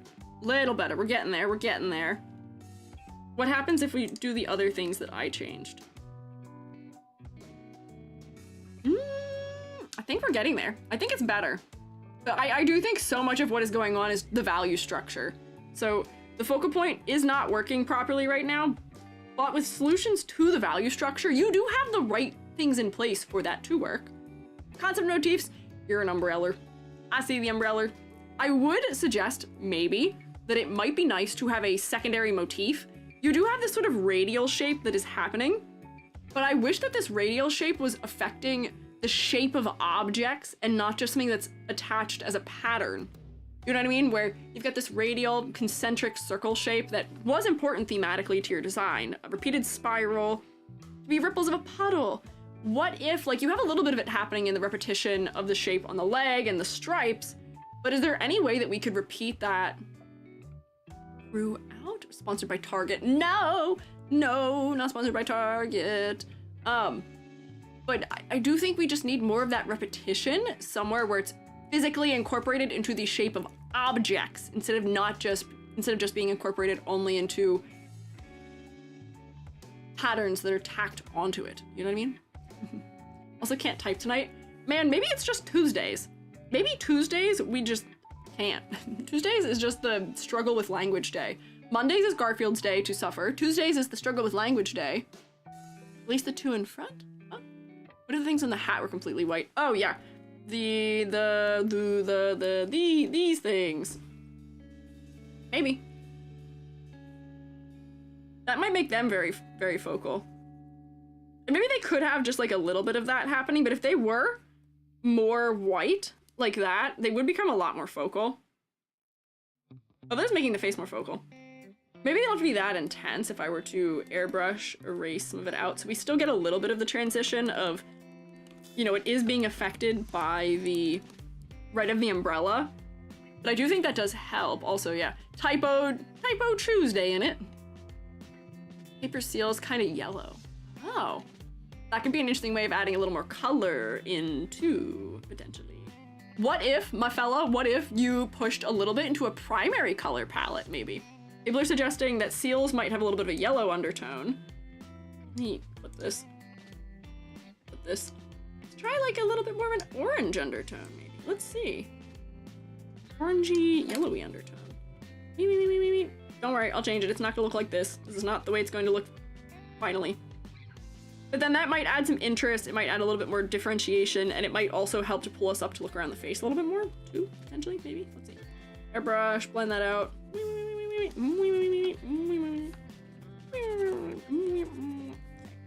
Color layer.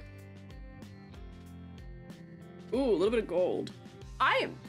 Honestly, the critique here might just be revisiting the color palette a little bit. Crotch of the pants a bit too low. Pull the jacket down a little more. Raise the crotch. Less white at the pelvis.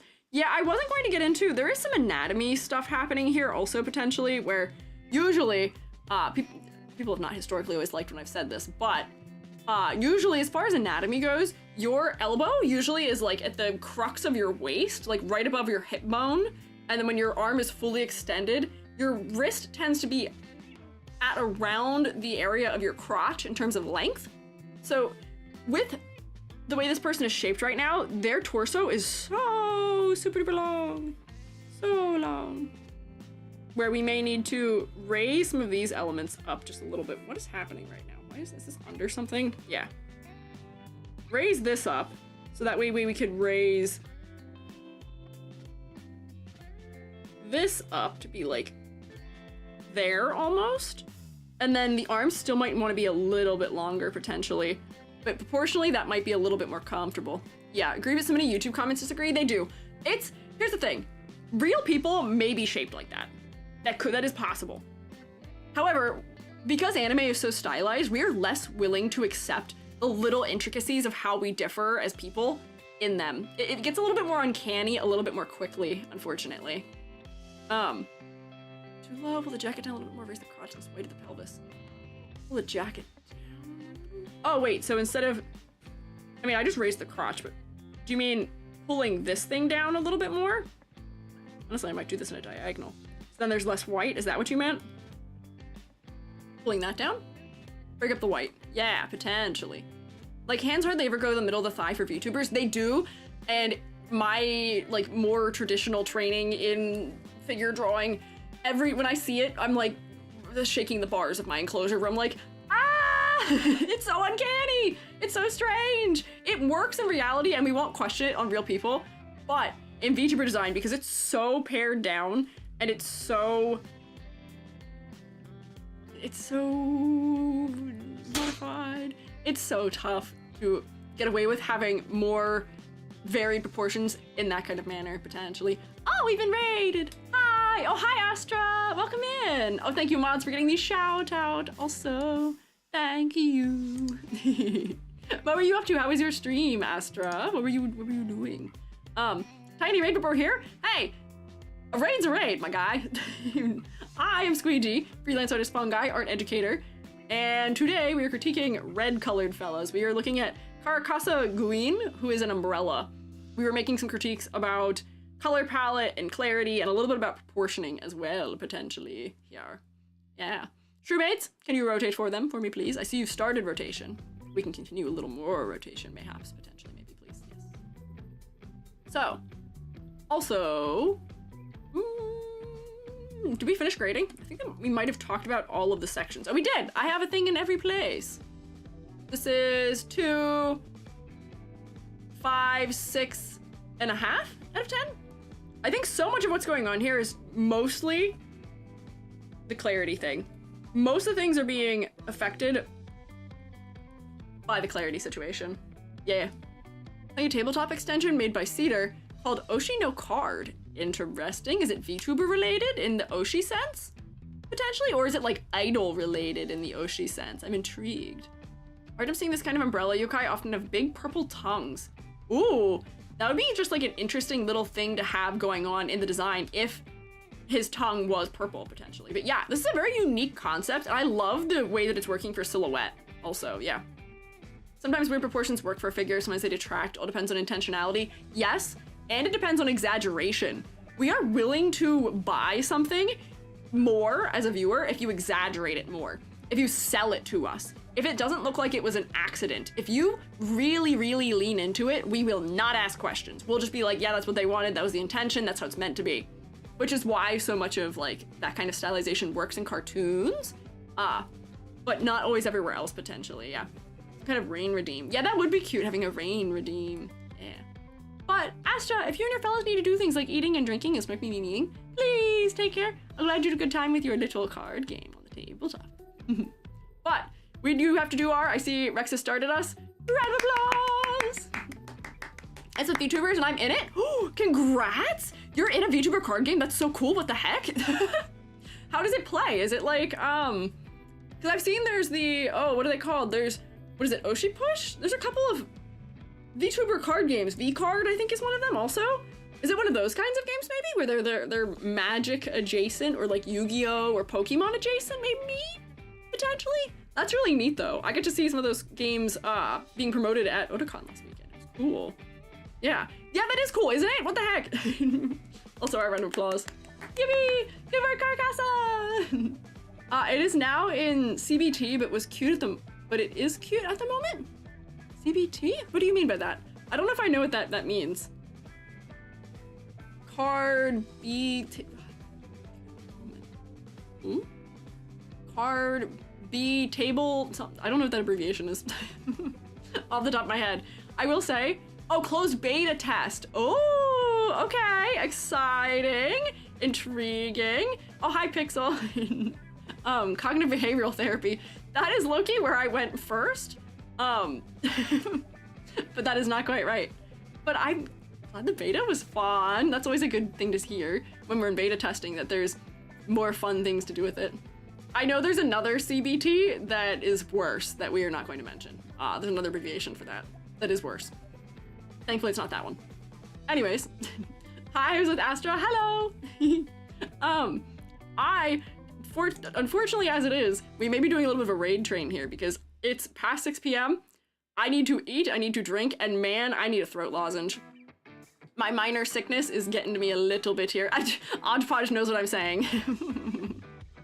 On and off, ever get around to YouTube ID conversation? Oh, we did not. Briefly, I can give you my thoughts on it right here, right now, but I do need to take care of myself.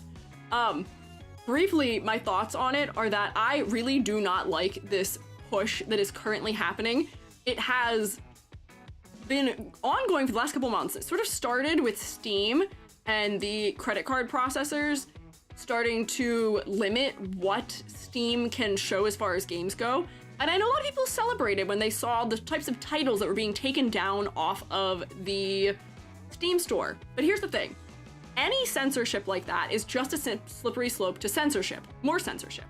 So even if they start out by censoring the people that you think are nefarious or the type of media that you don't like, how do you know that you're not next? How do you know that the things that you do and the things that you enjoy are not what is next on the dossier? And especially being somebody who is, you know, if you are a minority in any manner, you are never safe from that, because the next thing you know, as a la Tumblr like 2017, suddenly they're going to determine that the censorship, that like just LGBTQ topics are considered inappropriate, and therefore they're not going to support that anymore. Like, you can't allow for any censorship. So that is where this is starting to go. And a lot of these things, like the YouTube ID verification and that happening on Steam and stuff like that, is being pitched to us as being something done to keep children safe. But I would propose to you that I was a kid who grew up with access to the internet, to some degree. I didn't have it from a very early age, but I had it during some formative years. And really, the best thing you can do to keep your children safe on the internet is teach them yourself. You have to teach them to have those good habits to keep themselves safe. And of course, kids are gonna get into things they shouldn't be getting into, but that is not the fault of Steam hosting those things. It's not the fault of those things existing on the internet that kids are getting into them. It's the fault of parents not teaching their children what spaces are okay for them to be in or not. We need to self-moderate in some manner here. There is a very good comic by, what is his name? The guy who writes Captain Underpants, which, let me tell you, is one of the most removed from library, like one of the books that is removed from libraries the most often in elementary schools. Captain Underpants, of all things. Because it is very progressive in its ideals, but that is like, he's got a very good comic about how if you dislike the type of media that children are able to see, teach your children that that is not something that is acceptable to be viewed in your house, that that is something that they are not supposed to be engaging with. Tell them the reasons why you think that they shouldn't be engaging with it, but do not enforce that on other people. That is my point there. Yeah. And yes, there is also parental controls where you can limit screen time, you can limit certain topics in YouTube or just on phones or electronics in general. My parents did that to us. We had curfews on the Wi-Fi and we had certain terms that couldn't be searched using our Wi-Fi. There's ways you can do that. But trying to enforce that on such a large scale, it's not for children. It's not to protect children. It is to make it harder for people to access certain kinds of information, because we're already seeing it happen with people living in the European Union, where like on Twitter, they're using AI to determine age, which step one means they're feeding everything your account does into an AI, which is bad already.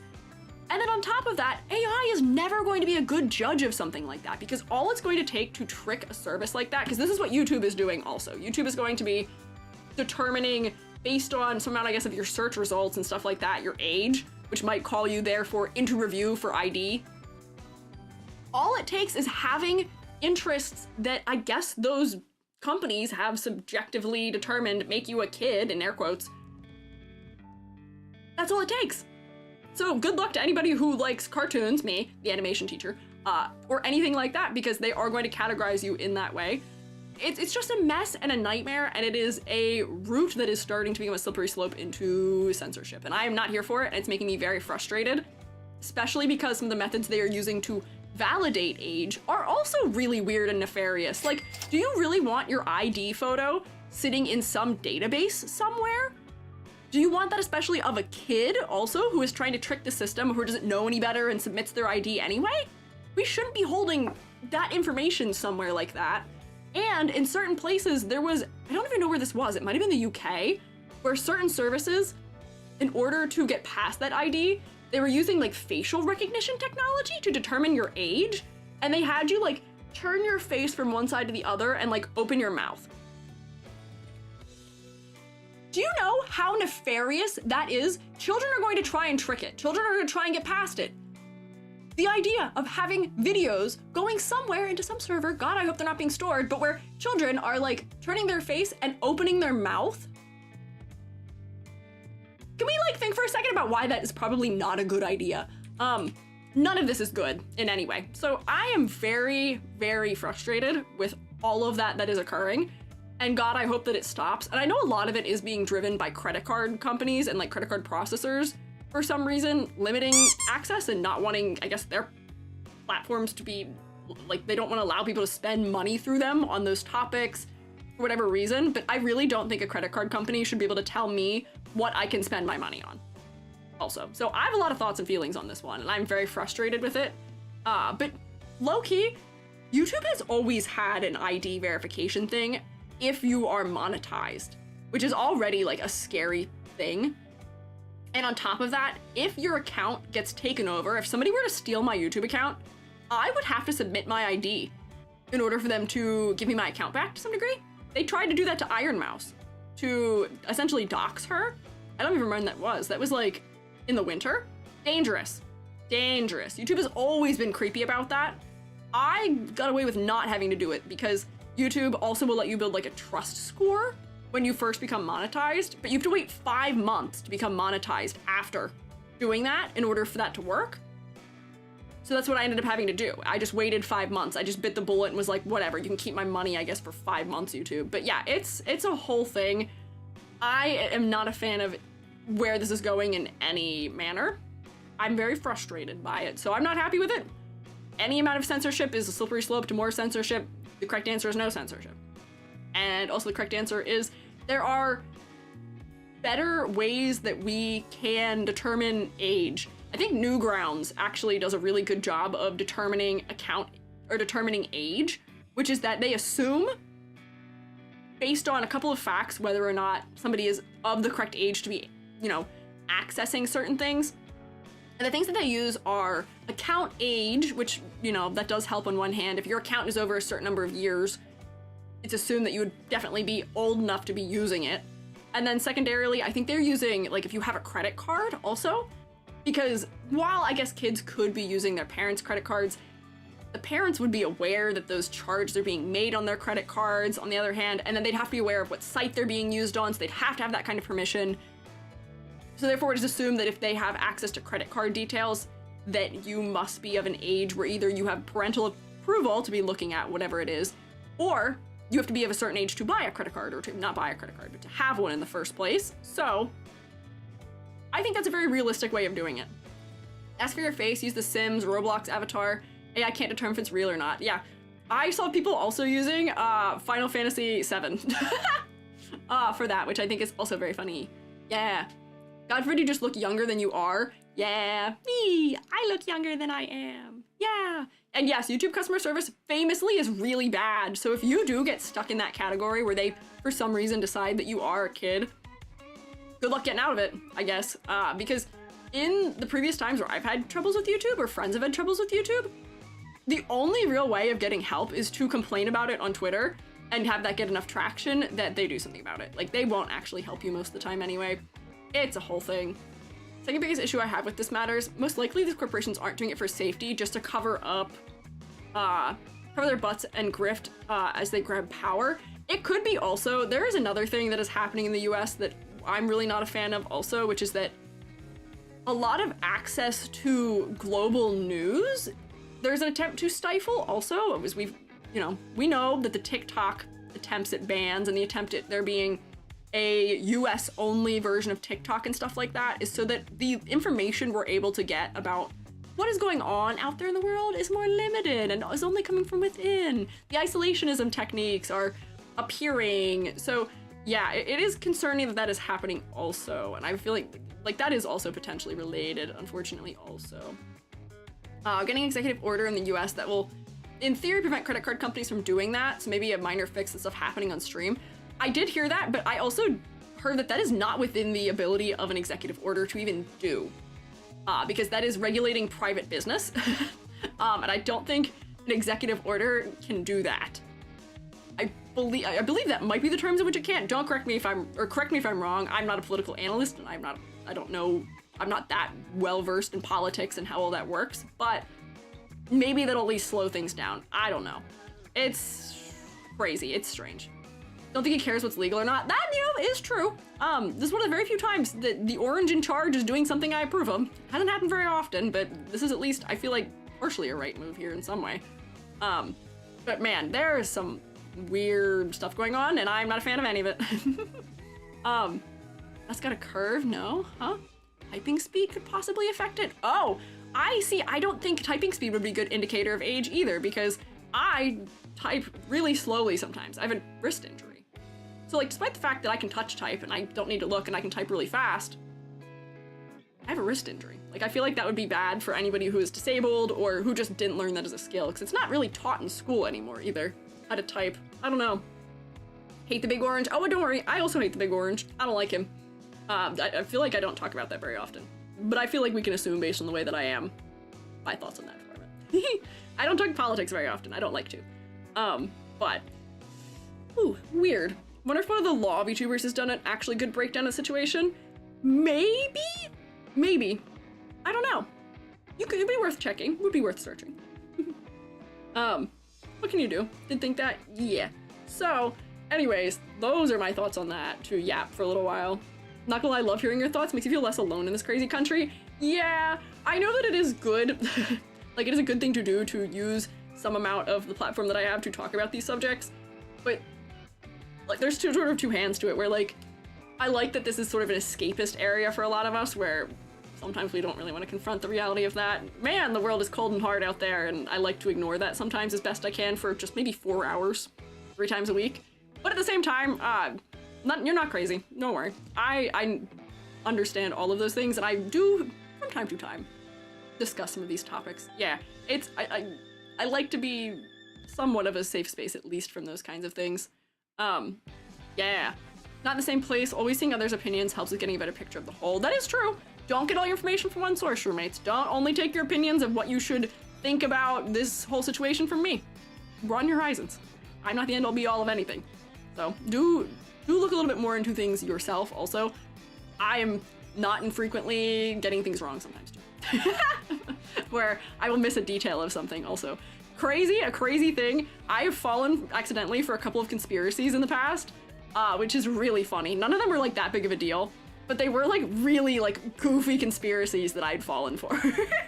And I just like took as fact. So do research, don't end up like E.G. E.G.'s a little bit, green sometimes. Sometimes I tend to trust. I'm a little gullible from time to time, so do definitely look into things as best as you can. Yeah, don't stay in an echo chamber, research yourself, and do look at both sides of arguments. I know it might suck to hear them, especially if one side of the argument is hateful, but when you know what is causing people to think that way, it does help you to potentially pull them back into ration. Yeah. Some VTubers are echo chambers. Yeah, that's also true. I don't want to be an echo chamber. Yeah, flat earth thinker Squiiji? No, it's not flat earth. No. It was just something goofy about a celebrity. Hardly even a celebrity, but something goofy about a like public figure who I guess was kind of a celebrity for a little bit. That was all mine was, that I believed in, and I told Joby, and Joby didn't believe it, at all, immediately. My sister also told me a really funny one. My sister, there was a bit on Twitter where there was a girl who was claiming that she was, I think it was Rice Gum or something, as if like Rice Gum had transitioned or something, and a lot of people believed that one, and my sister believed it. It was a bit. It was a gag. It was a goof. She was joking. It was a goof. It was a gotcha. And my sister took that for fact and believed it, which was really funny. But like, it's that level of thing that I'd fallen for before also. Man, my family's a little bit gullible sometimes, huh? Anyways, yeah. 2D to 3D character development? I don't know, I think I was looking here for that long. That's funny, as the connection to being a flat earther, maybe. I say anything negative about him, they go, you, listen to them, liberals set me free. See, the best way of dealing with that is not to say anything negative about him, mayhaps. The best way of saying that is encouraging just the kindness towards other. We can't attack or say mean things about, as much as I'm going to say, yes, hate him and he's stupid. But if you can't say that to people if you want to reach them. You have to appeal to their senses. You have to appeal to their logic. You have to appeal to their emotions. You have to appeal to other things. And when we are putting down the things that they care about on some level, that makes them want to shut us out in that way, unfortunately. So usually, the more you push them, the more they'll double down. The best way of doing it is to appeal to things like logic or emotion. Think about your logos, pathos, ethos. Those are the ways that you convince people of things. So that is my advice to any of you. But at some point, I will say, having family that is incredibly conservative, I gave up. It's just better for my health if we just deflect and just move the conversation elsewhere, as much as that does suck, unfortunately, yeah. It is tough. But yeah, what can you do? I do need to end. I did yap for an extra half an hour here. I did yap for a whole half an hour, accidentally. I did not get bingo, but Amber, I am so excited for you that you got bingo. I will live vicariously through you getting bingo, because man, I don't even remember the last time I got bingo. Really don't remember. I'm one away in 3 directions. If we had a heart motif, I would have had it. If we would have glooped it up, I would have won twice. But I don't think gloop it up even works right now, so we can't gloop it up. And if we would have had fishnets, I would have won. I was so close. I was one away in like 4 directions. Just not meant to happen. What can you do? No hearts for the red ones? I know! Crazy, isn't it? How did that happen? No hearts for red? That is unusual. But anyways, I need to go eat and drink and smoke me. Sorry I tangented for a long while there, but that is an important concept. That is an important topic that is still near and dear to my heart on some level. Yeah. Thank you for doing extra yap. Like, to spread the word about this stuff. Don't have a lot of social power. Got to. Don't worry. Got to. I would say I don't know if I have that incredibly much social power, but I can at least reaffirm the way that a lot of us are feeling, at the very, very least. That is what I hope I can do. At some point, I did want to invite, this is like such a weird collab idea, but I feel like a lot of YouTubers are afraid to say things outright, but there may be easier ways for us to convey our stances on certain things, especially through like iconography. And there is a Vtuber, a punk Vtuber, who I think is really cool and also is very outspoken about a lot of this stuff. Specifically, Furukuchi Mara is one of them, but that's not who I'm thinking about here. Am I confusing him with somebody else? Damien. What is your last name, Damien? Dread. Oh, it is Dread. I was confusing him with, there was another VTuber who was punk themed who was called like Danny Dyer or something, I think. But yeah, Damien Dread. We raided into him once.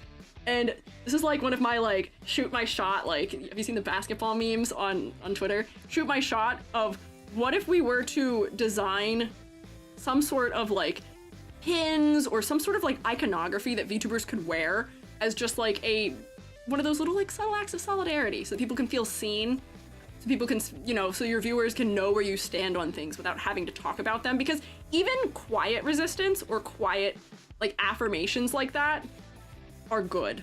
But like, I feel like, I don't know. I'm scared of people. So if I ever shoot my shot, maybe, we'll see.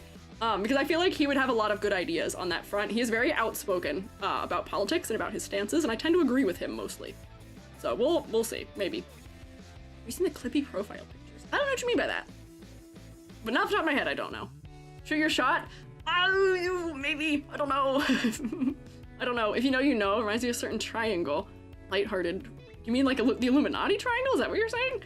But like, I'm not saying it has to be a symbol like that either, because like, sometimes we just wear pins that are like the ace pin or something like that. That way people know, sort of like how the watermelon was a sign for supporting Palestine, or like sunflowers were a sign for supporting Ukraine. Stuff like that. Like, those are good, like, subtle icons that when you know that those people stand on that side, potentially. Something like that. I don't know. Someday, we'll see. Maybe. I don't know. If I ever get over being afraid of people, we'll see. And I've like, this is so funny because I've even interacted with him before vaguely. I like spliced him together with other people, and I'm still like, hee, people are so cool. They do ask people to wear the Clippy profile picture in solidarity. Interesting. I don't know the Clippy profile picture. You mean Clippy from like Microsoft Word? Oh, I don't know that one. Anyways, let's see who is working on things that I could potentially raid into here. Oh man, I'd love to raid Techie Cutie one of these days, but I am very certain Techie Cutie is 18 plus. Oh, speaking of Damien, could raid Damien, who is also live currently. I'm not gonna do that because you'd all tell on me immediately. We can't have that. We can't have that. No way. Who's live on those things? What? No, never? I might, well... No. Homecoming. Never telling you ever. Hey, listen. If you swear to secrecy, we can raid him. You swear to secrecy. You have to tell secrets. Since we were talking about stuff that's vaguely political, he might also be a good person to talk to about that topic also. About what is going on that way, and I would imagine he's probably better informed than I am. You have to keep my secrets, okay? You have to keep my secrets. I have to trust you. Please let me trust you, please. Please. Don't do this to me. Please. You can bring up what our topic was, but he is 18 plus, mostly for profanity, vulgarity, potentially. You'll be really mad if you don't keep the secret. Talk to him about the topic we brought at hand. Talk to him about that maybe if you want to. Be good, be normal, okay? YouTube fellas, I will say shoo me later. Thank you guys for hanging out. Bye! Thank you for hanging out, YouTube. I will see you Thursday for Date Everything, potentially. Yeah, bye. All right, let's go.